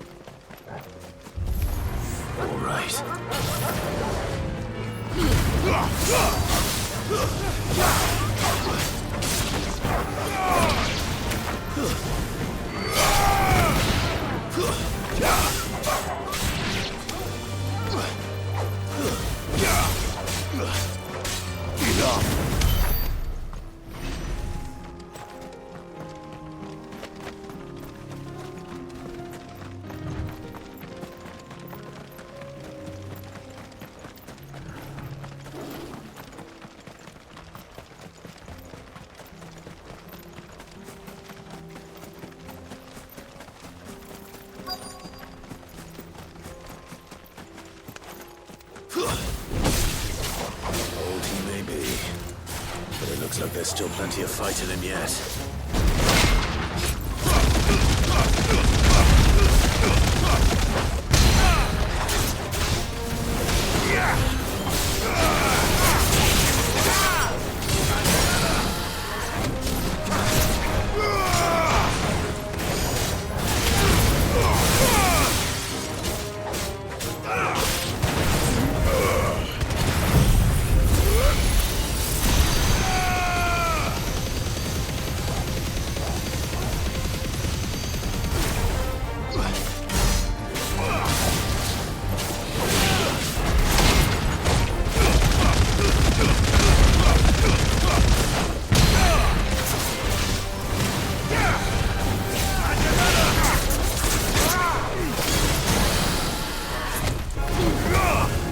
Farewell.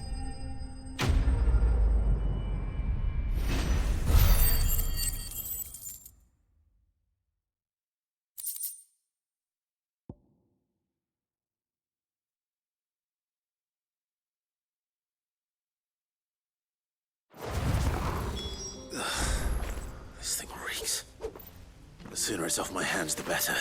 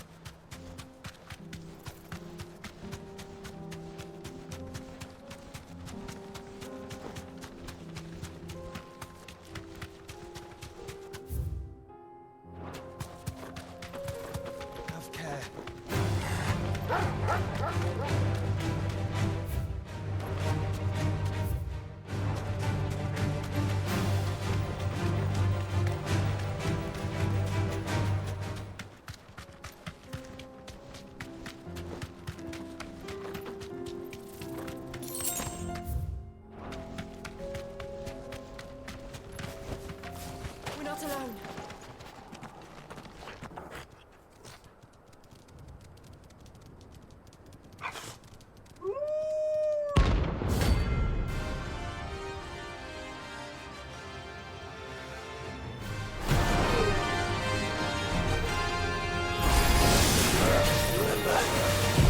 You're on my side, Total.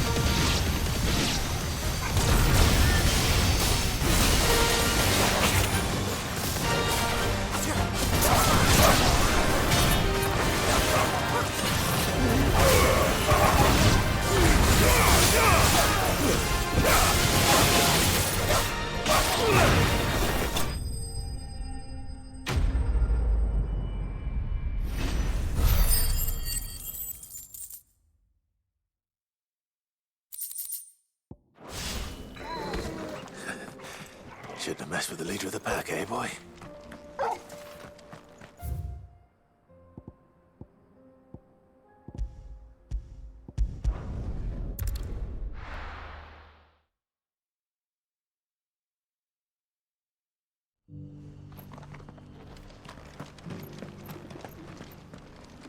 Here's your hide, as requested. I worried you might never return. Quickly, let me see it.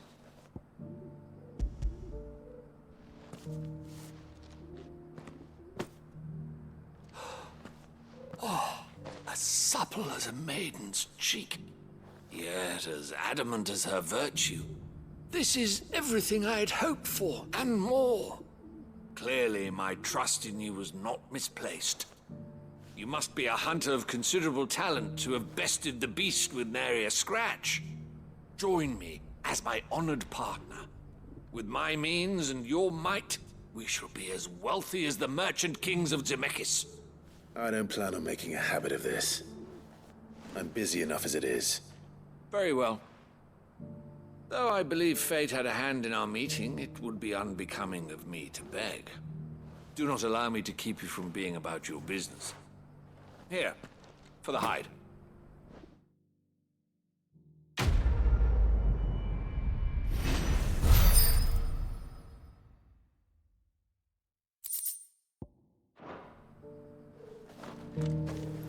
This is hide unlike any I've had the pleasure of handling. My clients will pay a fortune for the merest scrap.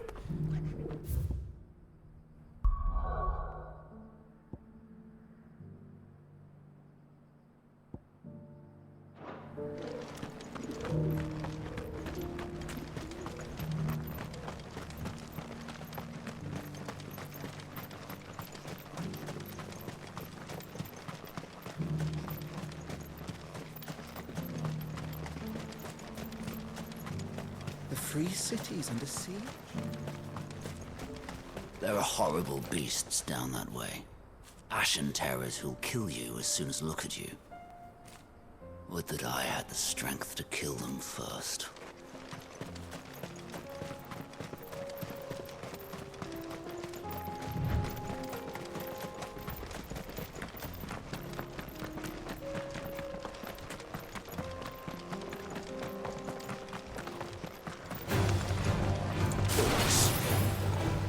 Then let us be rid of them.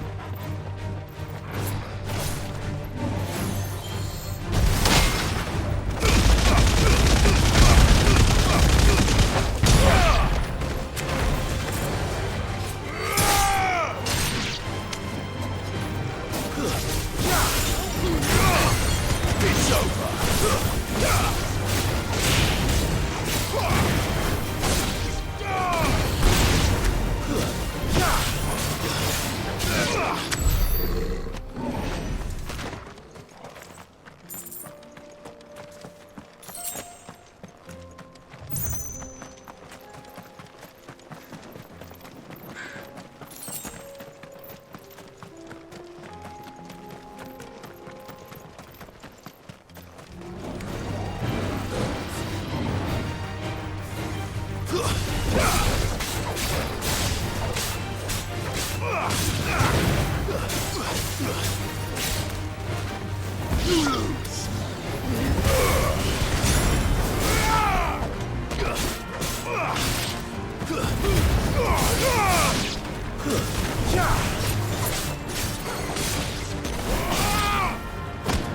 It's over!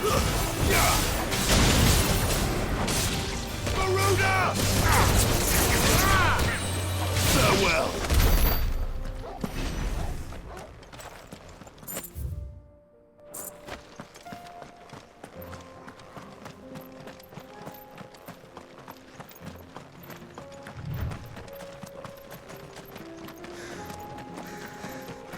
Clive.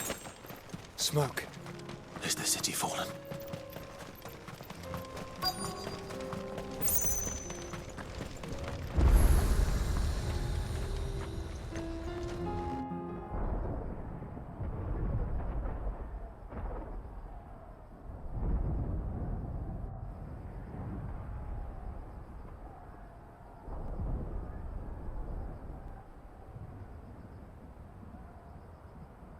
The free men are still holding their own, then. Do we have any idea where Gav and the others might be? There's a warehouse near the docks where we agreed to meet if there was any trouble. We should hurry.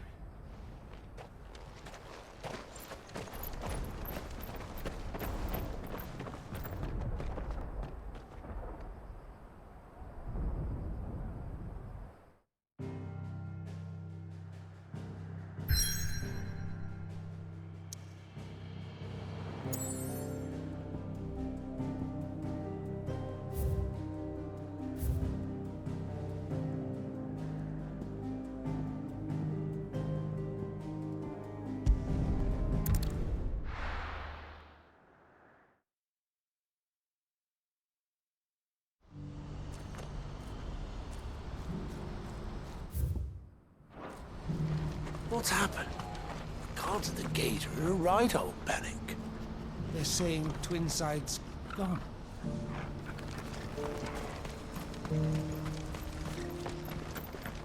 If we're going to do this, we'll need help. Then we'll have to find it, and fast. We cannot let this chance pass us by. Clive, your timing is impeccable. It just so happens that right at this very moment, we're in need of someone with your talents. And what talents would those be?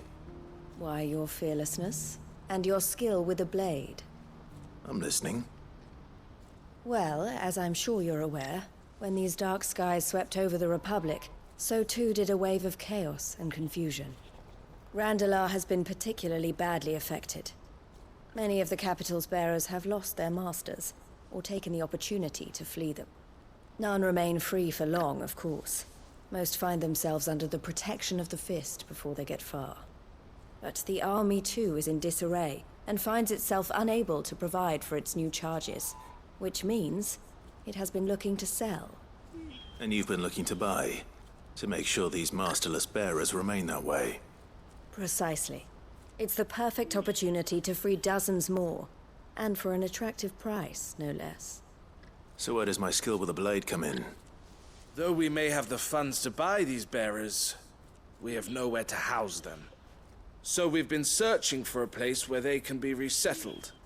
Somewhere far from the prying eyes of those who would see them enslaved once more. And we believe we have found one. Cashlock. A small hamlet hidden in a canyon. The place was abandoned a long time ago, but when the men moved out, the beasts moved in. And so we seek the aid of a fearless swordsman to Encourage them to look elsewhere. You'll help, won't you? How could I refuse? Excellent. Theo, if you wouldn't mind making arrangements for the transportation of our guests, as we discussed. Of course. Leave everything with me. Sounds like you'll have your work cut out for you. I will. We have an entire village to stock and furnish. Residents and all. Even if I begin right now, I'll be working day and night. So I'd better get started. Try to clear the place out before the wagons roll in, won't you? I'll do my best. You will find a village in Chairdra's Thread, past Lateney's Cleft. My man there will open the gate for you. All right. Wish me luck. I'm sure you won't need it.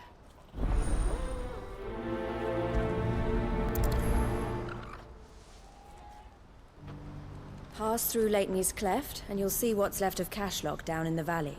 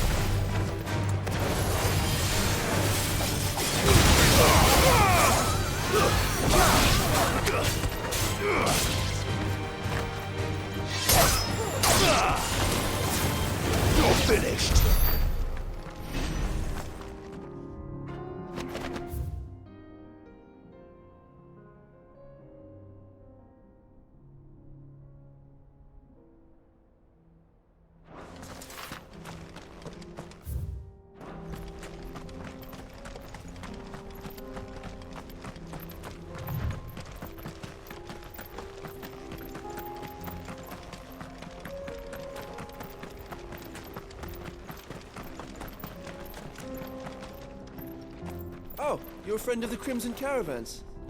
And by the look of you, I'd say you were the help they told me was on its way. Cashlock's just down there, if you'd be so kind.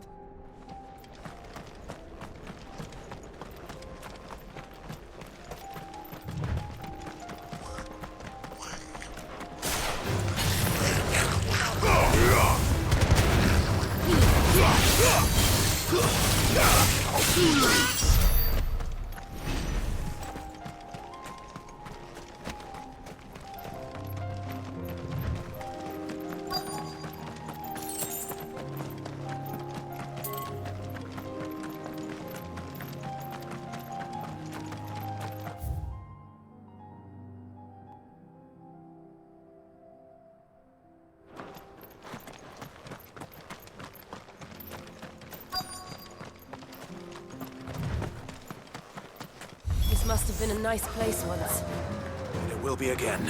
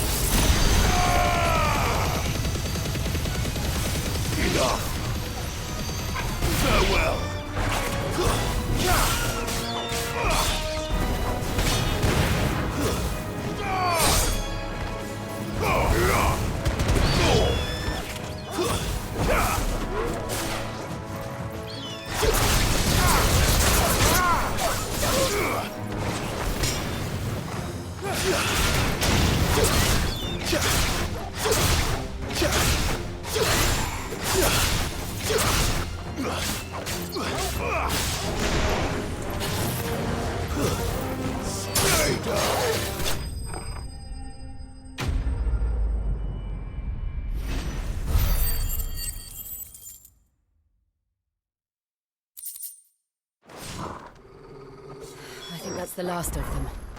I think you're right. Let's head back to Boklat.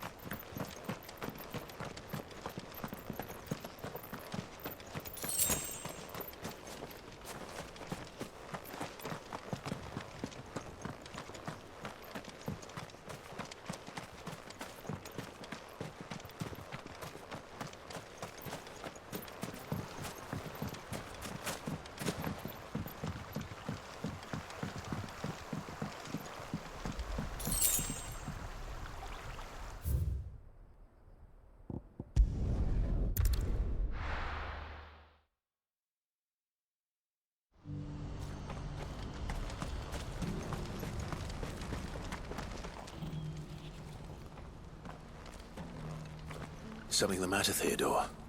Quiet. Those are our terms. I trust that you will give them your full consideration. I shall. Thank you.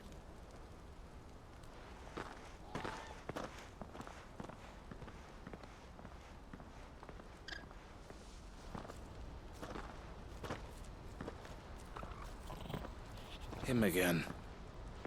Someone you know? Yes. And, no. But enough about him.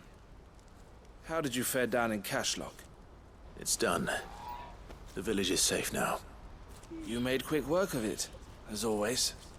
I should go and let Eloise know. Don't let me keep you. But Clive, don't tell her I was watching her, will you? She'll only get upset. I'll explain everything once you've finished with your report. All right. We'll speak then.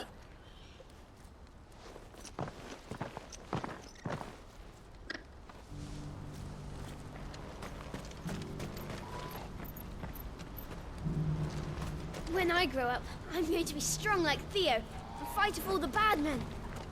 Well, I'm going to be clever like Elle. What order you about? Eloise, I just got back from Cashlock. The village should be safe now. Thank you, Clive. Here, something for your trouble. Well then, now that you have laid the groundwork for our little project, I suppose we'd better finish the job. The first thing we'll need to do is make sure our offer for the bearers is accepted. You're still in negotiations? We are. A trusted colleague has been dealing with the Fist on our behalf, but things have been trickier than we anticipated. I suppose it's to be expected. This is the army we're dealing with. Fighting's what they do. But we shall emerge victorious in the end. Well, if you need any help, you know where to find me. I'm not sure I do, but thank you all the same.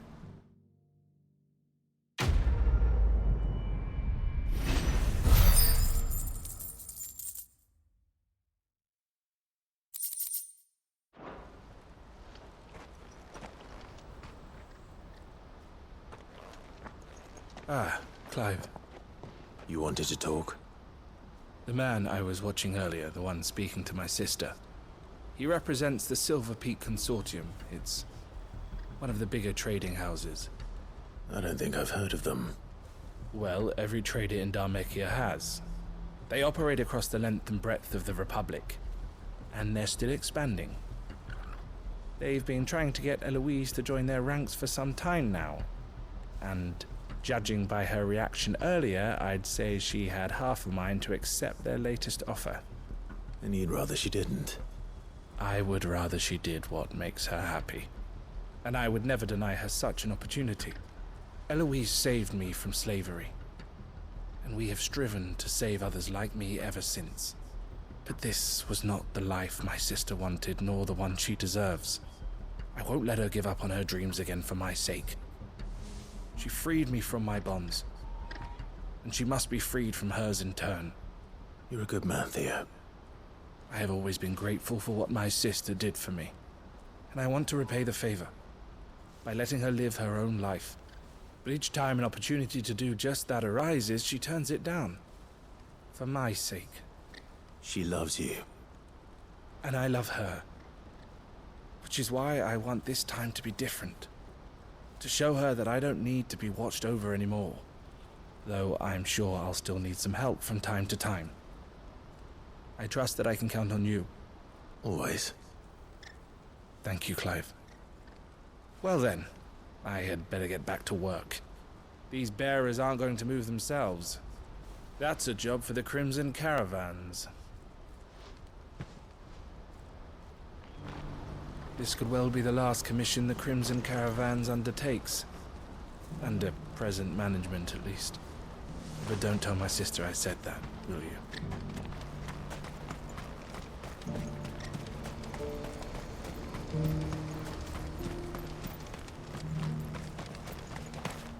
It's only a matter of time before the army agree to our terms.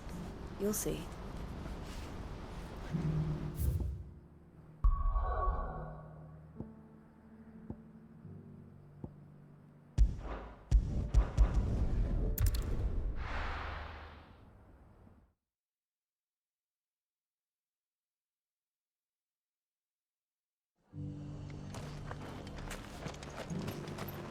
Wonderful creatures chocobos are.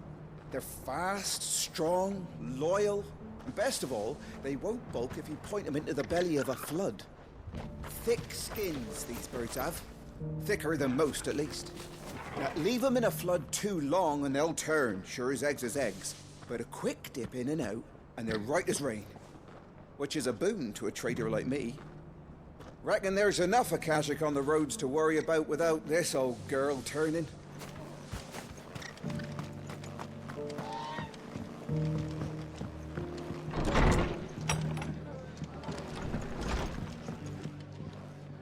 Ah, Clive. Just the man I was hoping to see. Oh? And why is that?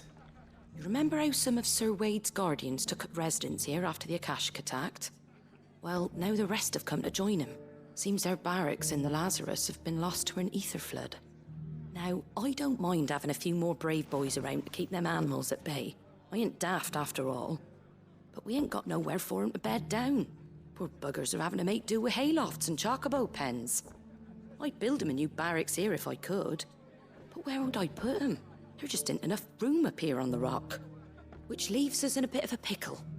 The people we're counting on to keep us safe are living like beggars. I see. And it isn't just that lot. There's bearers to think about too. There's been more and more of them turning up lately, coming from all over looking for safe haven. But there's only so many we can shelter with the room we've got. We can't keep cramming more and more people into less and less space. What we need is a new home for our new arrivals. And that's what I was hoping you might help me with. If it ain't too much of a burden, of course. It's no burden. Thank you, Clive. So, where were you thinking of making this new home? Well, I reckon we could do a lot worse than Eastpool. Eastpool. It's been a long time since I thought about that place. It was a tragedy, what happened. And if any of us could have done anything to stop it, we would have. But what's done is done. And those who lived there wouldn't have wanted the village they loved to be left in ruins. I suppose you're right. The blight might be pressing in, but I reckon it's got a good few years left in it yet. There's just one problem. A band of cutthroats have made it their den, and they don't seem like they'll be moving on in a hurry. Nasty bastards they are too. I've lost some good men to their raids. Would have sent someone to clear 'em out sooner, if my boys didn't already have their hands full fending off the Akashic. But now we've got a few more guardians of the flame to call on. I reckon it's time we made our move. What do you say? Fancy leading a raiding party? I do. Eastpool was once home to people I loved. I won't have bandits sully those memories. I'll gladly drive them out of there. And I know the men will gladly follow you. I've already shared a few thoughts with Sir Wade about how we might be able to win the place back. And I dare say he's got some ideas of his own, too. Why don't you go and talk to him? Of course.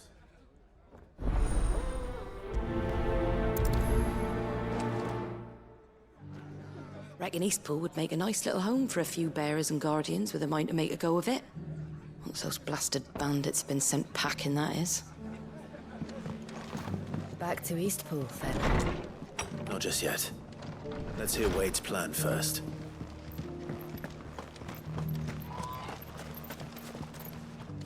So, Wade, it's good to see you well.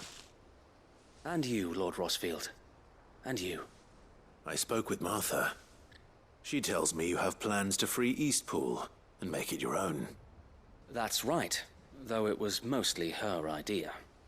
I rather fear my men have been treading on her toes somewhat since joining us, not to mention each other's. And then there are the bearers, men and women who found the courage to flee their masters and sought refuge here. We need somewhere to settle them, and I can think of worse places than Eastpool. As can I. Which is why I agreed to help you win it back. That's very kind of you. I'd be most grateful if you would. With you beside us, we shall soon send that rabble of rogues running for the hills. So, what can you tell me? That thankfully there aren't too many of them. Fewer than a dozen at our last count. And rather less, thankfully. The road that leads there will more than likely still be crawling with Akashic. A small force would suffice to clear the village, but if the Akashic were to follow them in, that force could end up trapped between a rock and a very hard place indeed. I'll head into Eastpool and deal with the bandits. You and the Guardians can stay outside the village and fend off any Akashic who come too close. Make sure I'm not taken unawares. I can't ask you to bear all that risk yourself, my lord. The Akashic are the bigger risk. I can handle a few bandits. Well, if you're sure, I shall summon my men at once. Shall I wait for you here? No need, my lord. You go on ahead. We'll be with you before long. All right. I'll meet you at Eastpool then. We shall see you there, and may victory await our coming.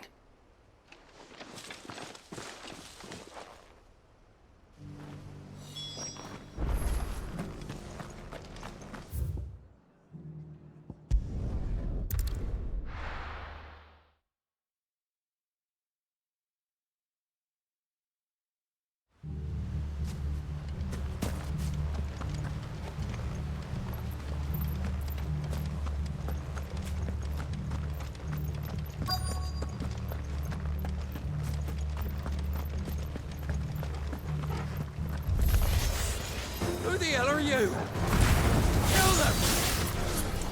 You will leave this place, or face the consequences.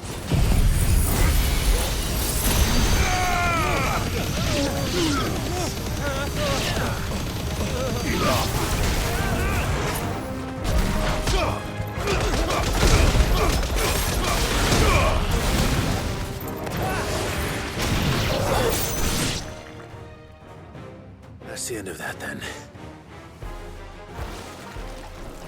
Or maybe not. What's that thing doing here? Doesn't matter. It goes too.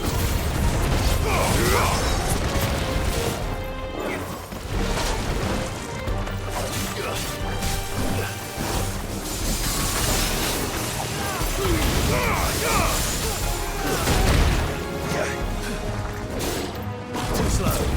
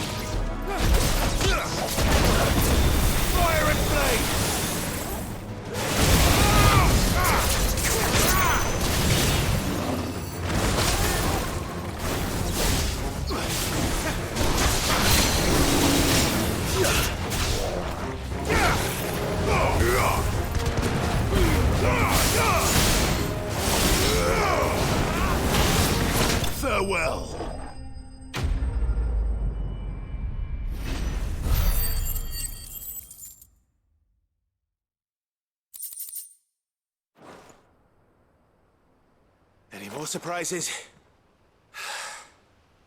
I'll take that as a no. Bravo.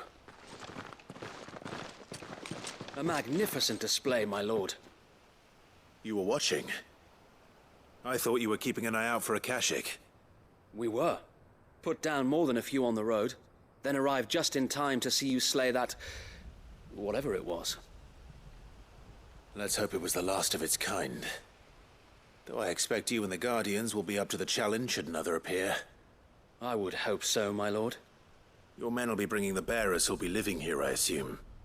It might be best to send word for them to come right away, before any other unsavory characters move in. Of course. I'll send orders for them to depart immediately. Leave it with me, my lord.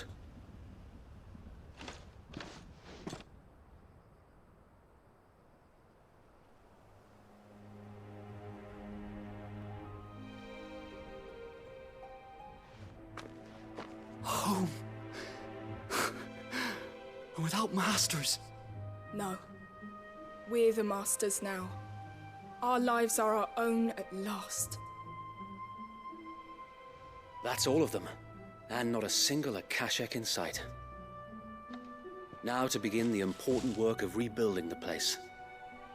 It won't be easy.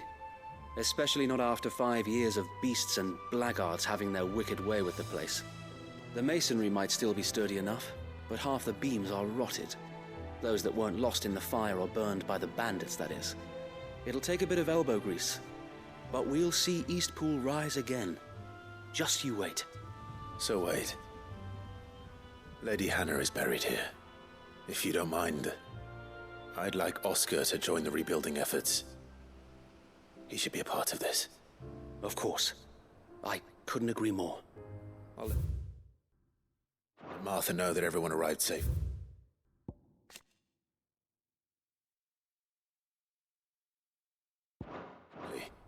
If you need anything more, you have only to send a Stolas. And we will, my lord. Safe travels. Eastpool lives again. Let's go and tell Martha the good news. First things first, we'll need to get a few of these roofs seen to. Wouldn't want to be caught in a storm without any shelter. Well, there's a lot that needs doing, and no mistake. We'll have to fatten the bearers up a bit so they can pull their weight and actually make a difference.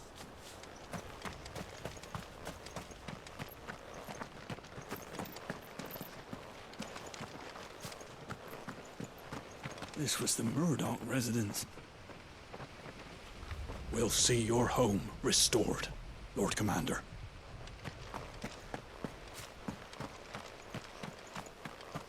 So this is our new home, is it?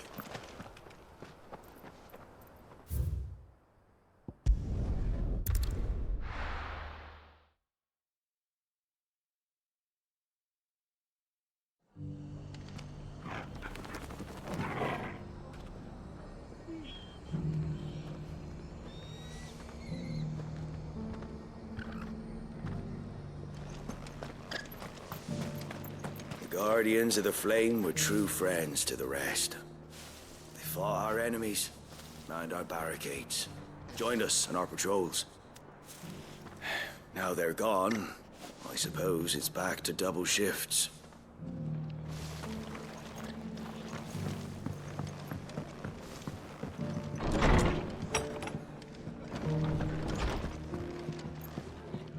Ah, there you are. All went well then. Sir Wade told me you got rid of the bandits while his lot kept an eye out. Nicely done. And what's all this about some shape-shifting nightmare showing up? On second thoughts, don't tell me. It'll only give me nightmares of my own. What matters is you did it, and now we can build our new village. I suppose it will be. What will you call it? What else? Eastpool. Sir Wade said it best. There's plenty bad happened to that place, but that don't undo the good that happened there. No need to throw the baby out with the bathwater. Did Wade say that? Well, something along those lines. Anyway, the poor souls might have made it to Eastpool, but their work ain't done yet. So the way I see it, neither is mine. If it's food or lumber or strong backs they need, the rest is ready to provide it. Thank you, Martha. No, thank you. You didn't have to help us. I wanted to.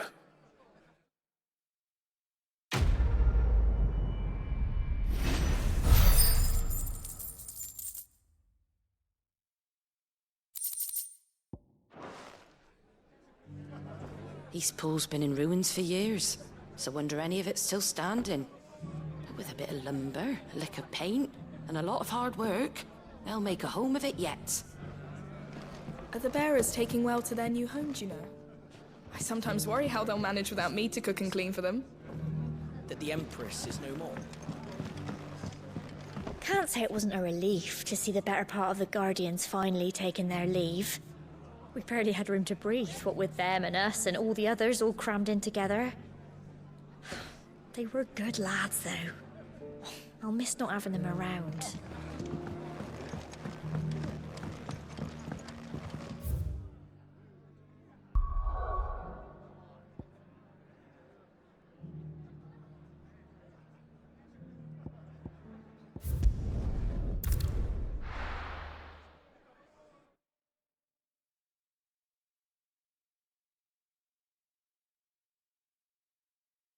I'll be taking you all to a storehouse in the Bales.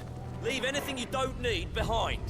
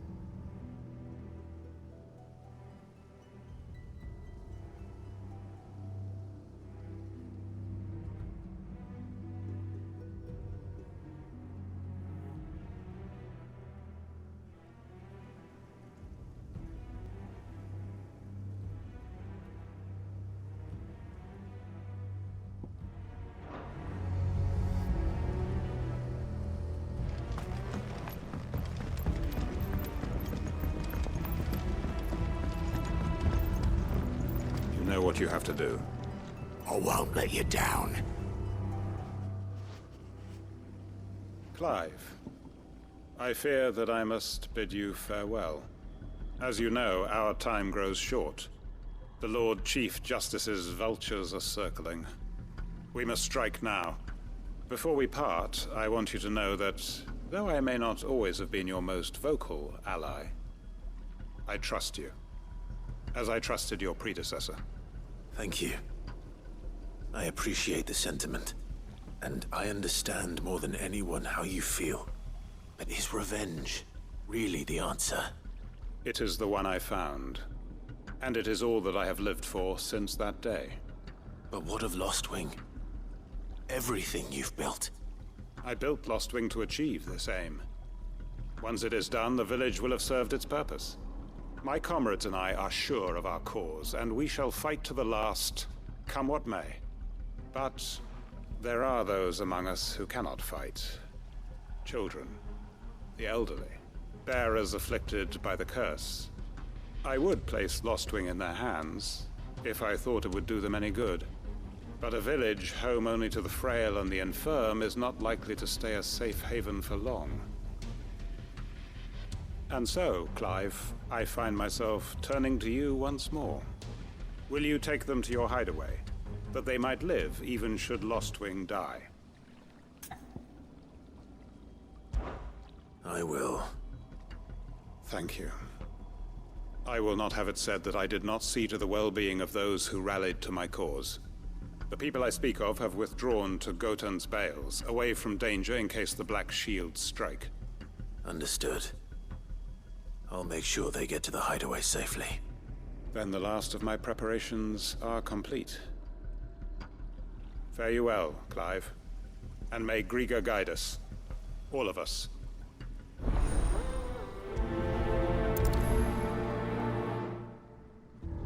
Those who cannot join us in the coming fight are gathered at Gotan's Bales. I would ask that you see them to safety.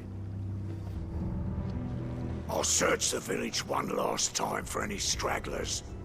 Then join Master Quinton and get some justice. Come then, brother. We are awaited in Gotan's Bales. If you're ready, we leave at once.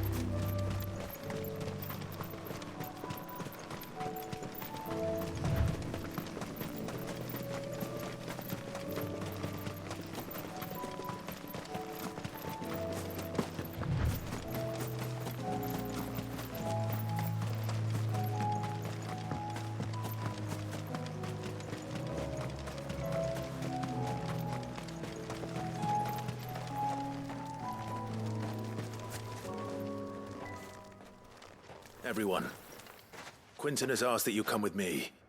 He can no longer guarantee your protection, but I can. There's a safe place I can take you to.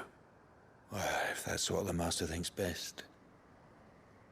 Sid, none of us would be standing here today if it weren't for Master Quinton. We owe him our lives. So we ain't about to start telling him what he should do with his. If he's saying we ain't safe in Lostwing no more, it's 'cause he ain't coming back. And if that's what has to happen, then so be it. I only hope he can see this through to the end. That we get to see justice done. I hope so too. Oi! You lot! Where's everyone else? They ain't already left, have they? They've gone with Master Quinton. Fuck! Fuck! Fuck! What's wrong? I've just come from the Justice's Manor. We have to get Quinton to call off the attack. It ain't just the Black Shields protecting the place. He's got a guard dog and all. A fucking monster. They don't stand a chance against that thing. If I don't get the message to them, they're all gonna fucking die! We can't let this happen. Sid! Don't worry about us. You've got to catch up with him. We can't let Quentin die before that bastard does. All right. I'll do what I can. Where is this manor? It's way over to the east, through the woods. Heavenhall, he calls it. Promise us, Sid. Promise us you'll do what you can. The manor's to the east of Lostwing, through the woods.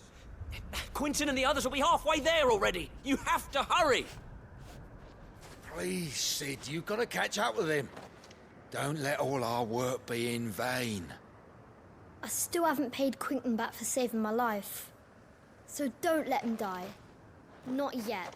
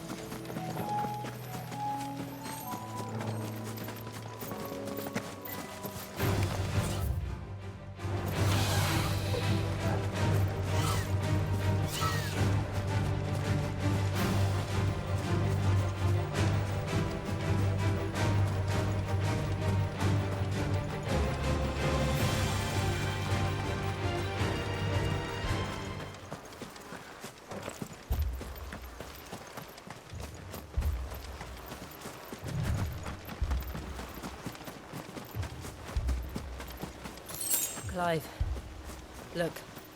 No. Don't tell me we're too late.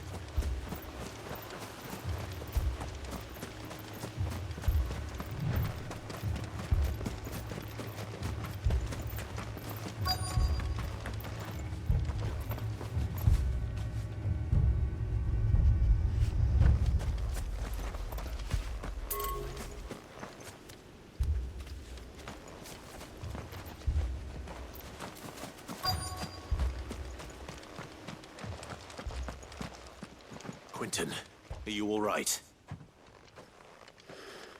No.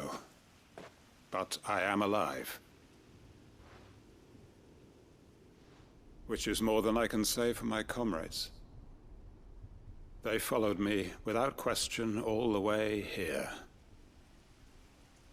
And they died. For nothing.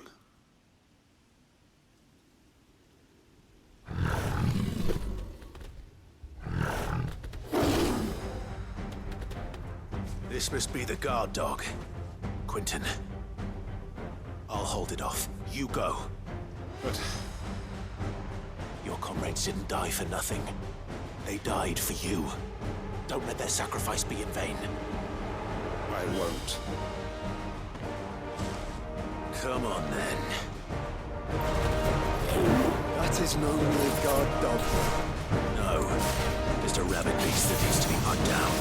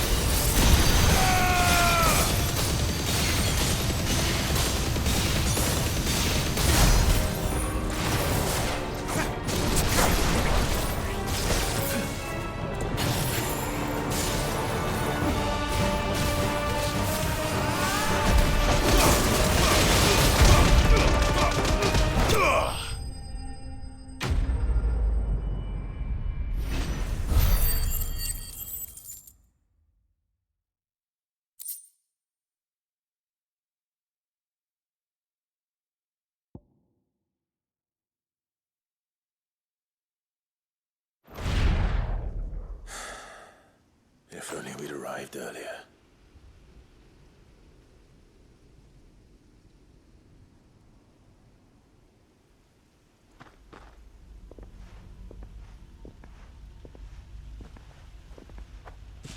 Is it over?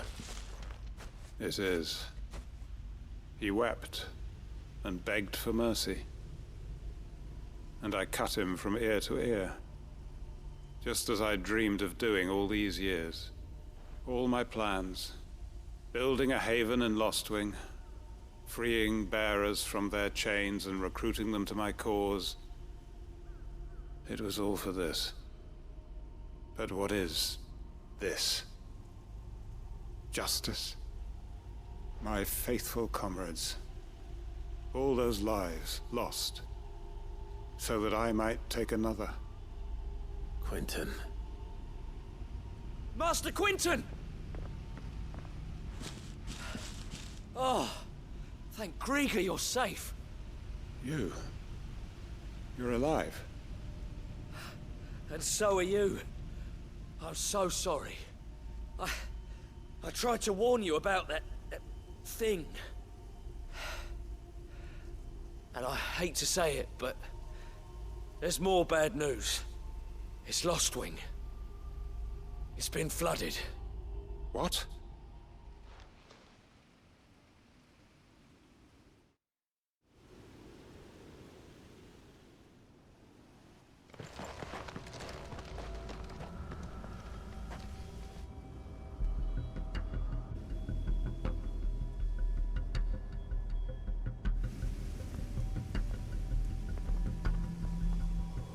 Lostwing.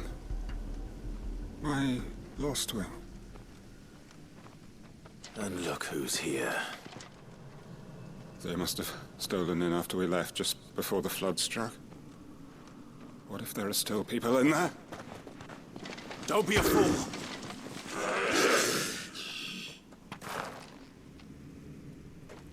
Damn it.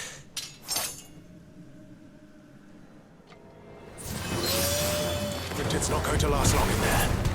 Then we finish this quickly.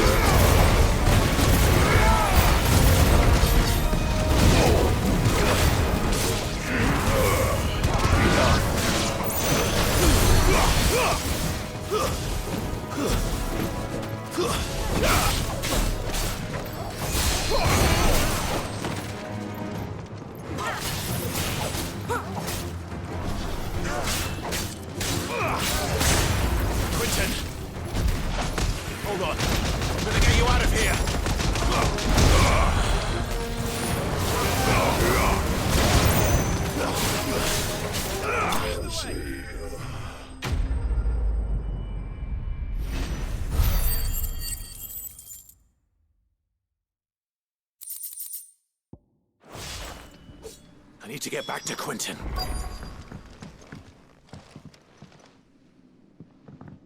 Quentin! Quentin! Look at me! Thank the Founder. He hasn't turned. I'm going to get you out of here.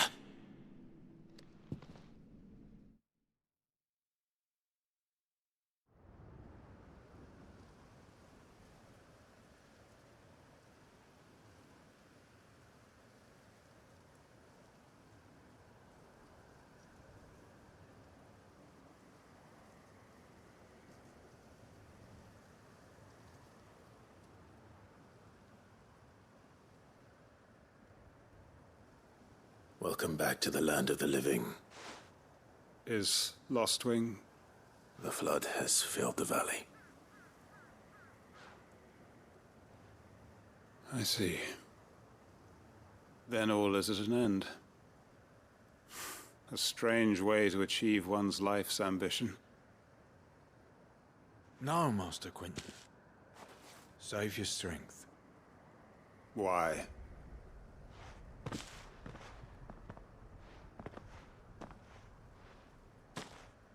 All that I strove for is gone. Only emptiness remains. I have nothing left to live for. What the heck are you on about? You've got us, ain't you? Don't try telling me you only freed us so you could get revenge. We're more than that to you, and we all know it. I thought you weren't coming back. But I prayed, and you did. There's got to be a reason for that, right? Can't we just go back to how it was? You know, you looking after us all. Your work ain't over yet, Master Quinton. We believed that you were the right man to lead us, and we still do. Your village may be lost, but it seems your people aren't, so long as you remain to guide them. But why? After what why would anyone follow me? 'Cause we're family, aren't we? Family? Yeah, and all our comrades who went with you, they felt the same. Lostwing weren't just a village. It was all of us. It was. And as long as we're still here, it is too. We can start again. Build a new Lostwing, right here in the Bales.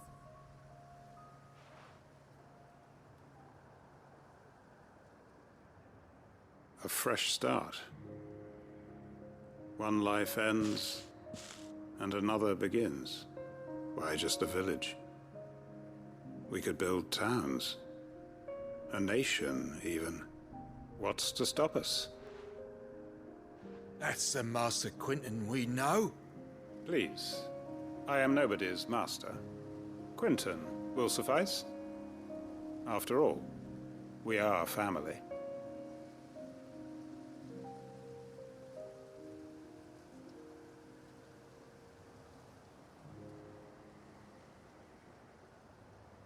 Permit me to withdraw my request. I will no longer be needing your help in looking after my people. I'll pretend you never asked. But you must be rewarded for your efforts on our behalf. You saved my life twice over. And more besides. A bottle or two of your finest red will suffice. Of course. Nothing but the best. And I have a feeling that this year's vintage will be the finest yet. If you don't mind waiting, that is. I look forward to it.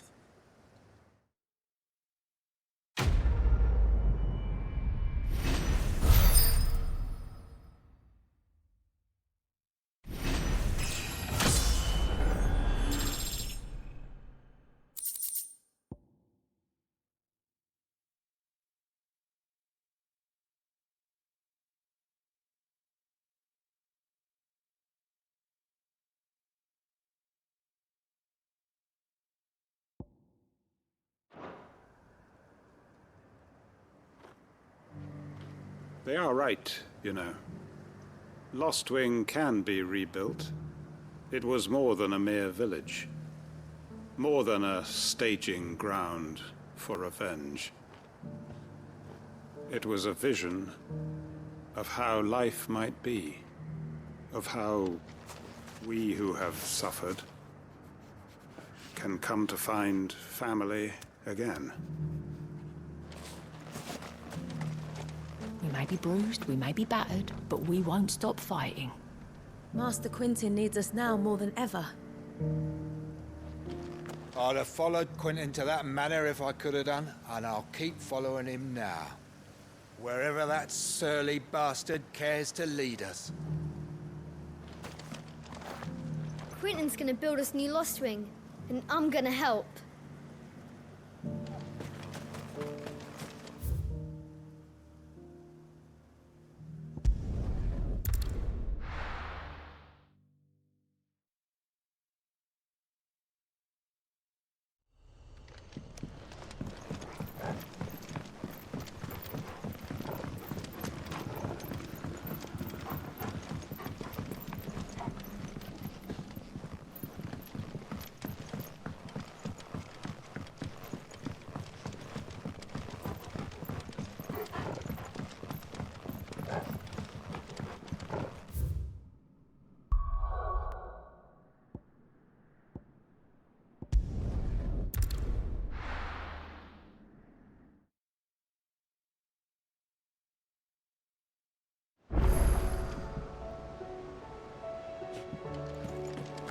Were it not for the Undying's aid, I would be long dead. Grant them your trust, and they will repay you with their loyalty. Canva's walls will not hold the Akashic Horde for long. We can only hope they hold it for long enough. There's barely been a shipment in since the sky started pointing. Did you see that? Tell me you saw that. Do you like being struck by thunderbolts from on high? Then don't let anything happen.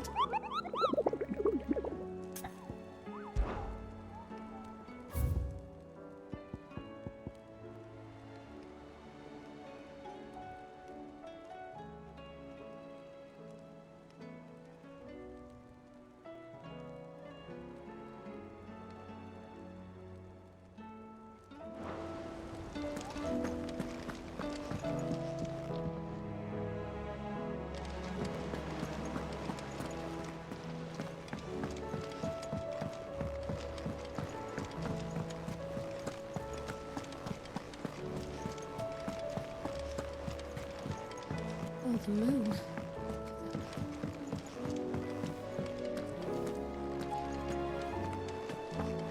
You don't know what you're talking about. The odor's what gives Chance's stew its, depth. And that's what makes it superior to any old lizard livers. Oh, please. Have you even tried the fried mortress? Taste, smell, texture. It beats your beloved stew hands down on every count. Now that's a masterpiece.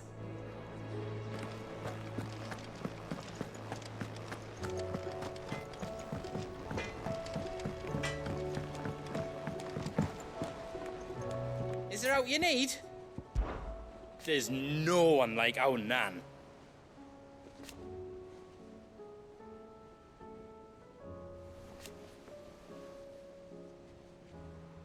Your lad's worth double that. And I've never looked back. You take care now.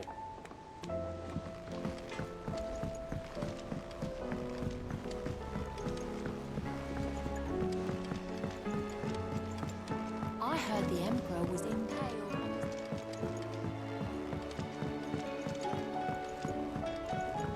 We're all gonna die! You hear me?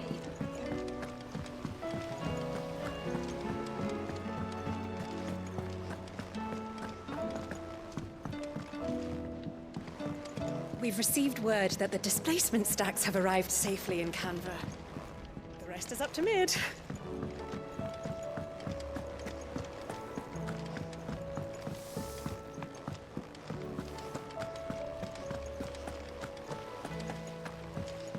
Is there anything we can do? It doesn't feel right.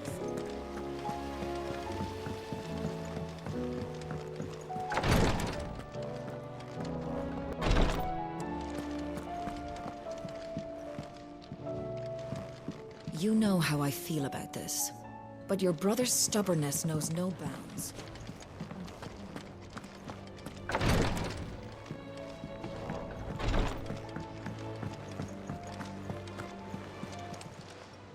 Clive! You watch yourself out there, all right? Oh, I wasn't expecting you back, sir.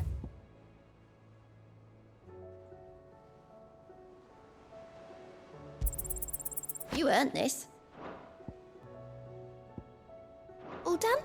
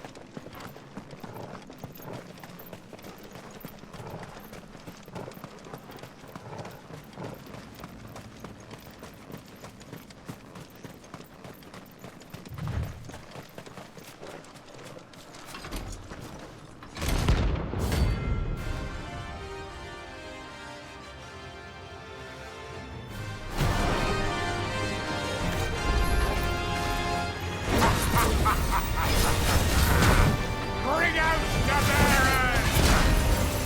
Let me and my mortar purge them of their sin!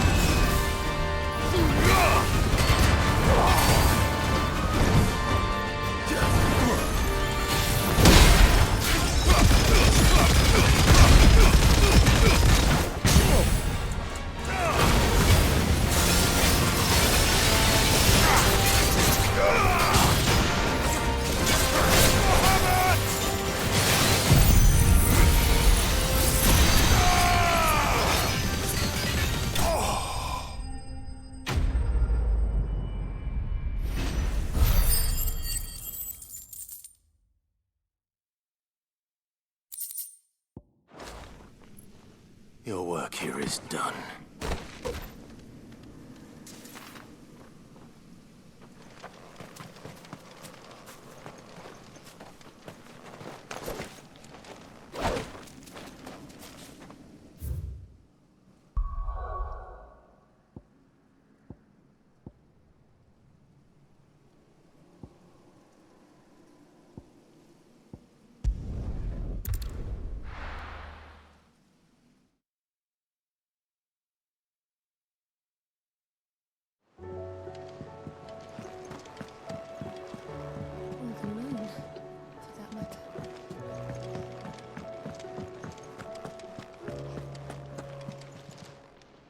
Aye, it's a dangerous world out there. You'll not find a better price than that. Did you see the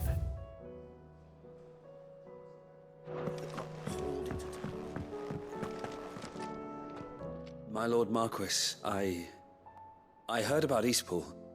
That some of my fellow Guardians are to build a new home there, both for themselves and for Madame Martha's bearers. Is it true? It's true. The village is to be rebuilt. I have many fond memories of Eastpool. When I was a child, we would visit my aunt and uncle often. They would lavish attention upon me as if I were the son they never had. I went to see Aunt Hannah after my uncle passed away, but not nearly as often as I should have. Oscar, I'd like you to assist Sir Wade in the rebuilding efforts.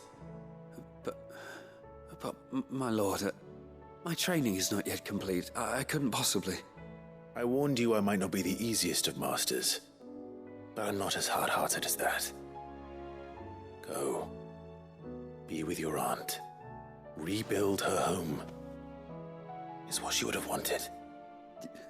Yes, my lord. Thank you, my lord. I will not forget this kindness, my lord. I shall go to Eastpool, but as soon as the rebuilding work is complete, I promise to return.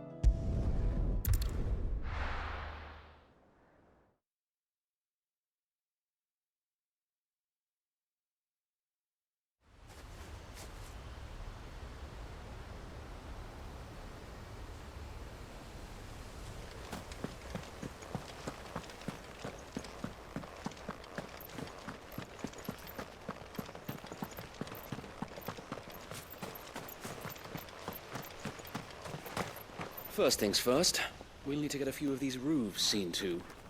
Wouldn't want to be caught in a storm without any shelter.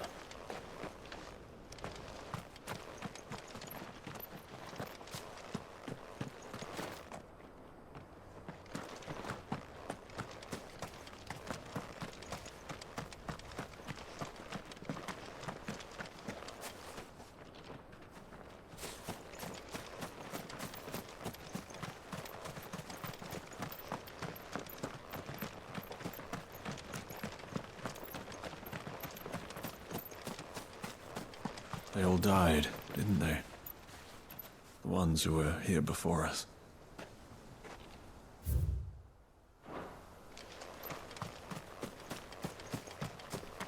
I'll keep watch. If any stragglers from that band of brigands return, we'll deal with them.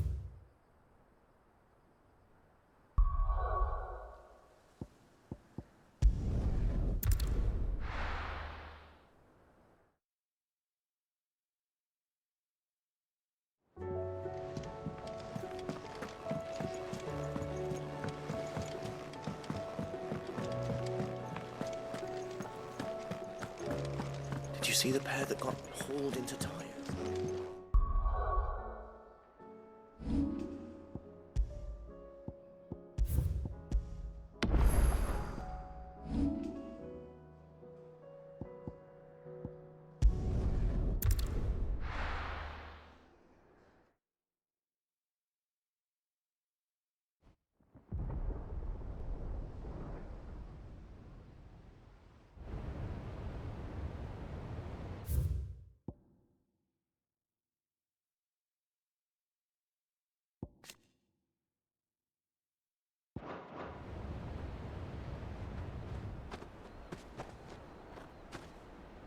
Sounds like thunder.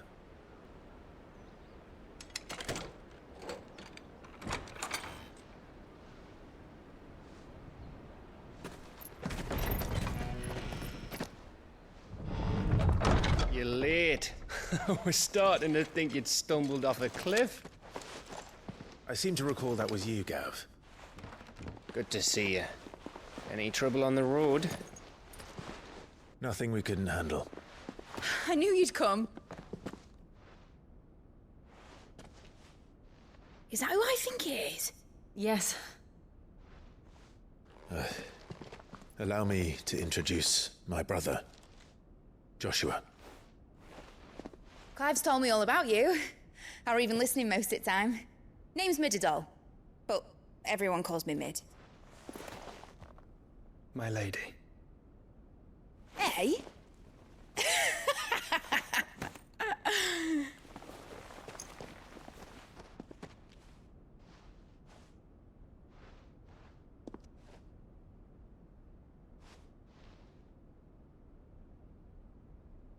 My boy. Uncle Byron. It's really you. I never thought I'd see the day.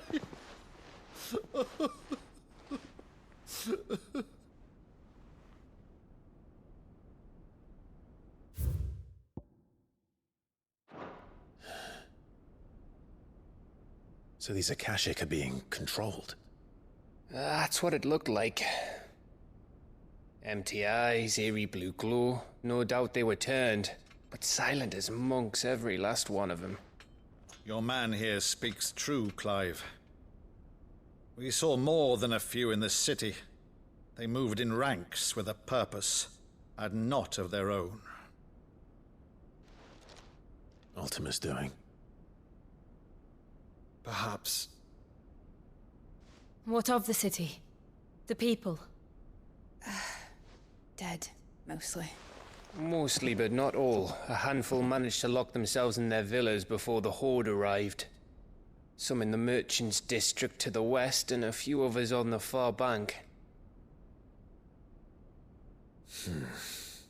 If the Akashic stumble across either hiding place, a few bolted doors won't hold them for long. We need to find them. And quickly. What do you propose? We split into two parties. I will make for the Merchants' District, while you look to those across the river. Mind keeping an eye on my brother? Not at all. We find the villa and try the servants' entrance. Understood. And what of us? Mid, is she fit to sail? The ship, the Mithril engine could probably do with a few more tweaks. Then you better work fast. Even if we do reach the survivors in time, they'll never make it to the hideaway on foot. You leave that to me. See that Mid doesn't get herself into trouble, would you? Think I can manage that? I'll keep him safe. Looks like you stuck with me, Byron. That's Lord Rossfield, you little gutter snipe!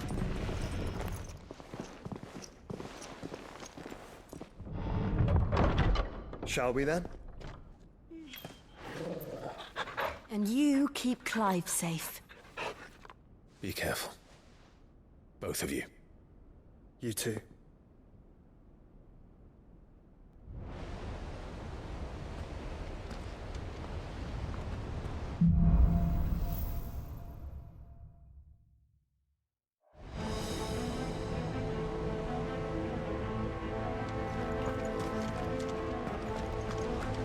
All right, Torgal. Let's find those survivors.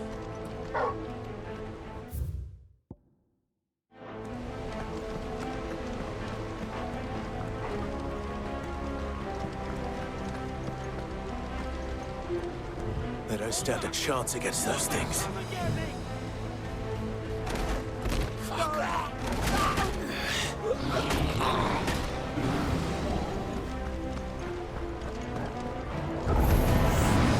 They've been routed.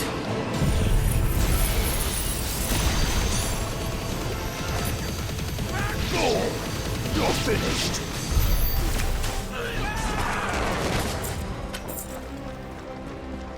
They're wearing Waluda armor.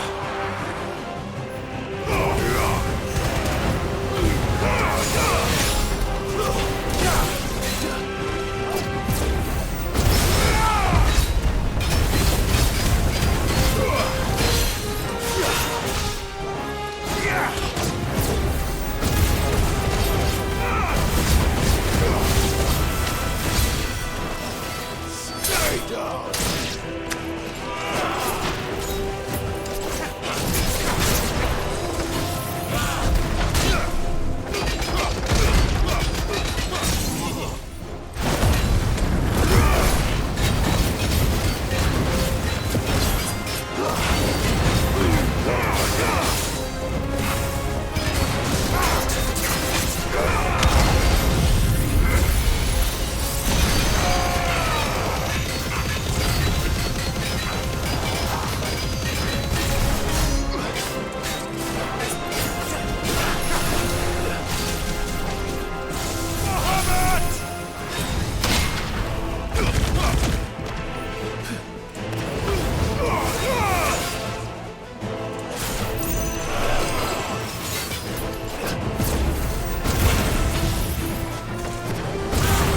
Nice try.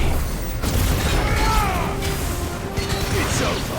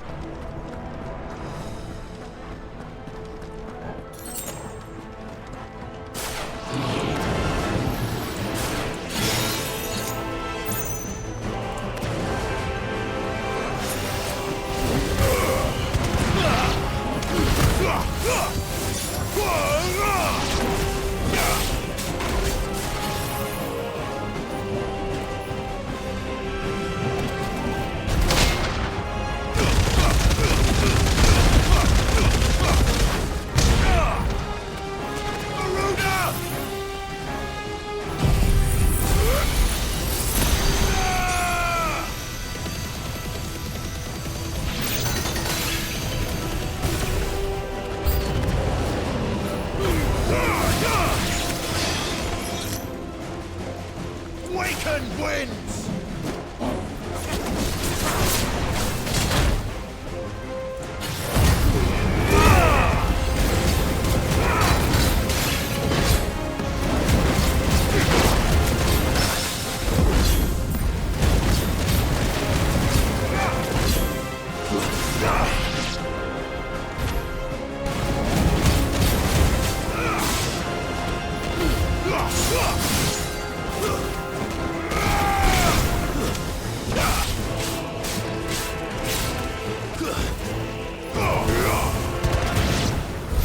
What happened to the Royal Army?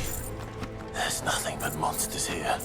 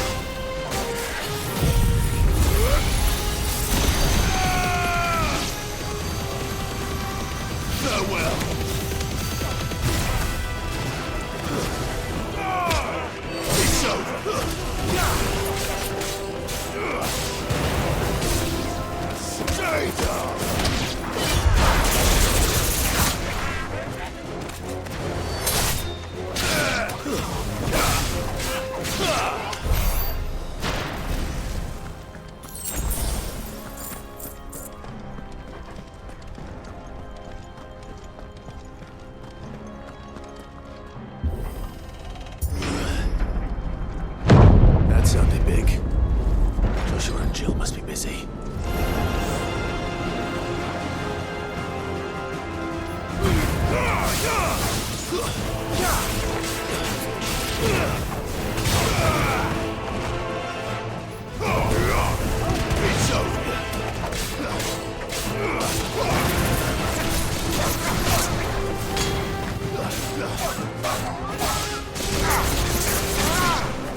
It's over.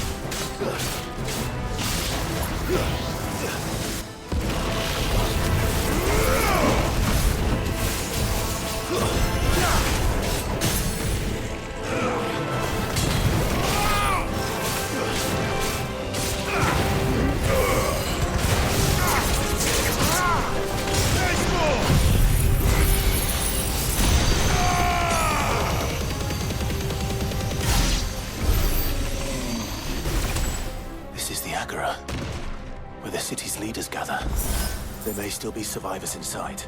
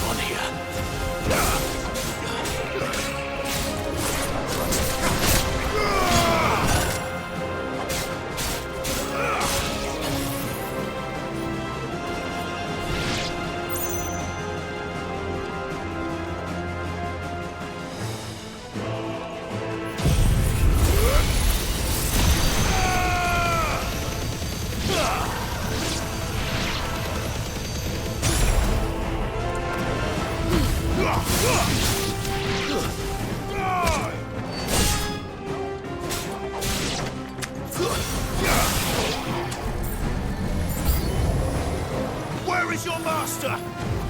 What does he want? You're finished.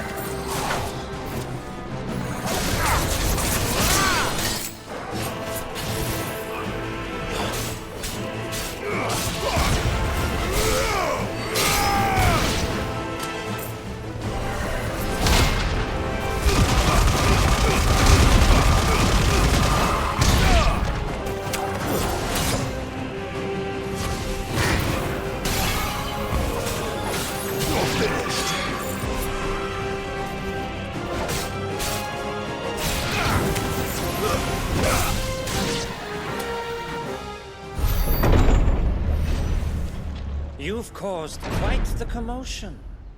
But then I would expect no less from you, Muthos. You again. I don't believe we've been introduced. You were in my family's crypt, and now you're here, with an army of Akashic thralls. Manners, Lord Rossfield? They are men, like you and me. Albeit ones unburdened by the wills that drive our kind to madness. They are pure. They are divine. What? And they are all that remains in this once raucous city. You'll pay for what you've done. As you wish. I confess I have been very much looking forward to this. Pardon me this indulgence, Your Majesty. The vessel shall not be spoiled.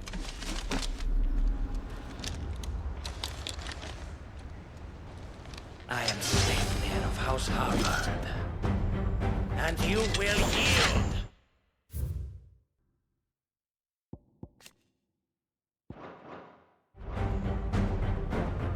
Or not. As long as you don't hold back.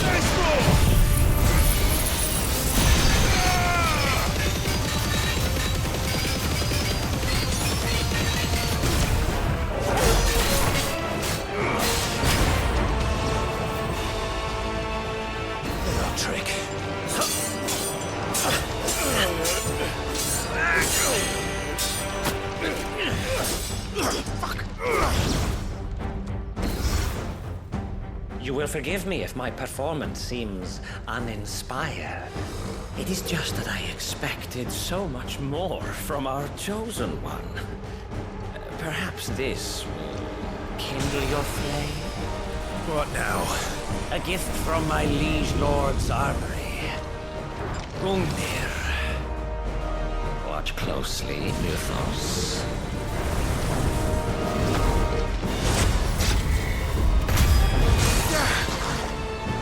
Yes! Yes! Let's try.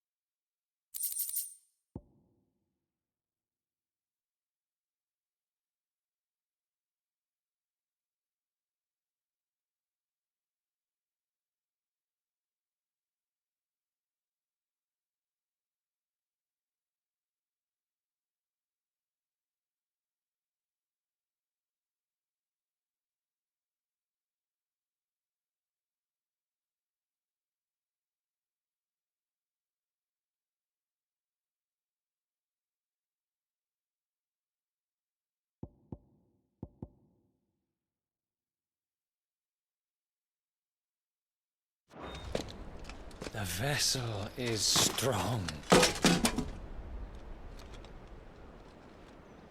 My liege.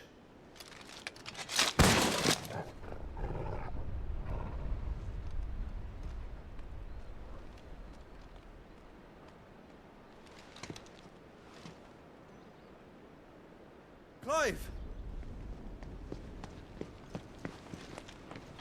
You're all right. As are you, I see. We are, yes. I'm sorry, but we couldn't save them. It was over before we arrived. Well, you did what you could. I fear we were all too late.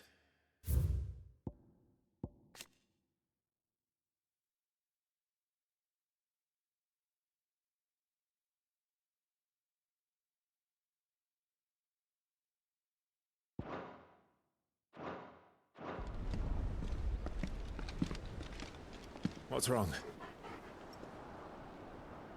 Nothing. I hope.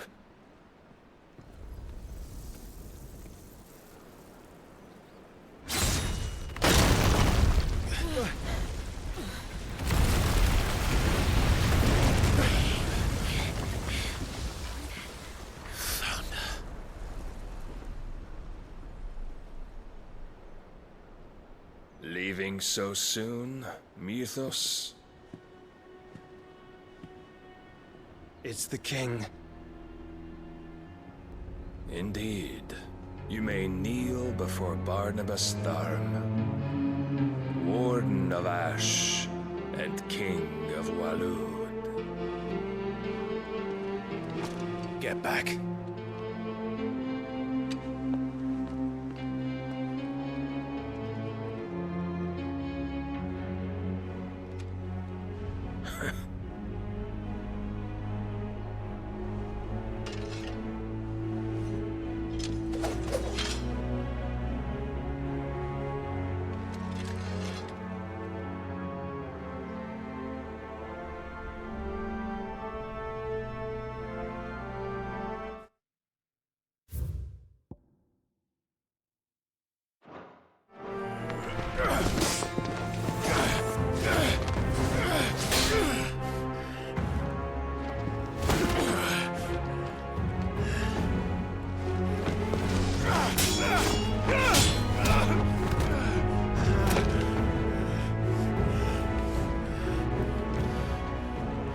Wild and impetuous. I expected more of the boy who bested my Lord Commander. Yet I see why my master covets you so. The power within you, Mythos. The potential.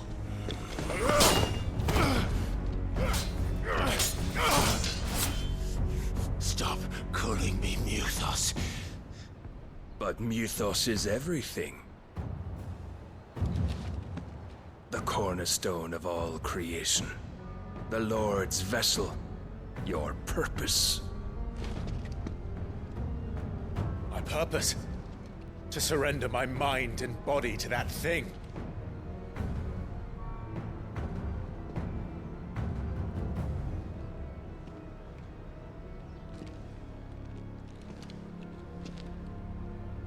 No, Your Majesty. My purpose is my own. I made a promise to my friends, to my people. And nothing is going to stand in my way. You would allow this delusion of free will to bar your path to greatness? Truly, your volition is a cancer. One that must be excised.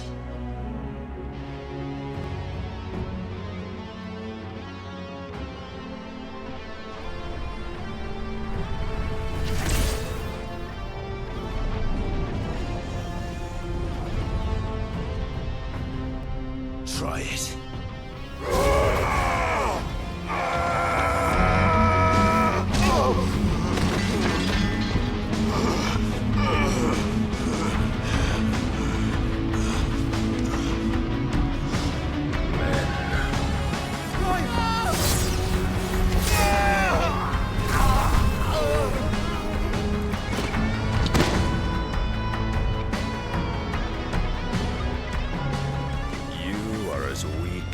handle the rest.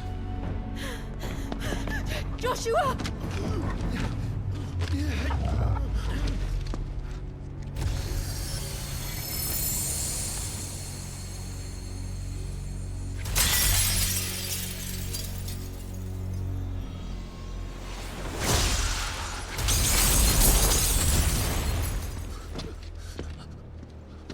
Oi! Oi! This way! Hurry!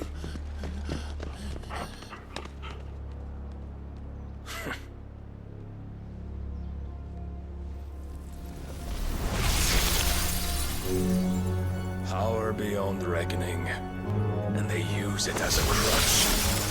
Such a waste.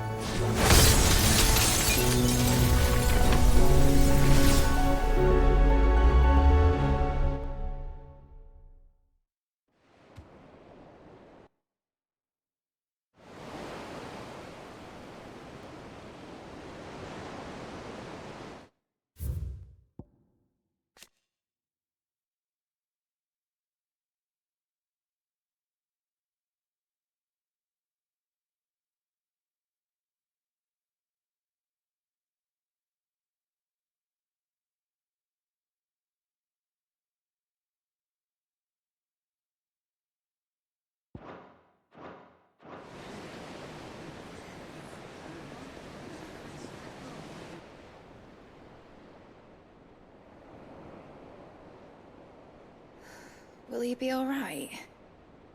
The phoenix can mend flesh, but the spirit must recover on its own. I'm afraid the rest is up to him. This place is remarkable. Outfitting it must have been no small feat. But why go to such trouble? That beauty's belly's filled with wonders the world ain't ready for. If the guilds caught wind of what we were up to, they'd all want a piece. All right? And how is he? Do not blame yourself. He was barely breathing when you brought him here. We would have lost him if it were not for you. No. Barnabas may have severed nigh every sinew in my brother's body.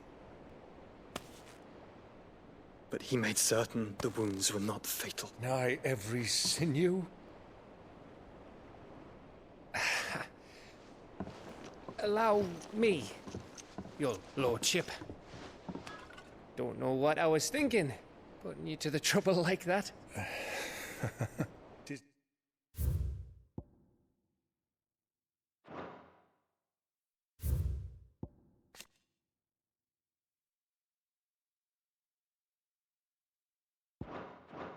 No trouble carrying comestibles to my ailing nephew. I know, but you've already done so much for us. Pouring your gil into the hideaway and now the ship. I don't want to take the piss. You risked your life. And for what? Some girl you hardly know. Why'd you do it? You not mad or something? I wouldn't go that far. Clive! You're awake. My boy. Oh. All I want to do is help. And the world won't save itself. It was Sid. Your father, who taught me that. Sounds like him. Don't you dare do that again. What of the Royalists? Fucked off, the lot of them, along with the galleon. With the king on board, no doubt. Behind here, I wouldn't sail without him. Clive. Jill didn't come back. What do you mean? She kept the king busy while the others dragged you out. It's all right, Mid. Jill is fine. the ether of her icon endures. And as long as it does, we can be certain she is alive.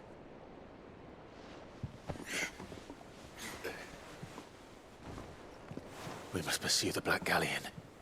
Jill will be with the king, I'm sure of it. Well, good luck catching him, because my ship's going nowhere. It's the Mithril engine. She's got a kick like a wild chocobo and a mind to tear the hull in half. But you have an idea. Well, of course I do. My dad'll have seen this coming a league off.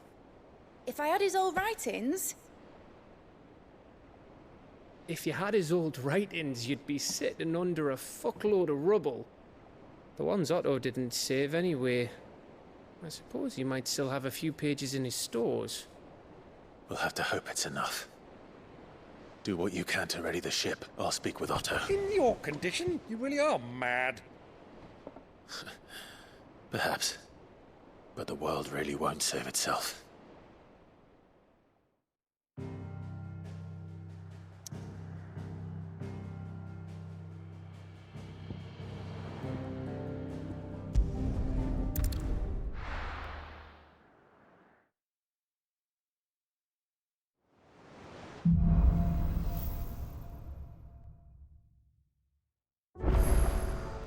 Right. Gav said that Otto might know something.